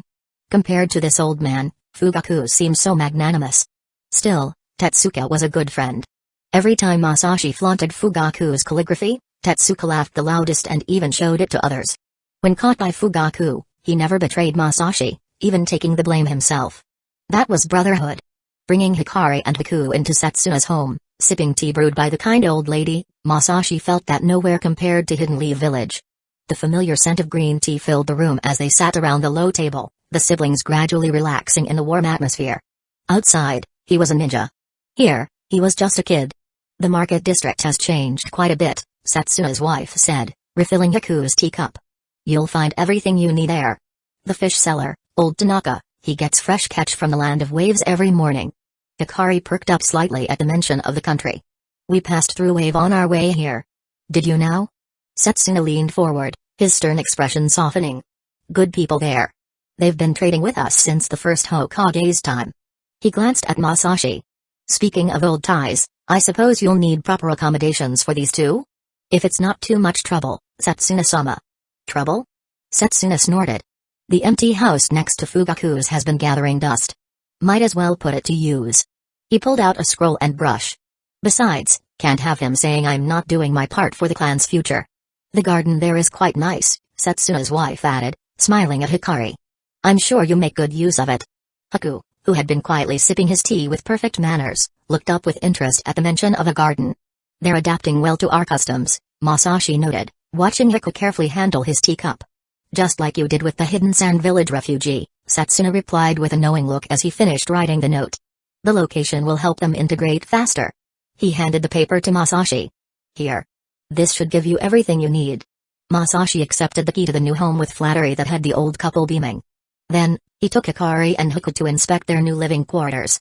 A team of clanspeople had already arrived to clean, arrange furniture, and organize the place. By evening, Hikari and Haku could move in, without lifting a finger. The luxurious treatment left the siblings uneasy. Hikari found herself at a loss for what to do with her hands. The Uchiha clan was nothing like she had imagined. Everything about them contrasted sharply with Kiri. In Kiri, the Uchiha were seen as powerful, aloof, and cold, a clan famed for their Sharingan and unparalleled abilities in battle, described as elegant yet merciless. When she had been sent to serve the White Ghost, she had assumed Masashi fit this description. She couldn't have been more wrong. Initially, she thought he was an exception. But even an elder of the clan treated her and Haku warmly. After today's experience, it seemed the entire Uchiha clan wasn't so different. They were kind and approachable. Feeling dazed, she followed Masashi into the house as he explained the layout, where to shop, and the monthly living allowance. Don't overthink it, he reassured her, noticing her unease. The allowance is provided by the village. You're both considered valuable talents, so this is standard treatment. But I haven't done anything. Hikari said hesitantly, her fingers twisting in her sleeve. Life works that way sometimes, Masashi shrugged. It's not about what you've done, but what your ancestors did. The Yuki clan deserves this recognition. Seeing that Hikari was relaxing, he nodded in satisfaction. Just focus on living well and raising Haku. In a couple of years, he'll be ready for the ninja academy. Haku tugged at Masashi's sleeve and asked seriously, but my parents weren't ninjas. That doesn't matter. My parents weren't ninjas either, Masashi said, crouching down to tweak Haku's nose. We all have hidden potential. Some can tap into it, and some can't. Your parents may not have had the chance to try fully in Kiri. Haku seemed to grasp the idea somewhat and nodded. Alright, get settled. Later, I'll take you both out for dinner and show you around the neighborhood. Masashi said. Masashi-sama, where are you going? Hikari asked instinctively, then immediately regretted it. Why had she questioned him? Just call me Masashi, he said. Fugaku-sama invited me over. I'll be right back. As he stepped out of his room, he immediately spotted the house of Fugaku next door. He glanced at the sky.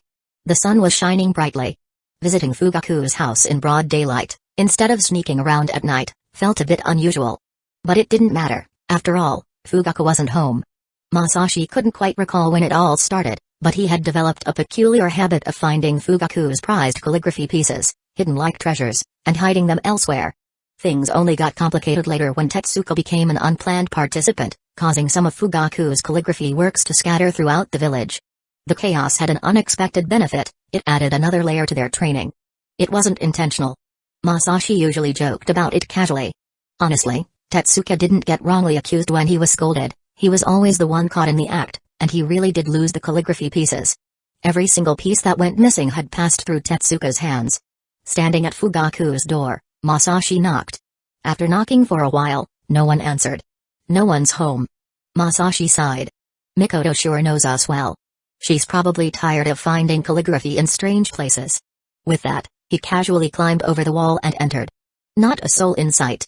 Since that was the case, the game was on. The first stop was the study. This was Fugaku's favorite place, where he spent most of his time and handled some clan-related documents. It required a careful search. Entering the study, he activated his Sharingan and scanned the room meticulously, not sparing a single tatami mat. He didn't find any calligraphy pieces but did discover a new hidden compartment. Unfortunately, it was empty. Noted for next time, he thought, resuming his Sharingan-powered search. This had become an unspoken game between him and Fugaku since they became familiar with each other. What started as a simple challenge had evolved into a complex training exercise for both of them. Whenever Masashi searched for the calligraphy, he would only use his Sharingan. If he couldn't find anything without touching, it meant he lost. On the other hand, Fugaku would only hide his calligraphy in shared spaces like the tea room, study, living room, or training room. Hiding them in private areas would count as his loss. One practiced using the Sharingan, and the other perfected the art of hiding. So far, Masashi was the undefeated champion. It was far more effective than regular training. It honed both the eyes and the mind. The only downside was Fugaku's calligraphy skills seemed to be locked at their current level. Despite all these years, there had been no improvement in his artistry, only in his hiding techniques. Masashi even felt anxious on his behalf.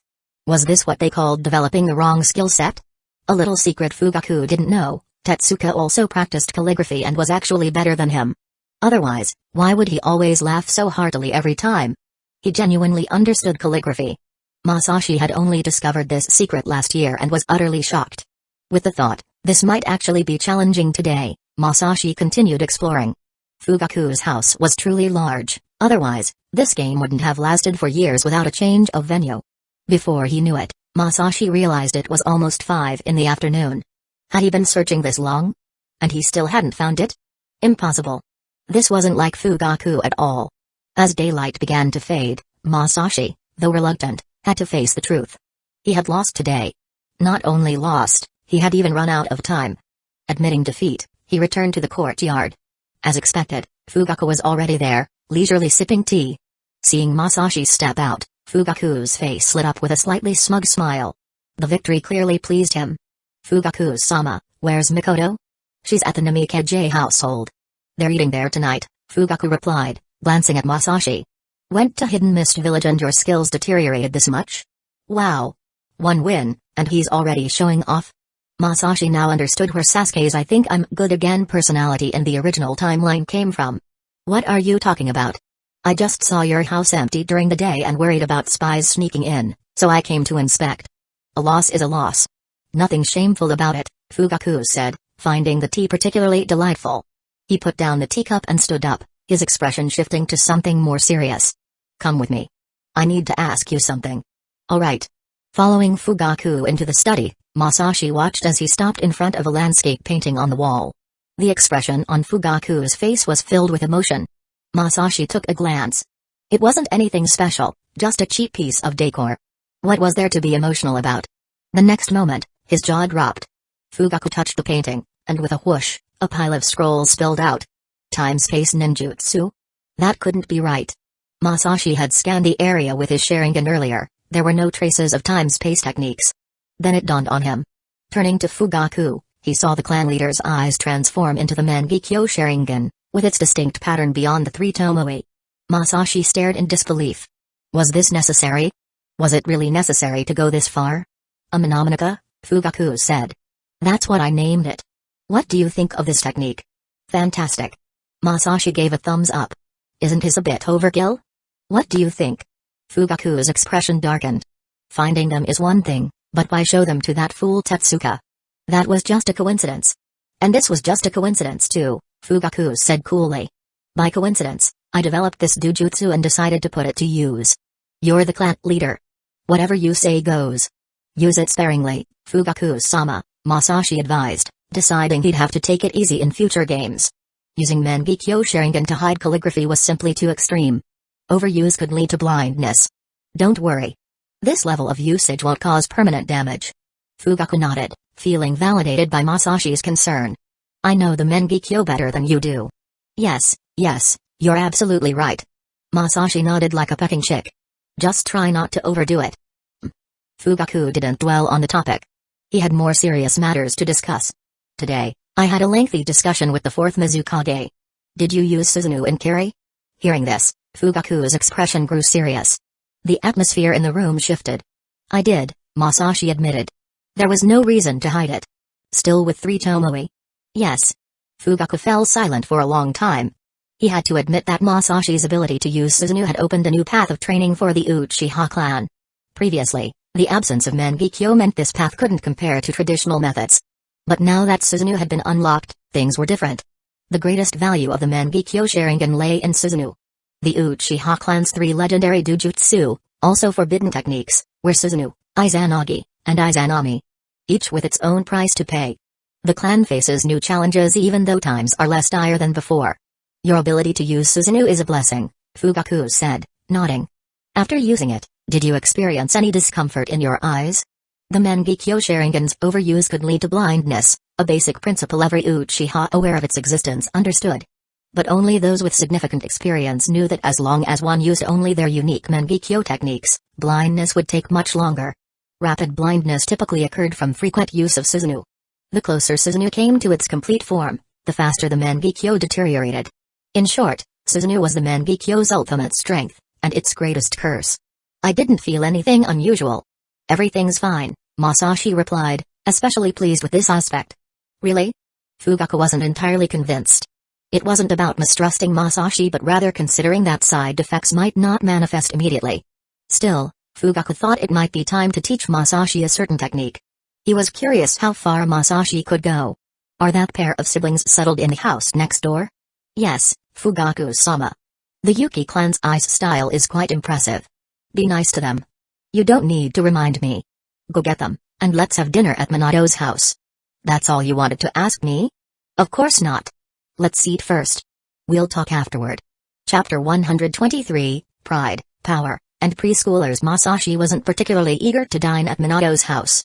A dinner there meant an entire evening gone, and his plans for a relaxing night with some sake were down the drain. But on second thought, he'd lost today. Without Fugaku's prized calligraphy piece to enhance the mood, it just wouldn't feel the same. Although Fugaku had displayed his work, could Masashi take it? No way. Not that Fugaku would refuse, but it was a matter of pride. A real man stood tall, even in defeat. For now, dinner it was. Masashi gave Fugaku a parting glance as he casually made his way next door. Fugaku shook his head, gathered the scrolls scattered across the tatami, and carefully stored them in a newly installed hidden compartment. Except for one, the newest edition, a fresh scroll. He knew exactly how many scrolls he'd hidden. A sudden extra one? Clearly, Masashi had sneaked it in again. His methods of smuggling items were becoming increasingly subtle. Opening the scroll, he nodded in satisfaction. It was as he thought, a new edition. Maintaining a hobby, it seemed, wasn't easy. The Mangekyō was truly remarkable. With its power, the tides of battle could always turn unless Masashi's Sharingan advanced even further. Work hard, brat. Otherwise, you'll never see my masterpieces again. Still, the boy's development of Yang release techniques was genuinely impressive. Another update this time, even. Satisfied, he stowed the scroll away and, hands behind his back, strode out of the courtyard. Outside, he spotted Masashi leading 2 figures, Hikari and Hueco, out of the compound. Hueco, being a child, showed little nervousness and more excitement. Hikari, on the other hand, was visibly uneasy. Seeing her anxious demeanor, he decided to project the kindness of a senior figure, ensuring she felt at ease within the Uchiha clan. With that thought, he approached and flashed his signature dignified, yet deeply reassuring elderly benevolence smile. "Don't be nervous. We're all family here." Hikari quickly bowed. "Fugaku-sama." She was so nervous, beads of sweat had already formed on her forehead. Ever since arriving in Hidden Leaf Village, she'd encountered one high-ranking individual after another. "No need for formalities," Fugaku said, his smile growing even more benevolent. "You can call me Uncle Fugaku. If that feels too sudden, just call me clan leader, like Masashi does." "Fugaku-sama." Hikari's cheeks flushed as she caught onto his implication. She stole a glance at Masashi. The white ghost, however, seemed oblivious. He was merely clicking his tongue, as though evaluating Fugaku's smile. He was definitely holding back laughter. Hikari was certain this was Masashi's current thought. From her time at Kiri's welcoming hall, she'd learned to decipher his expressions. Still, what a close relationship they had. As the daughter of the Yuki clan's leader, she had never enjoyed such casual interactions with her father. This must be the ease of the truly powerful. She admired it, not Masashi's strength, but his attitude toward life. It was something she longed for but lacked. "It's getting late. Let's go," Fugaku said, taking the lead. Any longer, and he might just lose his temper. If reincarnation were real, he was convinced Masashi must have spent his past life being repeatedly beaten up. Leaving the clan grounds, the group began the walk from the southern district to the northern one. Along the way, Fugaku decided it was a good opportunity to discuss matters and align their narratives.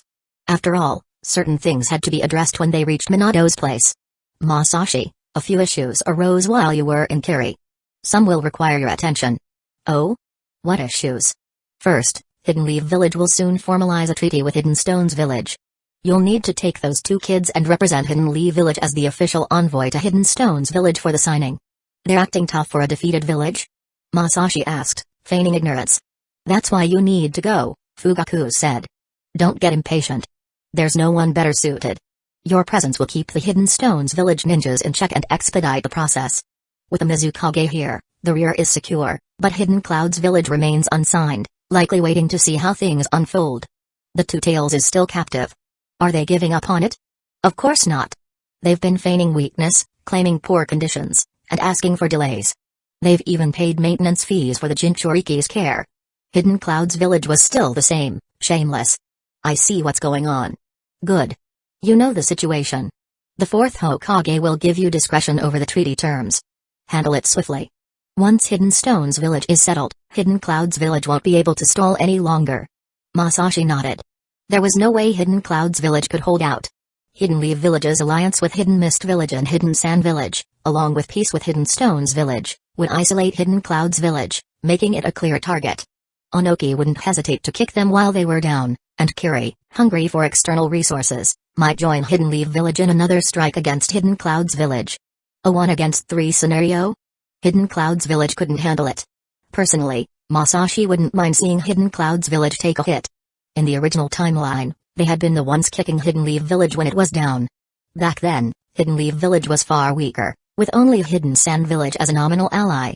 It had lost the fourth Hokage, the Sannin, the White Fang, and Jinchuriki.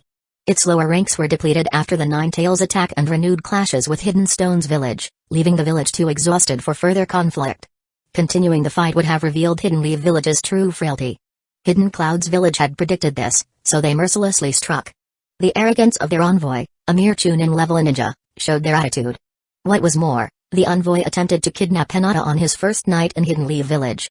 Hiruzen's response was timid, as were the Hyuga clan's leaders, though under the circumstances, their choices made sense for the village. In hindsight, they had reacted swiftly given Hidden Clouds Village's calculated aggression. The result? Hidden Leaf Village lost a valuable elite like Hizashi, while Hidden Clouds Village suffered nothing but the loss of a disposable envoy. Hidden Leaf Village's sacrifices since the Third War had become Hidden Clouds Village's stepping stones to power, painting Hidden Leaf Village as weak and Hidden Clouds Village as strong. While much had changed now, Masashi's disdain for Hidden Clouds Village remained. After all, he'd poured his heart into Hidden Leaf Village. "Don't worry, Fugaku-sama. I'll make sure Hidden Clouds Village behaves." As the group arrived at Minato's house, the sounds of laughter and cheer could already be heard from within.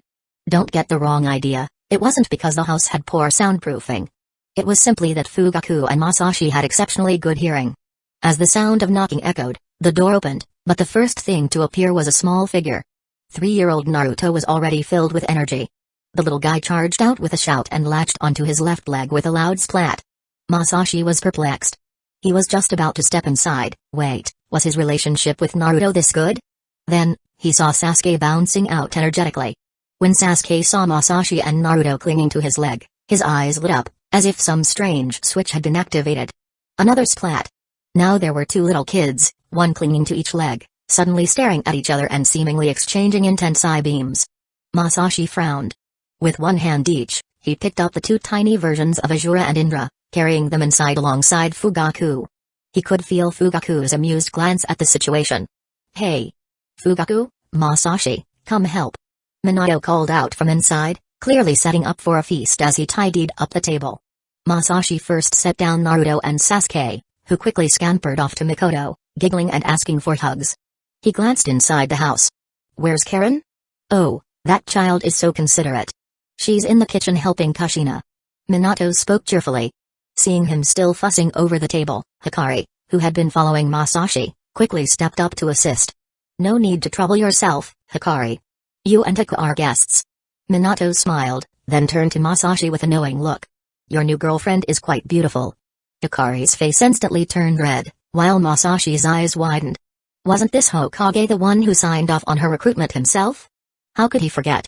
Before Masashi could voice his complaint, Kushina's loud voice interrupted him. Dinner's ready. Dinner's ready. She came out of the kitchen, carrying a large pot of stew and signaling the start of the meal. Steam rose from the pot in the center of the table as everyone settled into their seats. The rich aroma of the stew filled the room as Kushina began serving. Naruto bounced in his chair, watching each ladle of stew pour into the bowls, while Sasuke, trying to look like his father, kept fidgeting as he waited for his portion. Naruto, sit properly, Kushina said, ladling stew into bowls. But Mom, Sasuke's not sitting properly either. I am. Sasuke protested, straightening his back even more. Mikoto covered her laugh with a hand while Fugaku pretended not to notice their antics. I can eat more than you, Naruto declared suddenly, pointing his chopsticks at Sasuke. Let's see. Before either mother could intervene, both boys were shoveling rice into their mouths. Sasuke, maintaining his Uchiha dignity for about 3 seconds, matched Naruto's pace bite for bite. Slow down, you'll choke, Minato warned. Right on cue, both boys reached for their water cups.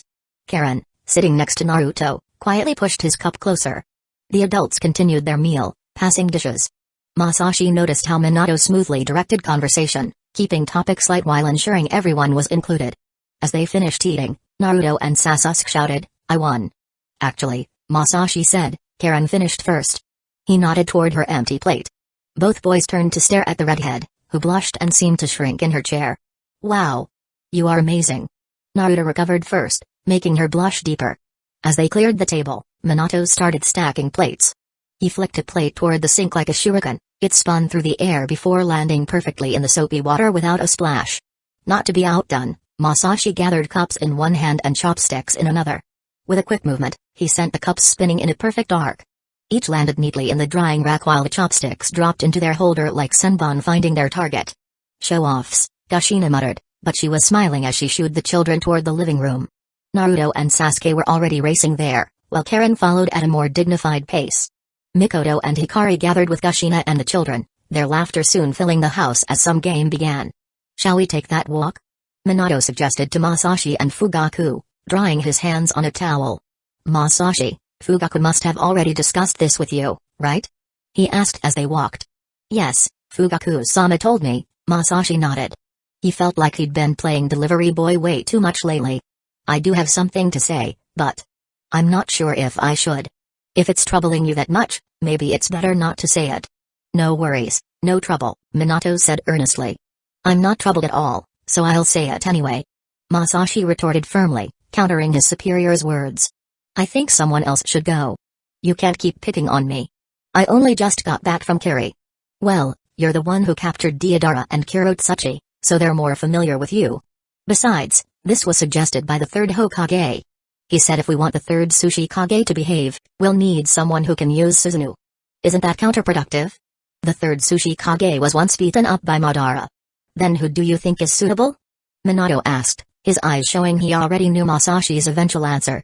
Well, obviously. Masashi started to say a name but suddenly froze. After thinking it through, he realized that this really had to be handled by someone from the Uchiha clan. As the only active third Kage left, Onoki wasn't someone an average person could intimidate. Using brute force wouldn't work either.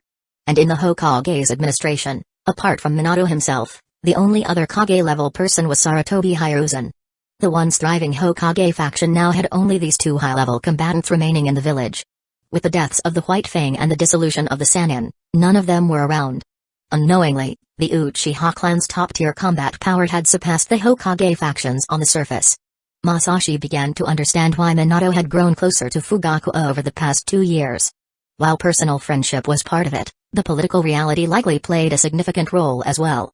"So, what do you think?" Minato asked with a grin. "Fine, I'll go."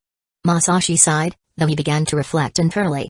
He felt that the Uchiha clan's current atmosphere had grown a bit too arrogant. The clan's ninjas had moved from initial delight over their new popularity to taking it for granted, and Masashi himself was no exception.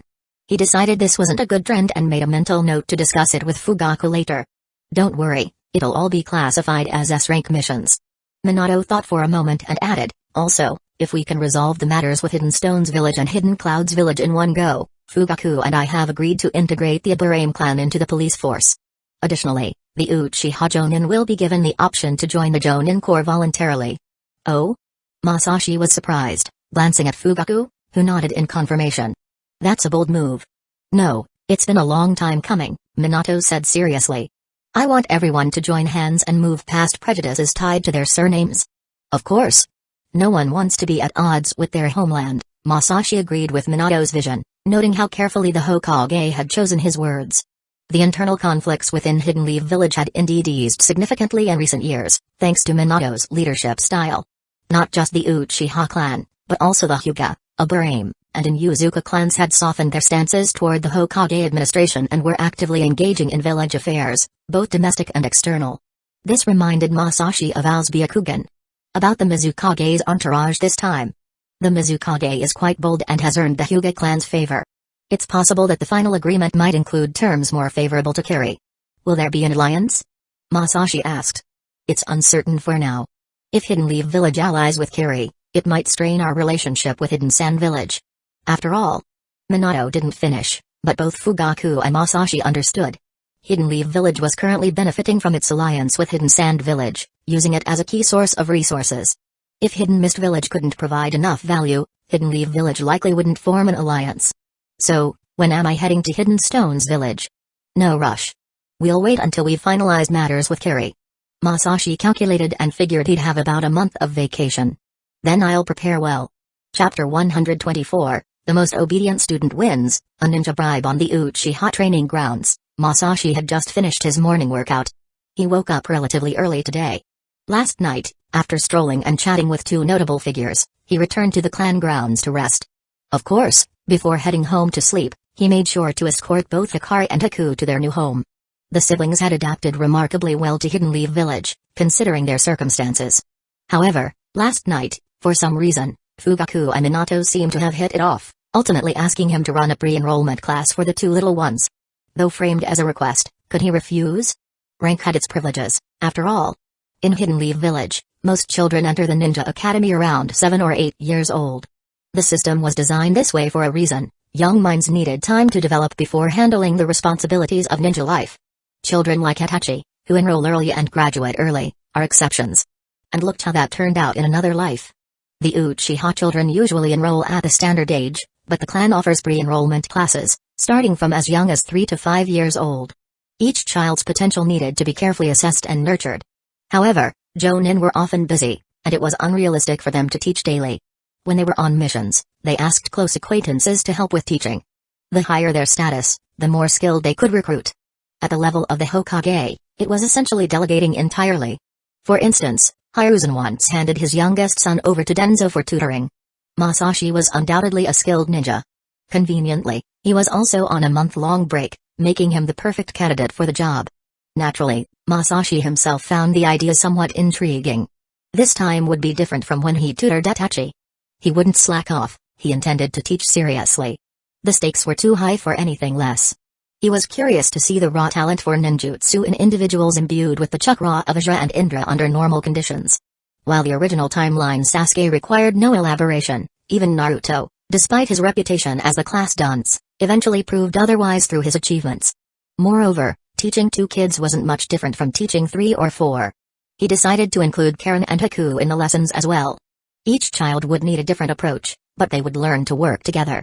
Once he resumed his missions, he planned to have Shizue assist with the teaching. Leaving the training grounds, he first headed to Hikari's place.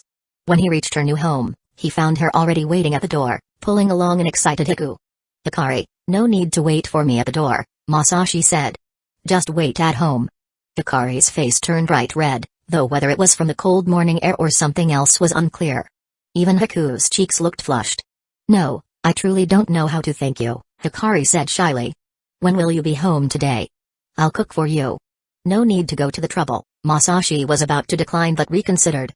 After teaching 4 little ones all day, cooking would likely be the last thing he wanted to do. "Alright then, but I'll be bringing the other kids over as well." "Of course." Hueco was even more excited. His sister had told him last night that they'd be learning ninjutsu today. "How cool. I want to become a ninja and protect my sister." Seeing his eager expression, Masashi chuckled. He loved watching newbies' enthusiasm before reality crushed their dreams. What a bad guy he was. "Hueco, come on, follow me. Today's your day to shine." "Yes." Hueco shouted enthusiastically. Masashi smiled silently, took Hueco from Hikari, held his hand, and headed next door. Sasuke was, of course, next on the list. When he knocked, the door opened almost immediately. It was Itachi, holding a sleepy-eyed Sasuke by the hand. This little cub liked to sleep in. That wouldn't do. Such a bad habit needed to go. Success came to those who hustled. "Masashi, what took you so long? We've been up for ages." "Nonsense, like hell you have. Your little brother was definitely dragged out of bed just now. You're competing with Hikari now." Masashi chuckled. "Alright, hand Sasuke over. I'll teach him how to pilot a Jaeger." "What's a Jaeger?" Itachi pondered seriously for a moment before grumbling slightly. "Come to think of it, you've never taught me ninjutsu even once, Masashi." "Hey, Shishue's techniques are more suited to you. I taught you how to read. That's what's important." It took some effort to pry Sasuke away from his overly attached brother, but thankfully, it didn't delay the schedule. The next stop couldn't be done on foot, he was running out of time. "Come, Sasuke, grab my hand," Masashi said, watching the young Uchiha's reactions carefully. Sasuke looked at his empty hand in confusion. Though still sleepy, the boy thought he figured it out. "You're taking me to eat, right? I want dango." Masashi glanced at Itachi, who gave an awkward laugh. "Sasuke's still young," Itachi explained lamely. "He's not that young," Masashi replied. Turning to Sasuke, he said, "No dango, but I can take you flying. Want to?" "Yes." Sasuke perked up, grabbing his hand without hesitation. Itachi was immediately reminded of his first outing with Masashi. He quickly tried to say something, but before he could get a word out, the 3 had disappeared before his eyes. "Ah!" Itachi sighed. "What's wrong, Itachi?" Fugaku stepped out of the house. "Masashi already took your brother?" "Yes, father," Itachi replied, thinking of the strong but quirky tutor, unable to resist complaining. "But are you sure about this? His personality is peculiar." "There's no need to worry," Fugaku said firmly. "You and Sasuke have different paths, which is for the best." He added a reminder, "Shizue will come by later. Make sure you're prepared, don't slack off in your training." "Yes, father," Itachi said, giving up on further complaints. Resolving himself, he obediently went to prepare. Meanwhile, Masashi had just picked up Naruto and Karen from the Namikaze household. The Flying Thunder God had left both children slightly dizzy but excited. Naruto and Sasuke hit it off instantly, their energy filling the room. Their first interaction was a volley of Naruto and Sasuke. They're only 3 years old and already at it. Judging by Minato and Kushina's completely unfazed reactions, this must have been a daily occurrence. Sigh. "Indra, why did you and Azura ever have to fight in the first place? Maybe this time." Karen, on the other hand, was quiet and well-behaved. To her, Masashi was a kind big brother, so she listened intently.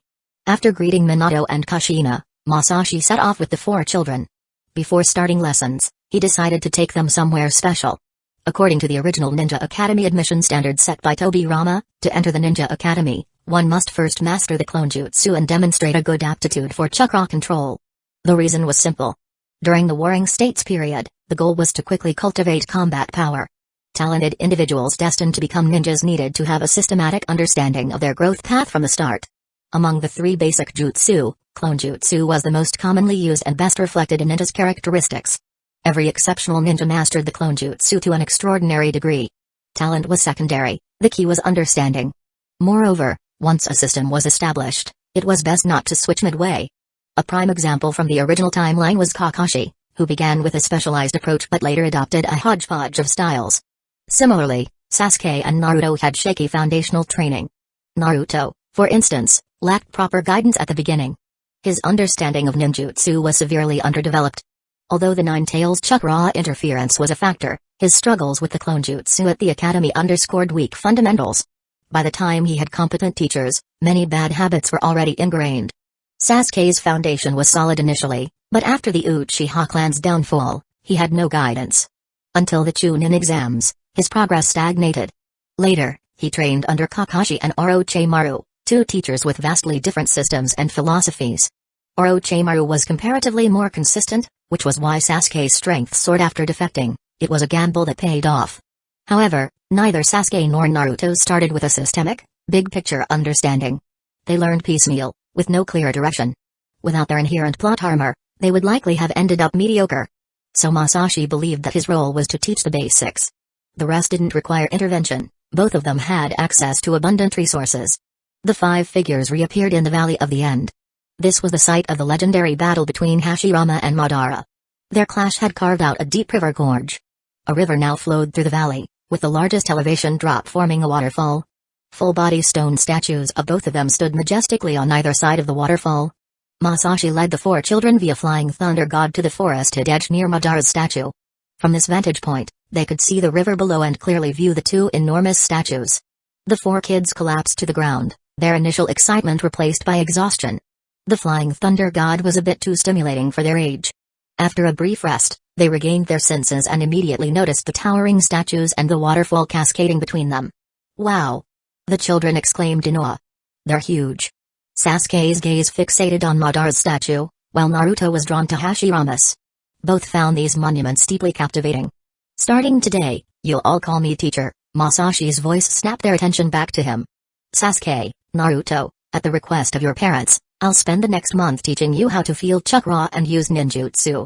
Karen and Hueco will join as well.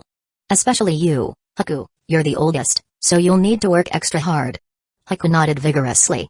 "Yay! I'm going to learn ninjutsu," Naruto shouted in excitement. He always thought it was amazing how his mom's hair would float when she got angry. Maybe he could learn to make his own hair do that too. Sasuke, who often watched his brother and other clan members performing ninja feats, was equally eager, though he tried to maintain a more dignified appearance. Karen, on the other hand, had no clear concept of what ninjutsu entailed. Her memories of ninjas were mostly terrifying, but Masashi was an exception, so she listened intently. "Before we dive in, since you don't have a clear idea of what ninjutsu is, I'll start by demonstrating techniques from your respective clans. Since Sasuke and I are both Uchiha, let's begin with an Uchiha jutsu." Turning his back to the children, Masashi formed the seals for the Great Fireball Jutsu. For him, using it now was almost instantaneous. The morning sky was still dim, so to the children, the world was suddenly bathed in fiery red. A huge fireball lit up everything as it plunged into the river below. The valley walls turned blood red, and when the fireball smashed into the water, it ripped away dirt and rocks, sending steam and debris shooting up everywhere. Sasuke's face lit up with excitement, his eyes reflecting the dying embers. He loved playing ninja games and thought this was the coolest thing ever. His older brother would never use a fireball like this at home, not because he couldn't, but because their parents would tan his hide. Naruto was equally thrilled, though a bit envious. After all, Masashi had said this was an Uchiha jutsu. His feet shuffled impatiently, waiting for what would come next. "The second one is from Naruto and Karen's clan, the Uzumaki clan." Naruto perked up immediately, and Karen couldn't help but feel a flicker of anticipation. Suddenly, hundreds of chakra chains burst forth from Masashi, rising into the sky and forming a massive net that descended toward the ground. Wow! Though it didn't have the same destructive visual impact as the fireball, the children instinctively closed their eyes, feeling as if the chains might crush them. Just before the chains touched down, Masashi stopped the technique. The chains dissolved into nothingness. It might not seem as flashy, but these chains can attack physical targets, he explained, releasing a smaller number of chains from his hand this time. The chain shot into a nearby forest, tearing through trees and leaving a path of destruction. The kid stared, slack-jawed, as broken branches and debris rained down. Naruto, after a moment of silence, felt elated. His clan's jutsu was just as amazing as the Uchiha's. His chest puffed out with pride. Finally, we have the Yuki clan's ice style. Stopping the chakra chains, Masashi clapped his hands together. Massive ice arms burst from the forest, their crystalline structure reflecting light to create a dazzling display of colors. Haku's eyes sparkled with excitement. "That's about it," Masashi said, looking at the children. "Do you want to learn?" All four nodded furiously. Even Karen, who'd held back the most, couldn't hide how excited she was now. "I can show you how, if you want." "But..." Masashi smiled mischievously. "These are ninjutsu only obedient children can master." "So, who's the most obedient?" "Me. I'm the most obedient," Naruto shouted, raising his hand eagerly, practically jumping up and down. Sasuke gave Naruto a disdainful look. He raised both hands. "No. Me. I'm way more obedient than Naruto." Chapter 125, The First Lesson, Sweat Now, Jutsu. Later at the edge of the Valley of the End, a small clearing had been made in the forest. Under Masashi's watchful eye, the four little ones were enthusiastically shouting, "Hiya! Hiya!" Since he was teaching, the first thing he worked on was laying a foundation for yang release. After all, it had no upper limit and was widely applicable. To build a foundation for yang release, of course, taijutsu came first. "Remember, focus on form first. Power comes later," he called out, adjusting Karen's stance slightly. Each movement should flow naturally into the next. This was obviously a far cry from the flashy ninjutsu training scenes the kids had envisioned. However, the vibrant and dazzling giant ice arm in the distance never failed to rekindle their motivation. Every few minutes, one of them would glance at it, their eyes shining with fire. From the start, the four kids demonstrated distinct differences in aptitude. As Masashi predicted, Naruto and Sasuke excelled, showing outstanding learning abilities. They were born to be ninjas. Karen performed slightly better than Haku in learning, making him seem like the weakest among the four. Yet Masashi noticed how Haku's movements, though slower to learn, were more precise once mastered. However, even Haku, who appeared to lag behind, was still far ahead of most others. All four were undoubtedly genius-level talents, with two of them hiding overpowered potential beneath their genius exterior. He silently admired them. The sight of their tired faces brought back memories of his own training days. He had also started training at the age of 3, but compared to these four little ones, his own efforts seemed lackluster. "All right, take a break." He clapped his hands to signal the four to pause and catch their breath. "Teacher, who's stronger, me or him?" Naruto and Sasuke immediately blurted out at the same time. The eager, expectant looks in their eyes showed their strong sense of competition. That was a good thing. The Ninja Academy's team-based teaching system was designed with this in mind. "You're both amazing in different ways," Masashi said, then turned to Sasuke with a knowing look. "You're even stronger than Itachi was at your age." "Really? I'm better than my brother?" Sasuke's expression lit up like a small star igniting. It was predictable that he would go home and demand praise from his family, and Itachi would probably respond with a resigned, "Ah, yes, yes." Naruto, on the other hand, had no interest in Itachi. His interest was focused solely on Sasuke. So, being told he was amazing too didn't satisfy him, it didn't hit his sweet spot. His expression now was like, lame, tied with that annoying Sasuke again. He kicked at the ground, avoiding eye contact.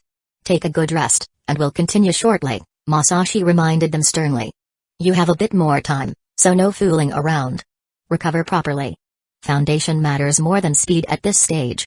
As soon as he finished, the difference between children from ninja clans and non-ninja clans became apparent. Although today was their first day of training, Naruto and Sasuke had grown up surrounded by ninja life. Thanks to their upbringing and their parents' unconscious guidance, they already had a basic understanding of how to recover efficiently without further instruction from Masashi. Karen and Haku, on the other hand, were different. They either didn't understand recovery methods or didn't grasp them well enough, so he had to guide them. He knelt beside them, demonstrating the proper breathing technique. "Remember this feeling," he advised while demonstrating. "You're going to be ninjas. Ninja recovery is different from regular people's recovery. Think of it like recharging, every breath should have purpose. You need to build this habit and make it instinctual now." Each ninja clan developed its own recovery techniques tailored to their unique ninjutsu systems, optimizing endurance. Among them, the Senju clan's recovery methods were particularly versatile and compatible with most ninjutsu styles, thanks to their broad knowledge of jutsu. Since Masashi wasn't familiar with the recovery methods of the Uzumaki or Yuki clans, he taught them the senju technique, which he used himself. It didn't matter much, what mattered was that they had a method. After some time, he called them to regroup. Their breathing had steadied, and their eyes were clear again. The first step to becoming a ninja is feeling chakra, Masashi said. Let me explain what chakra is. Teacher, I know this one. Naruto eagerly raised his hand high, nearly jumping in place. Chakra is inside the body. With chakra, you can be a ninja and use jutsu. Sasuke gave Naruto a disdainful side glance, saying nothing. His father had told him just the day before how amazing his teacher was and to study hard, so he was determined to be the perfect student. And that jutsu his teacher used earlier? It was seriously impressive. Oh, really? Masashi smiled. Then, Naruto, why don't you tell everyone, what is chakra? Yes. Chakra is... Naruto's face gradually turned blank, his earlier confidence evaporating. Huh? What was it again? Chakra is... Chakra. Idiot, Sasuke muttered quietly, though everyone could hear him clearly. Sorry, teacher, I think I don't actually know, Naruto admitted sheepishly, scratching his head. That's fine. I didn't know at first either, that's why we need to learn, Masashi said nostalgically. When you get to the academy, don't disregard what the teachers teach, even if it's just textbook knowledge. Knowledge you think is useless might just be something you don't need right now. The kids nodded, though Naruto still looked slightly embarrassed. Now then, let's talk about chakra. Originally, this world didn't have chakra. You've heard the story of the Sage of Six Paths, right? Yes. The sage created chakra. Naruto's quick reflexes for answering questions were unmatched. His enthusiasm hadn't dimmed despite his earlier mistake. Who told you that? My dad said so. Then remember to tell your mom tonight that your dad has hidden money behind the wedding photo in the living room. Got it. After giving the Hokage the punishment he deserved, Masashi resumed the lesson. The Sage of Six Paths revealed the truth of chakra, including its composition. This allowed everyone, in theory, to feel and use chakra, which also led to the existence of ninja beasts. Even animals can use chakra. Masashi held up one finger. First, understand this. How much chakra a person can use depends on their ability to access it, while the maximum amount of chakra they can have depends on their physical and mental energy. Think of chakra like the fibers in your muscles. You have two main types. Slow twitch fibers are like your physical energy, they work longer, give you endurance, keep you going. Fast twitch fibers are like your mental energy, they give you quick bursts of power, sharp and intense. Your chakra is what happens when both types work together. Just like how a muscle needs both types of fibers to work at its best, you need both physical and mental energy balance to create strong chakra. That's why some ninjas who only train their bodies can't use complex jutsu, and why others who only study scrolls can't maintain their techniques for long. You need both, working together. At this point, he praised Naruto, noting how the boy's earlier embarrassment had made him more attentive. Naruto has the best stamina among you, so he will have the most chakra. Yeah. Naruto cheered, finally getting the recognition he wanted. Don't get too excited yet, Masashi doused him with a metaphorical bucket of cold water. Having a lot doesn't mean you'll be strong. Control and usage are a whole different matter. In the original timeline, Naruto's chakra control and usage were disastrous before graduation, earning him the title of dead last. Don't worry about that for now. First, I'll teach you how to mold chakra, then how to build your chakra reserves. The more you practice molding and controlling it, the stronger you'll become in the future. Teacher, Hueco raised his hand this time. What happens to our chakra when we don't use it? Does it just disappear? Good question, Masashi nodded, pleased by the thoughtful inquiry. Chakra naturally flows back into your system when not being used, replenishing your stamina. This is why knowing how to balance chakra usage and stamina recovery during battle is a fundamental skill for ninjas. Without a solid foundation in chakra control, you can't become a strong ninja. Human learning ability was truly amazing, which was why the concept of talent exists. It was like how some people weren't great at academics but were naturally skilled at fighting, relying purely on their instincts to outmatch others' intellect. As for who that might be, Masashi wasn't going to name names. As the sun was setting, the 4 children under his training had almost reached their physical limits. Through his experienced eyes, he could see the varying levels of exhaustion. They were panting heavily, their tongues practically hanging out like dogs from the Inuzuka clan would when exhausted. Sweat dripped from their faces, creating small dark spots on the training ground beneath them. That's enough for today, he said, and the 4 children felt like they had just heard the voice of an angel. The teacher was handsome, the teacher was strong, but the teacher was brutal. That was Sasuke's impression of Masashi after a day of training. The young Uchiha's legs trembled slightly, but his eyes still held that characteristic fire. On the other hand, Naruto didn't think too much. Naturally energetic, he felt invigorated after pushing his stamina to its absolute limit. Karen and Haku, however, were both exhausted and happy. When they first managed to feel chakra, they were so excited they wanted to jump for joy. Molding chakra on the very first day of training would probably earn them the label of prodigies elsewhere, but for Masashi, having 4 geniuses handed to him meant that failing to mold chakra on the first day would almost feel like an insult to his skills. Generally, there were 2 reasons why someone failed to mold chakra: either they lacked talent, or their teacher's methods were poor, leaving the student to figure it out on their own. But these 4, each of them had talents so extraordinary it would make any other ninja clan envious. Once Naruto and Karen entered the Ninja Academy and showcased their abilities, coupled with Kushina being the wife of the Hokage, the Uzumaki clan might even consider rebuilding their legacy. When that time came, the one most awkwardly caught in the middle might very well be Kushina herself. Overall, the resurgence of the Uzumaki clan would benefit the ninja clans of Hidden Leaf Village, but it wouldn't be as simple as it seemed. There would inevitably be factions trying to obstruct it. Even within the Hokage faction, some would resist. However, none of that concerned Masashi. He had finally decided to teach someone and didn't care about anything else. "Teacher, can we start learning ninjutsu tomorrow?" Haku, the most eager of the group, asked. Having personally experienced the night of his clan's massacre, he yearned for power more than anyone. In this regard, he was very similar to the Sasuke from the original timeline. The difference was that Haku sought power not for revenge but for protection. "What are you thinking? You've only just started molding chakra, and you're already talking about using it?" Masashi flicked Haku's forehead lightly. "Today, you were just standing still, but tomorrow, you'll have to start running." "Running? Do you see real ninjas standing still while fighting?" Masashi conveniently ignored the fact that he often fought while standing still inside Susanoo. Ninjas move while using ninjutsu. Building and molding chakra while moving is a basic requirement. Once you master that, you can move on to chakra control. Only after achieving sufficient control can you start using techniques. "Oh." Haku nodded in sudden realization. "I understand. I'll work hard." "Good," eager to learn, with the right attitude. Masashi was very satisfied. "Unlike certain other students I could name from my past life. Don't worry. As your teacher, I will teach you well and won't abandon you midway. I'll not only teach you ninjutsu but also many important life lessons." "Life lessons? The ninja world isn't just about ninjutsu," Masashi said, calling over the other 3 kids. Their faces turned attentive, even Naruto's usual restlessness settling into focus. Ninjas are still human. Most of the time, dealing with people and situations is the norm. Some missions even require handling things without using ninjutsu at all. "Eh?" Naruto sounded visibly disappointed, his shoulders slumping. "That doesn't sound cool at all." "You're wrong, Naruto." Masashi gave him a side glance, remembering a certain orange-clad ninja who changed the world more with his words than his jutsu. "Sometimes, a ninja can be even cooler without ninjutsu." "Really? I'm your teacher. Would I lie to you?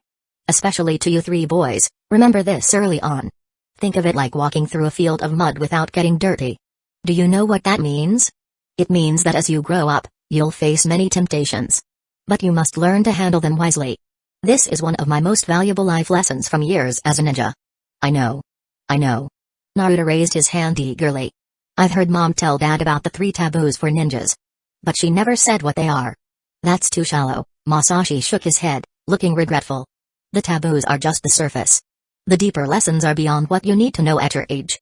Let's save those particular life lessons for much, much later." The kids didn't fully understand, but they figured that since their teacher was so amazing, whatever he said must be right. So, they silently committed it to memory. "Alright, that's it for today.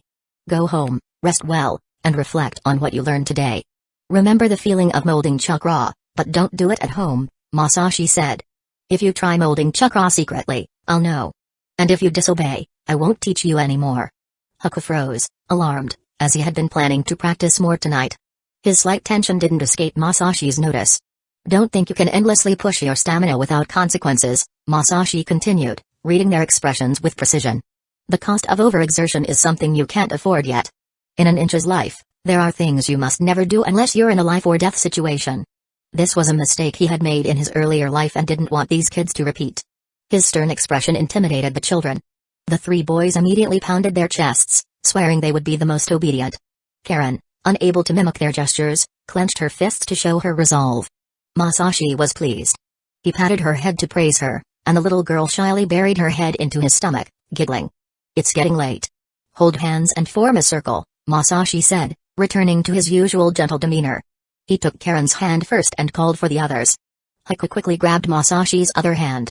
Naruto and Sasuke, awkwardly holding hands, were more straightforward when it came to picking a third partner. Activating the Flying Thunder God, Masashi first appeared at the Namikaze residence to drop off Naruto and Karen. There, Naruto and Sasuke exchanged an embarrassingly cringy declaration of rivalry that they would one day look back on with mortification. Don't ask. Just know it involved a duel at the Valley of the End. Masashi thought that if he had friends like these, he'd have dug an underground bunker for Minato on the spot. Finally, after the two finished their theatrics, he grabbed Sasuke and Hueco, quickly teleporting away. Chapter 126, A Bath, a Dinner, and Unspoken Intentions. When Hueco was finally sent home, he walked to the doorway and saw Hikari waiting for him at the entrance. Seeing his sister, he cheered and ran toward her. He had made good use of the resting technique Masashi had taught him, and now he had enough energy to run. Hikari quickly bent down to catch Hueco, whose steps were still a little unsteady. He dove into her embrace, shaking his head and acting spoiled, feeling very proud of his performance today. His head bobbed as he moved, and Hikari's ample figure swayed in response, causing Masashi to momentarily consider the effects of gravity on physical objects. He couldn't help it, he had always been fascinated by science. In his original world, he was a devoted fan of programs like Quarks. However, in the world of Naruto, chakra had been added to the mix, leaving the science here somewhere between actual science and pseudoscience. It felt a little off. So he had to turn to fields like human biomechanics, which he was more familiar with, to rekindle his old interests. Masashi, Hikari said softly, stroking Haku's head. Dinner is ready. Would you like to eat now or take a bath first? Her sense of indebtedness grew heavier. From Haku's accounts, Hikari could tell that Masashi was treating him like a disciple. Every detail he shared showed the careful attention his teacher paid to his development. Moreover, Hueco truly had the potential to become a ninja, which meant the Yuki clan was not extinct after all. With the White Ghost as his mentor, as long as Hueco avoided making grave mistakes or the Uchiha clan didn't experience some disaster, the Yuki clan could be reborn in Hidden Leaf Village as a ninja clan. Hikari thought long and hard, concluding that there was only one way she could repay such kindness. She couldn't offer business expertise, could she? That would be absurd. Even in the Land of Water, she knew the kind of reputation the White Ghost held among merchants in the Land of Fire. To contribute to the Uchiha clan's enterprises, she would have to start as an apprentice. Let's eat now, Masashi said, glancing at Hueco. Eating at this time is just right.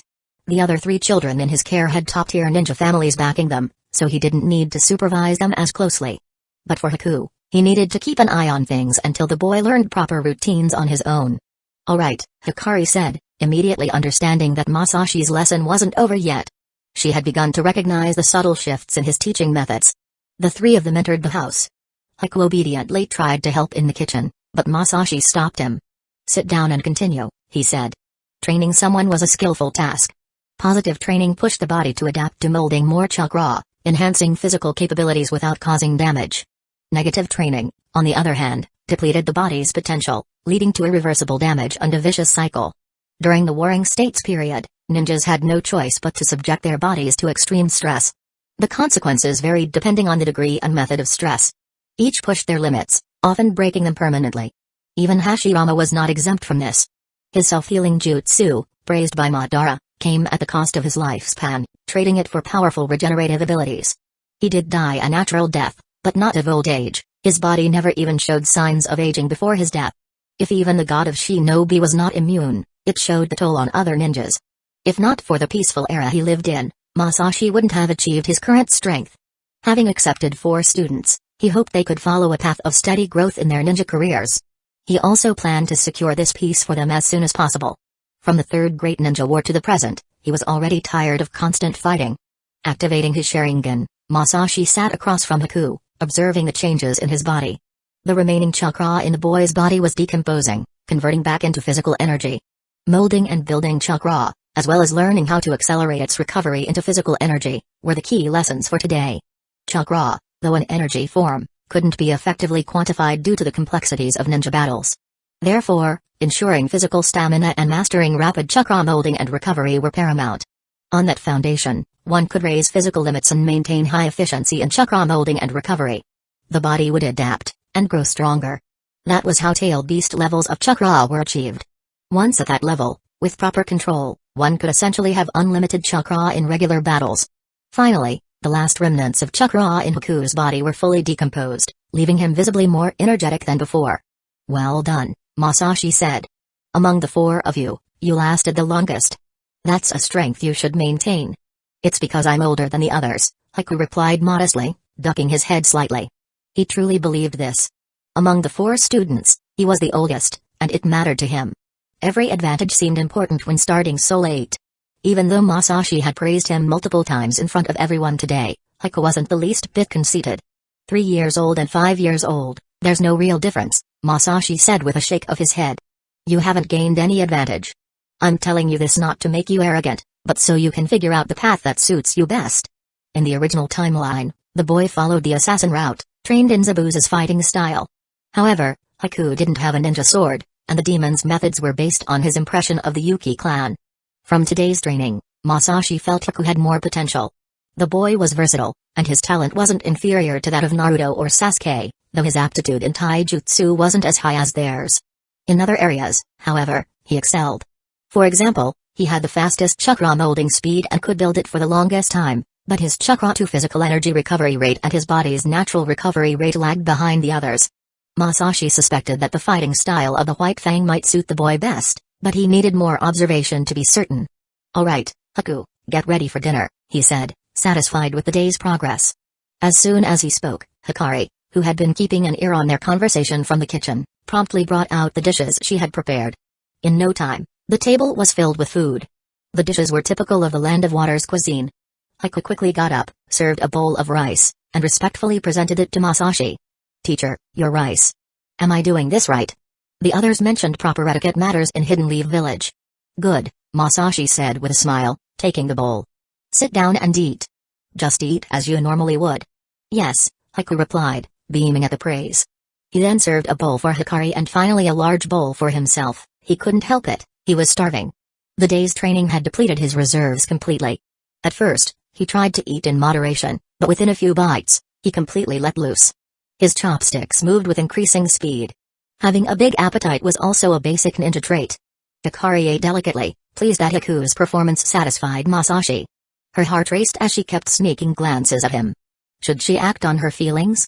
Would it seem too forward and make him think she was an improper woman? Men in the Land of Fire seemed to value this sort of thing. Their traditions around courtship were more formal than in the Land of Water. Several times, she gathered her courage to speak, but after glancing at Hueco, she held back. After finishing dinner, Hikari started tidying up the dishes, while Hueco obediently went to bathe and sleep under the pressure of his devil-like teacher. Structure is what separates a genius from a prodigy, Masashi thought as he laid out the schedule. Wake up at 5 a.m., go for a run, and no using chakra. He would come to pick him up at 8 a.m. Coming out of Hueco's room, he couldn't help but stretch his arms. Playing the role of teacher for a day was no easy task. The main issue was that Hueco's guardians were unreliable, leaving him to oversee everything personally. "Masashi," Hikari approached and softly said, "Let me give you a massage." "No need." Masashi waved his hand, signaling her to follow him. "Let your brother rest properly. We'll talk in the living room." In the living room, he sat down on the sofa and asked Hikari for some paper and a pen. Placing the paper on the coffee table, he began writing. Hikari didn't dare disturb him, even trying to keep her breathing as quiet as possible. What Masashi wrote were notes on things to pay attention to during training. "That's about it for now," he said, putting down the pen and handing the nearly full sheet of paper to her. "In the future, when Hueco is at home, try to arrange his rest and training according to this. As for meals, follow the dietary suggestions written here." Seeing how carefully Hikari treated the paper, as if it were a treasure, Masashi couldn't help but say, "There's no need to be so cautious. It's just a diet plan, nothing more than something that's good for the body." "I understand." Hikari looked at him with deep gratitude in her eyes. The Yuki clan has similar diet plans that are considered top secret. Then they must be out of their minds. Masashi found it baffling. Are they taking secret medicines every day? Don't stress about it too much. Just use something similar, if you can't find the exact ingredients. As long as the structure is similar, it's fine. If eating could make you stronger, what's the point of training? Suddenly, he realized that his words weren't entirely accurate. There were indeed ways to get stronger just by eating, but that had nothing to do with food itself. Isn't it a very precious diet plan? Hikari asked, puzzled by Masashi's casual attitude. There's no such thing as a precious diet plan, he said. Even ordinary ninja families know this stuff. The reason you don't see it often is because only ninjas care about it. It's no different from you women eating diet meals. Seeing her still confused, he explained further, some ingredients help enhance bodily functions, and a healthier body can produce chakra more efficiently. So, kids can benefit from eating this kind of food while growing up, but the real progress comes from training. This is just supplementary. Hueco hasn't had proper training before, so this is just to help him catch up. Hikari finally understood, it was her own overthinking. She blushed deeply with embarrassment. Masashi decided to have a proper talk with her. He didn't like seeing Hikari always acting as though she owed him something, it wasn't healthy. Gratitude should be appropriate, too much could turn into resentment. What he wanted were partners, not servants.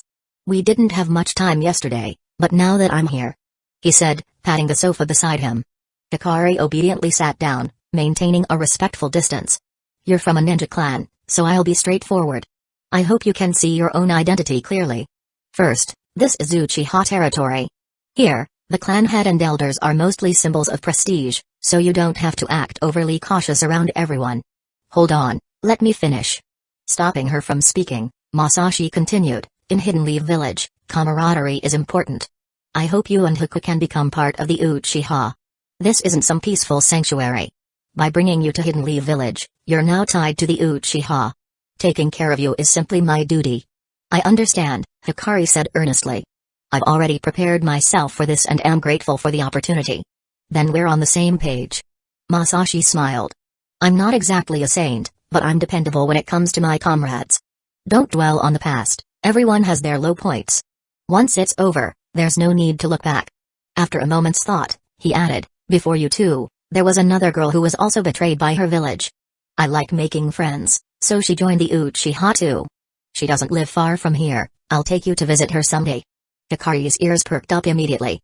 Another girl? And she lives nearby? Masashi. Yes. Perhaps. You should take a bath as well. I've already heated the water earlier. Her suggestion made Masashi actually consider it, he had worked up a sweat. Alright, thanks, he said, standing up. I'll grab some clothes. Ah, there's no need for that. Your clansman delivered many clothes yesterday, including men's clothing. The sizes are just right. Why is logistics so careless? Masashi muttered, slightly annoyed. Hueco was clearly just a kid, yet they didn't even check the sizes when fetching clothes. To be fair, Uchiha's warehouse clothes had very standardized designs, making it easy to grab the wrong size if you weren't paying attention. Fine, I'll use them for now. Have them send a few sets that actually fit Hueco later. Understood. Hikari lowered her head, hiding the strange expression on her face. The clothes had actually been picked up earlier that day. When she went to get them, she hadn't thought much of it, she simply wanted to make things easier for Masashi. But the clan member who gave her the clothes had sighed and commented, one storm passes, another one brews. It wasn't until later, on her way home, that she understood the meaning behind those words, and her face turned beet red. Still, after Masashi's long talk, she understood his intentions. She was also curious about the girl he had mentioned. And regarding his statement about becoming part of the Uchiha clan, she had her own interpretation. Many in Hidden Mist Village knew that she was a very stubborn woman once she set her mind to something. The sound of running water soon came from the bathroom. Hikari sat back down on the sofa, carefully reading the notes Masashi had written, committing them to memory. She would do her utmost to help Hueco become an outstanding ninja. Perhaps, one day, the Yuki clan could re-emerge as a vassal of the Uchiha clan. Being a vassal of a powerful clan wasn't shameful. As for herself, she hoped her children could bear the name Uchiha. Chapter 127, The Diplomat Who Could Kill You. After leaving Hikari's house, Masashi gave himself a mental thumbs up. Hueco wasn't asleep. While he and Hikari were chatting in the living room, that little boy had sneakily come out. He didn't need the Sharingan for everything, that would be underestimating him. Throughout the entire interaction, he felt that he had performed exceptionally well. Not only had he further raised his favorability with Hikari, but he had also established a reliable persona in Hiku's eyes. The way the boy had tried to hide his presence while eavesdropping showed both curiosity and caution. How could that not eventually bring results? Unlike Karen, Hueco was someone who could truly be absorbed as a loyal member of the Uchiha clan. From his memories of the original timeline, it was clear that the boy was the kind of partner who would be extremely dependable once trust was established. For people like that, Masashi could place 100% of his trust in them. Kinamaru was another such individual, though unfortunately, he hadn't managed to bring him into the fold. As for Hikari's feelings, he understood them all too well. Ultimately, it boiled down to the fact that their initial acquaintance had been at the reception hall, which left Hikari with a sense of inferiority toward him. In this state, taking their relationship further would do more harm than good. Otherwise, things would have progressed long ago, given all the obvious signals she'd been dropping. It wasn't as if he couldn't understand them. Hopefully, things would improve once she met Pakura. If, by the time, she still had these feelings, he would have no problem accepting them openly. After all, he was unabashedly a carnivore in this regard. When he arrived at the entrance to his house, Masashi habitually glanced at the house across the street. It was pitch dark. Thinking about the upcoming negotiations with Hidden Stone's village in a month or so, he couldn't help but feel a slight headache. Politics are always more exhausting than combat. At least in a fight, you know where the attacks are coming from. Dealing with Anoki wouldn't be easy. He could only hope that during this time, Pakura had managed to leave a favorable impression of Hidden Leaf Village on the two children she was looking after. As for Kurotsuchi, she could be considered a wild card, but Deodar's potential combat abilities could prove invaluable in the future. With one final glance at the house, Masashi returned home. A month passed in the blink of an eye. The fourth Mizukage had achieved his goals in Hidden Leaf Village, leaving both sides satisfied, a true case of mutual benefit. The Hyuga clan was especially pleased, as Hidden Mist Village had even voluntarily returned a Byakugan that had been lost in the past. Some of the credit for this also went to the Uchiha clan, as they had played a crucial role in these developments. Furthermore, their involvement was indispensable in the subsequent collaborations between the two sides. At the very least, the association responsible for this outcome could only function with the Uchiha clan at its core. For Masashi, the month he spent as a full-time teacher also allowed him to revisit his own training journey. One of the advantages of teaching talented individuals was that the teacher could gain new insights as well. Naruto and Sasuke had extraordinary learning abilities. Even Karen had displayed remarkable potential. But the most surprising of all was Hiku. As Masashi had expected, the boy had an innate talent for chakra molding. This meant that he was naturally suited for a fast-paced combat style, capable of quick bursts of power and critical strikes. He was unlikely to engage in prolonged battles but excelled in finding and exploiting opportunities for devastating attacks, making him a challenging opponent. This style was akin to that of an assassin, but not entirely the same. Hidden Leaf Village's last pace-setter of this kind had been Minato, who was now the Hokage. The one before him had been the White Fang, who had sadly taken his own life. Masashi felt that Hueco was an exceptionally compatible student for him, much like how Tobirama must have felt when he first saw Hiruzen.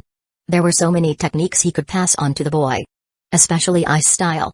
He firmly believed that this Hueco was the same Hueco from his memories, one who would undoubtedly awaken the Yuki clan's ice style bloodline limit. Thus, on the last day of the vacation, seeing that all four children had already mastered the foundational knowledge he had taught them, he decided to start their ninjutsu training before he departed. As always, he chose the grove near the Valley of the End for their lesson. Compared to a month ago, the four children now carried themselves with far greater confidence and energy.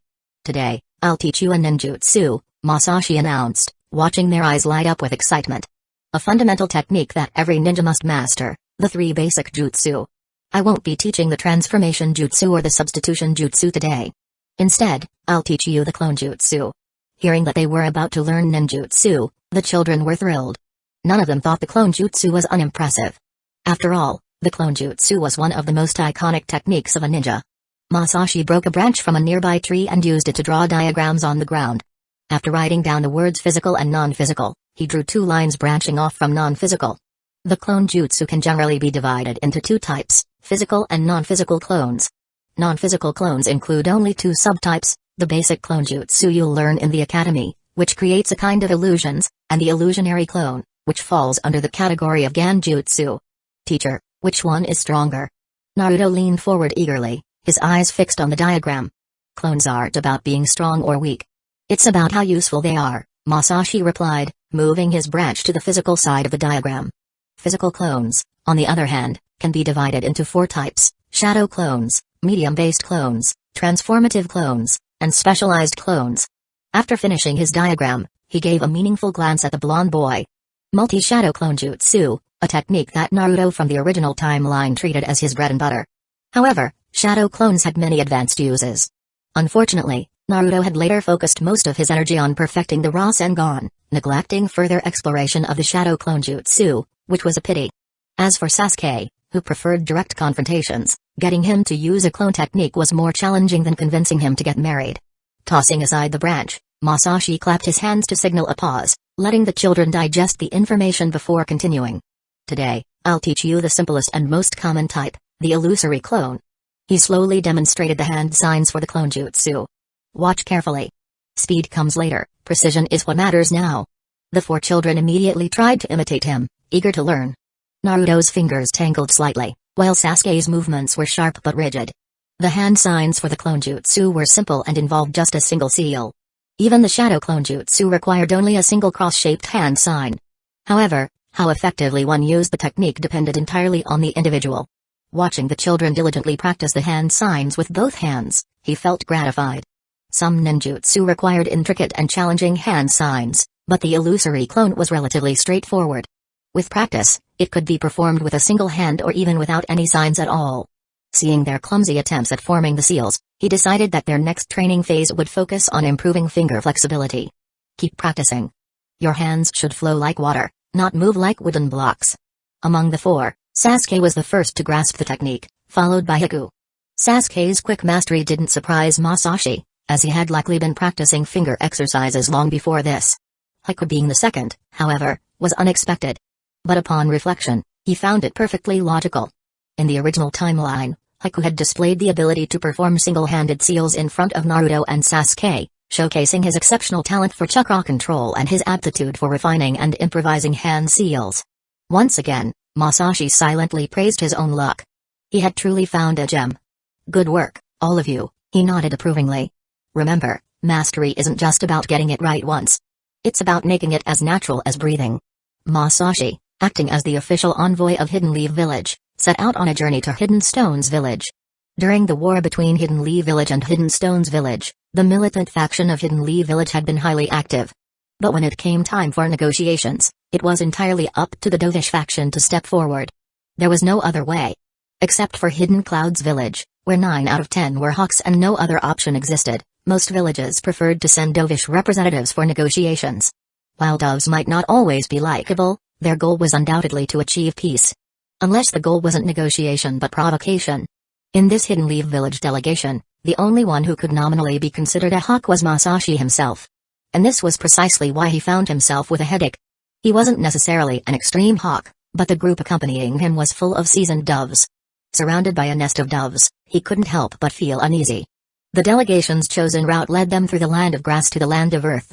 After traveling westward across the land of grass and passing through the border area between earth and grass, the lush greenery began to fade.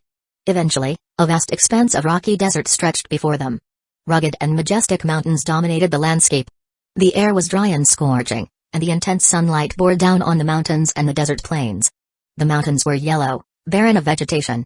The ground was covered in coarse gravel, and walking on it felt like stepping on solid rock. Both Deidara and Kurotsuchi were part of the delegation, and the 2 youngsters were in high spirits. Kurotsuchi's face had grown rounder, while Deidara looked thinner. At this moment, Deidara felt that Hidden Stones Village was the most beautiful place in the world, mainly because it was quiet there. That said, after spending so much time in Hidden Leaf Village, he found the people there to be quite kind, contrary to his earlier assumptions. Although they were technically enemies, he didn't harbor much resentment toward them. Staying home all the time truly limited one's understanding of the outside world. For instance, he had thought the supposedly timid Hidden Grass Village ninjas were harmless, but they turned out to be rather ruthless, just lacking in skill. Similarly, he had believed Hidden Leaf Village to be overly aggressive, but they were actually quite magnanimous. What impressed him the most, however, was the White Ghost.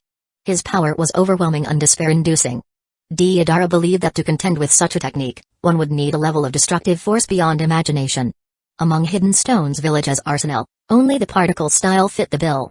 But apart from his master, no one else seemed to have mastered it. Look, a lake. Someone in the delegation called out. Deidara glanced over,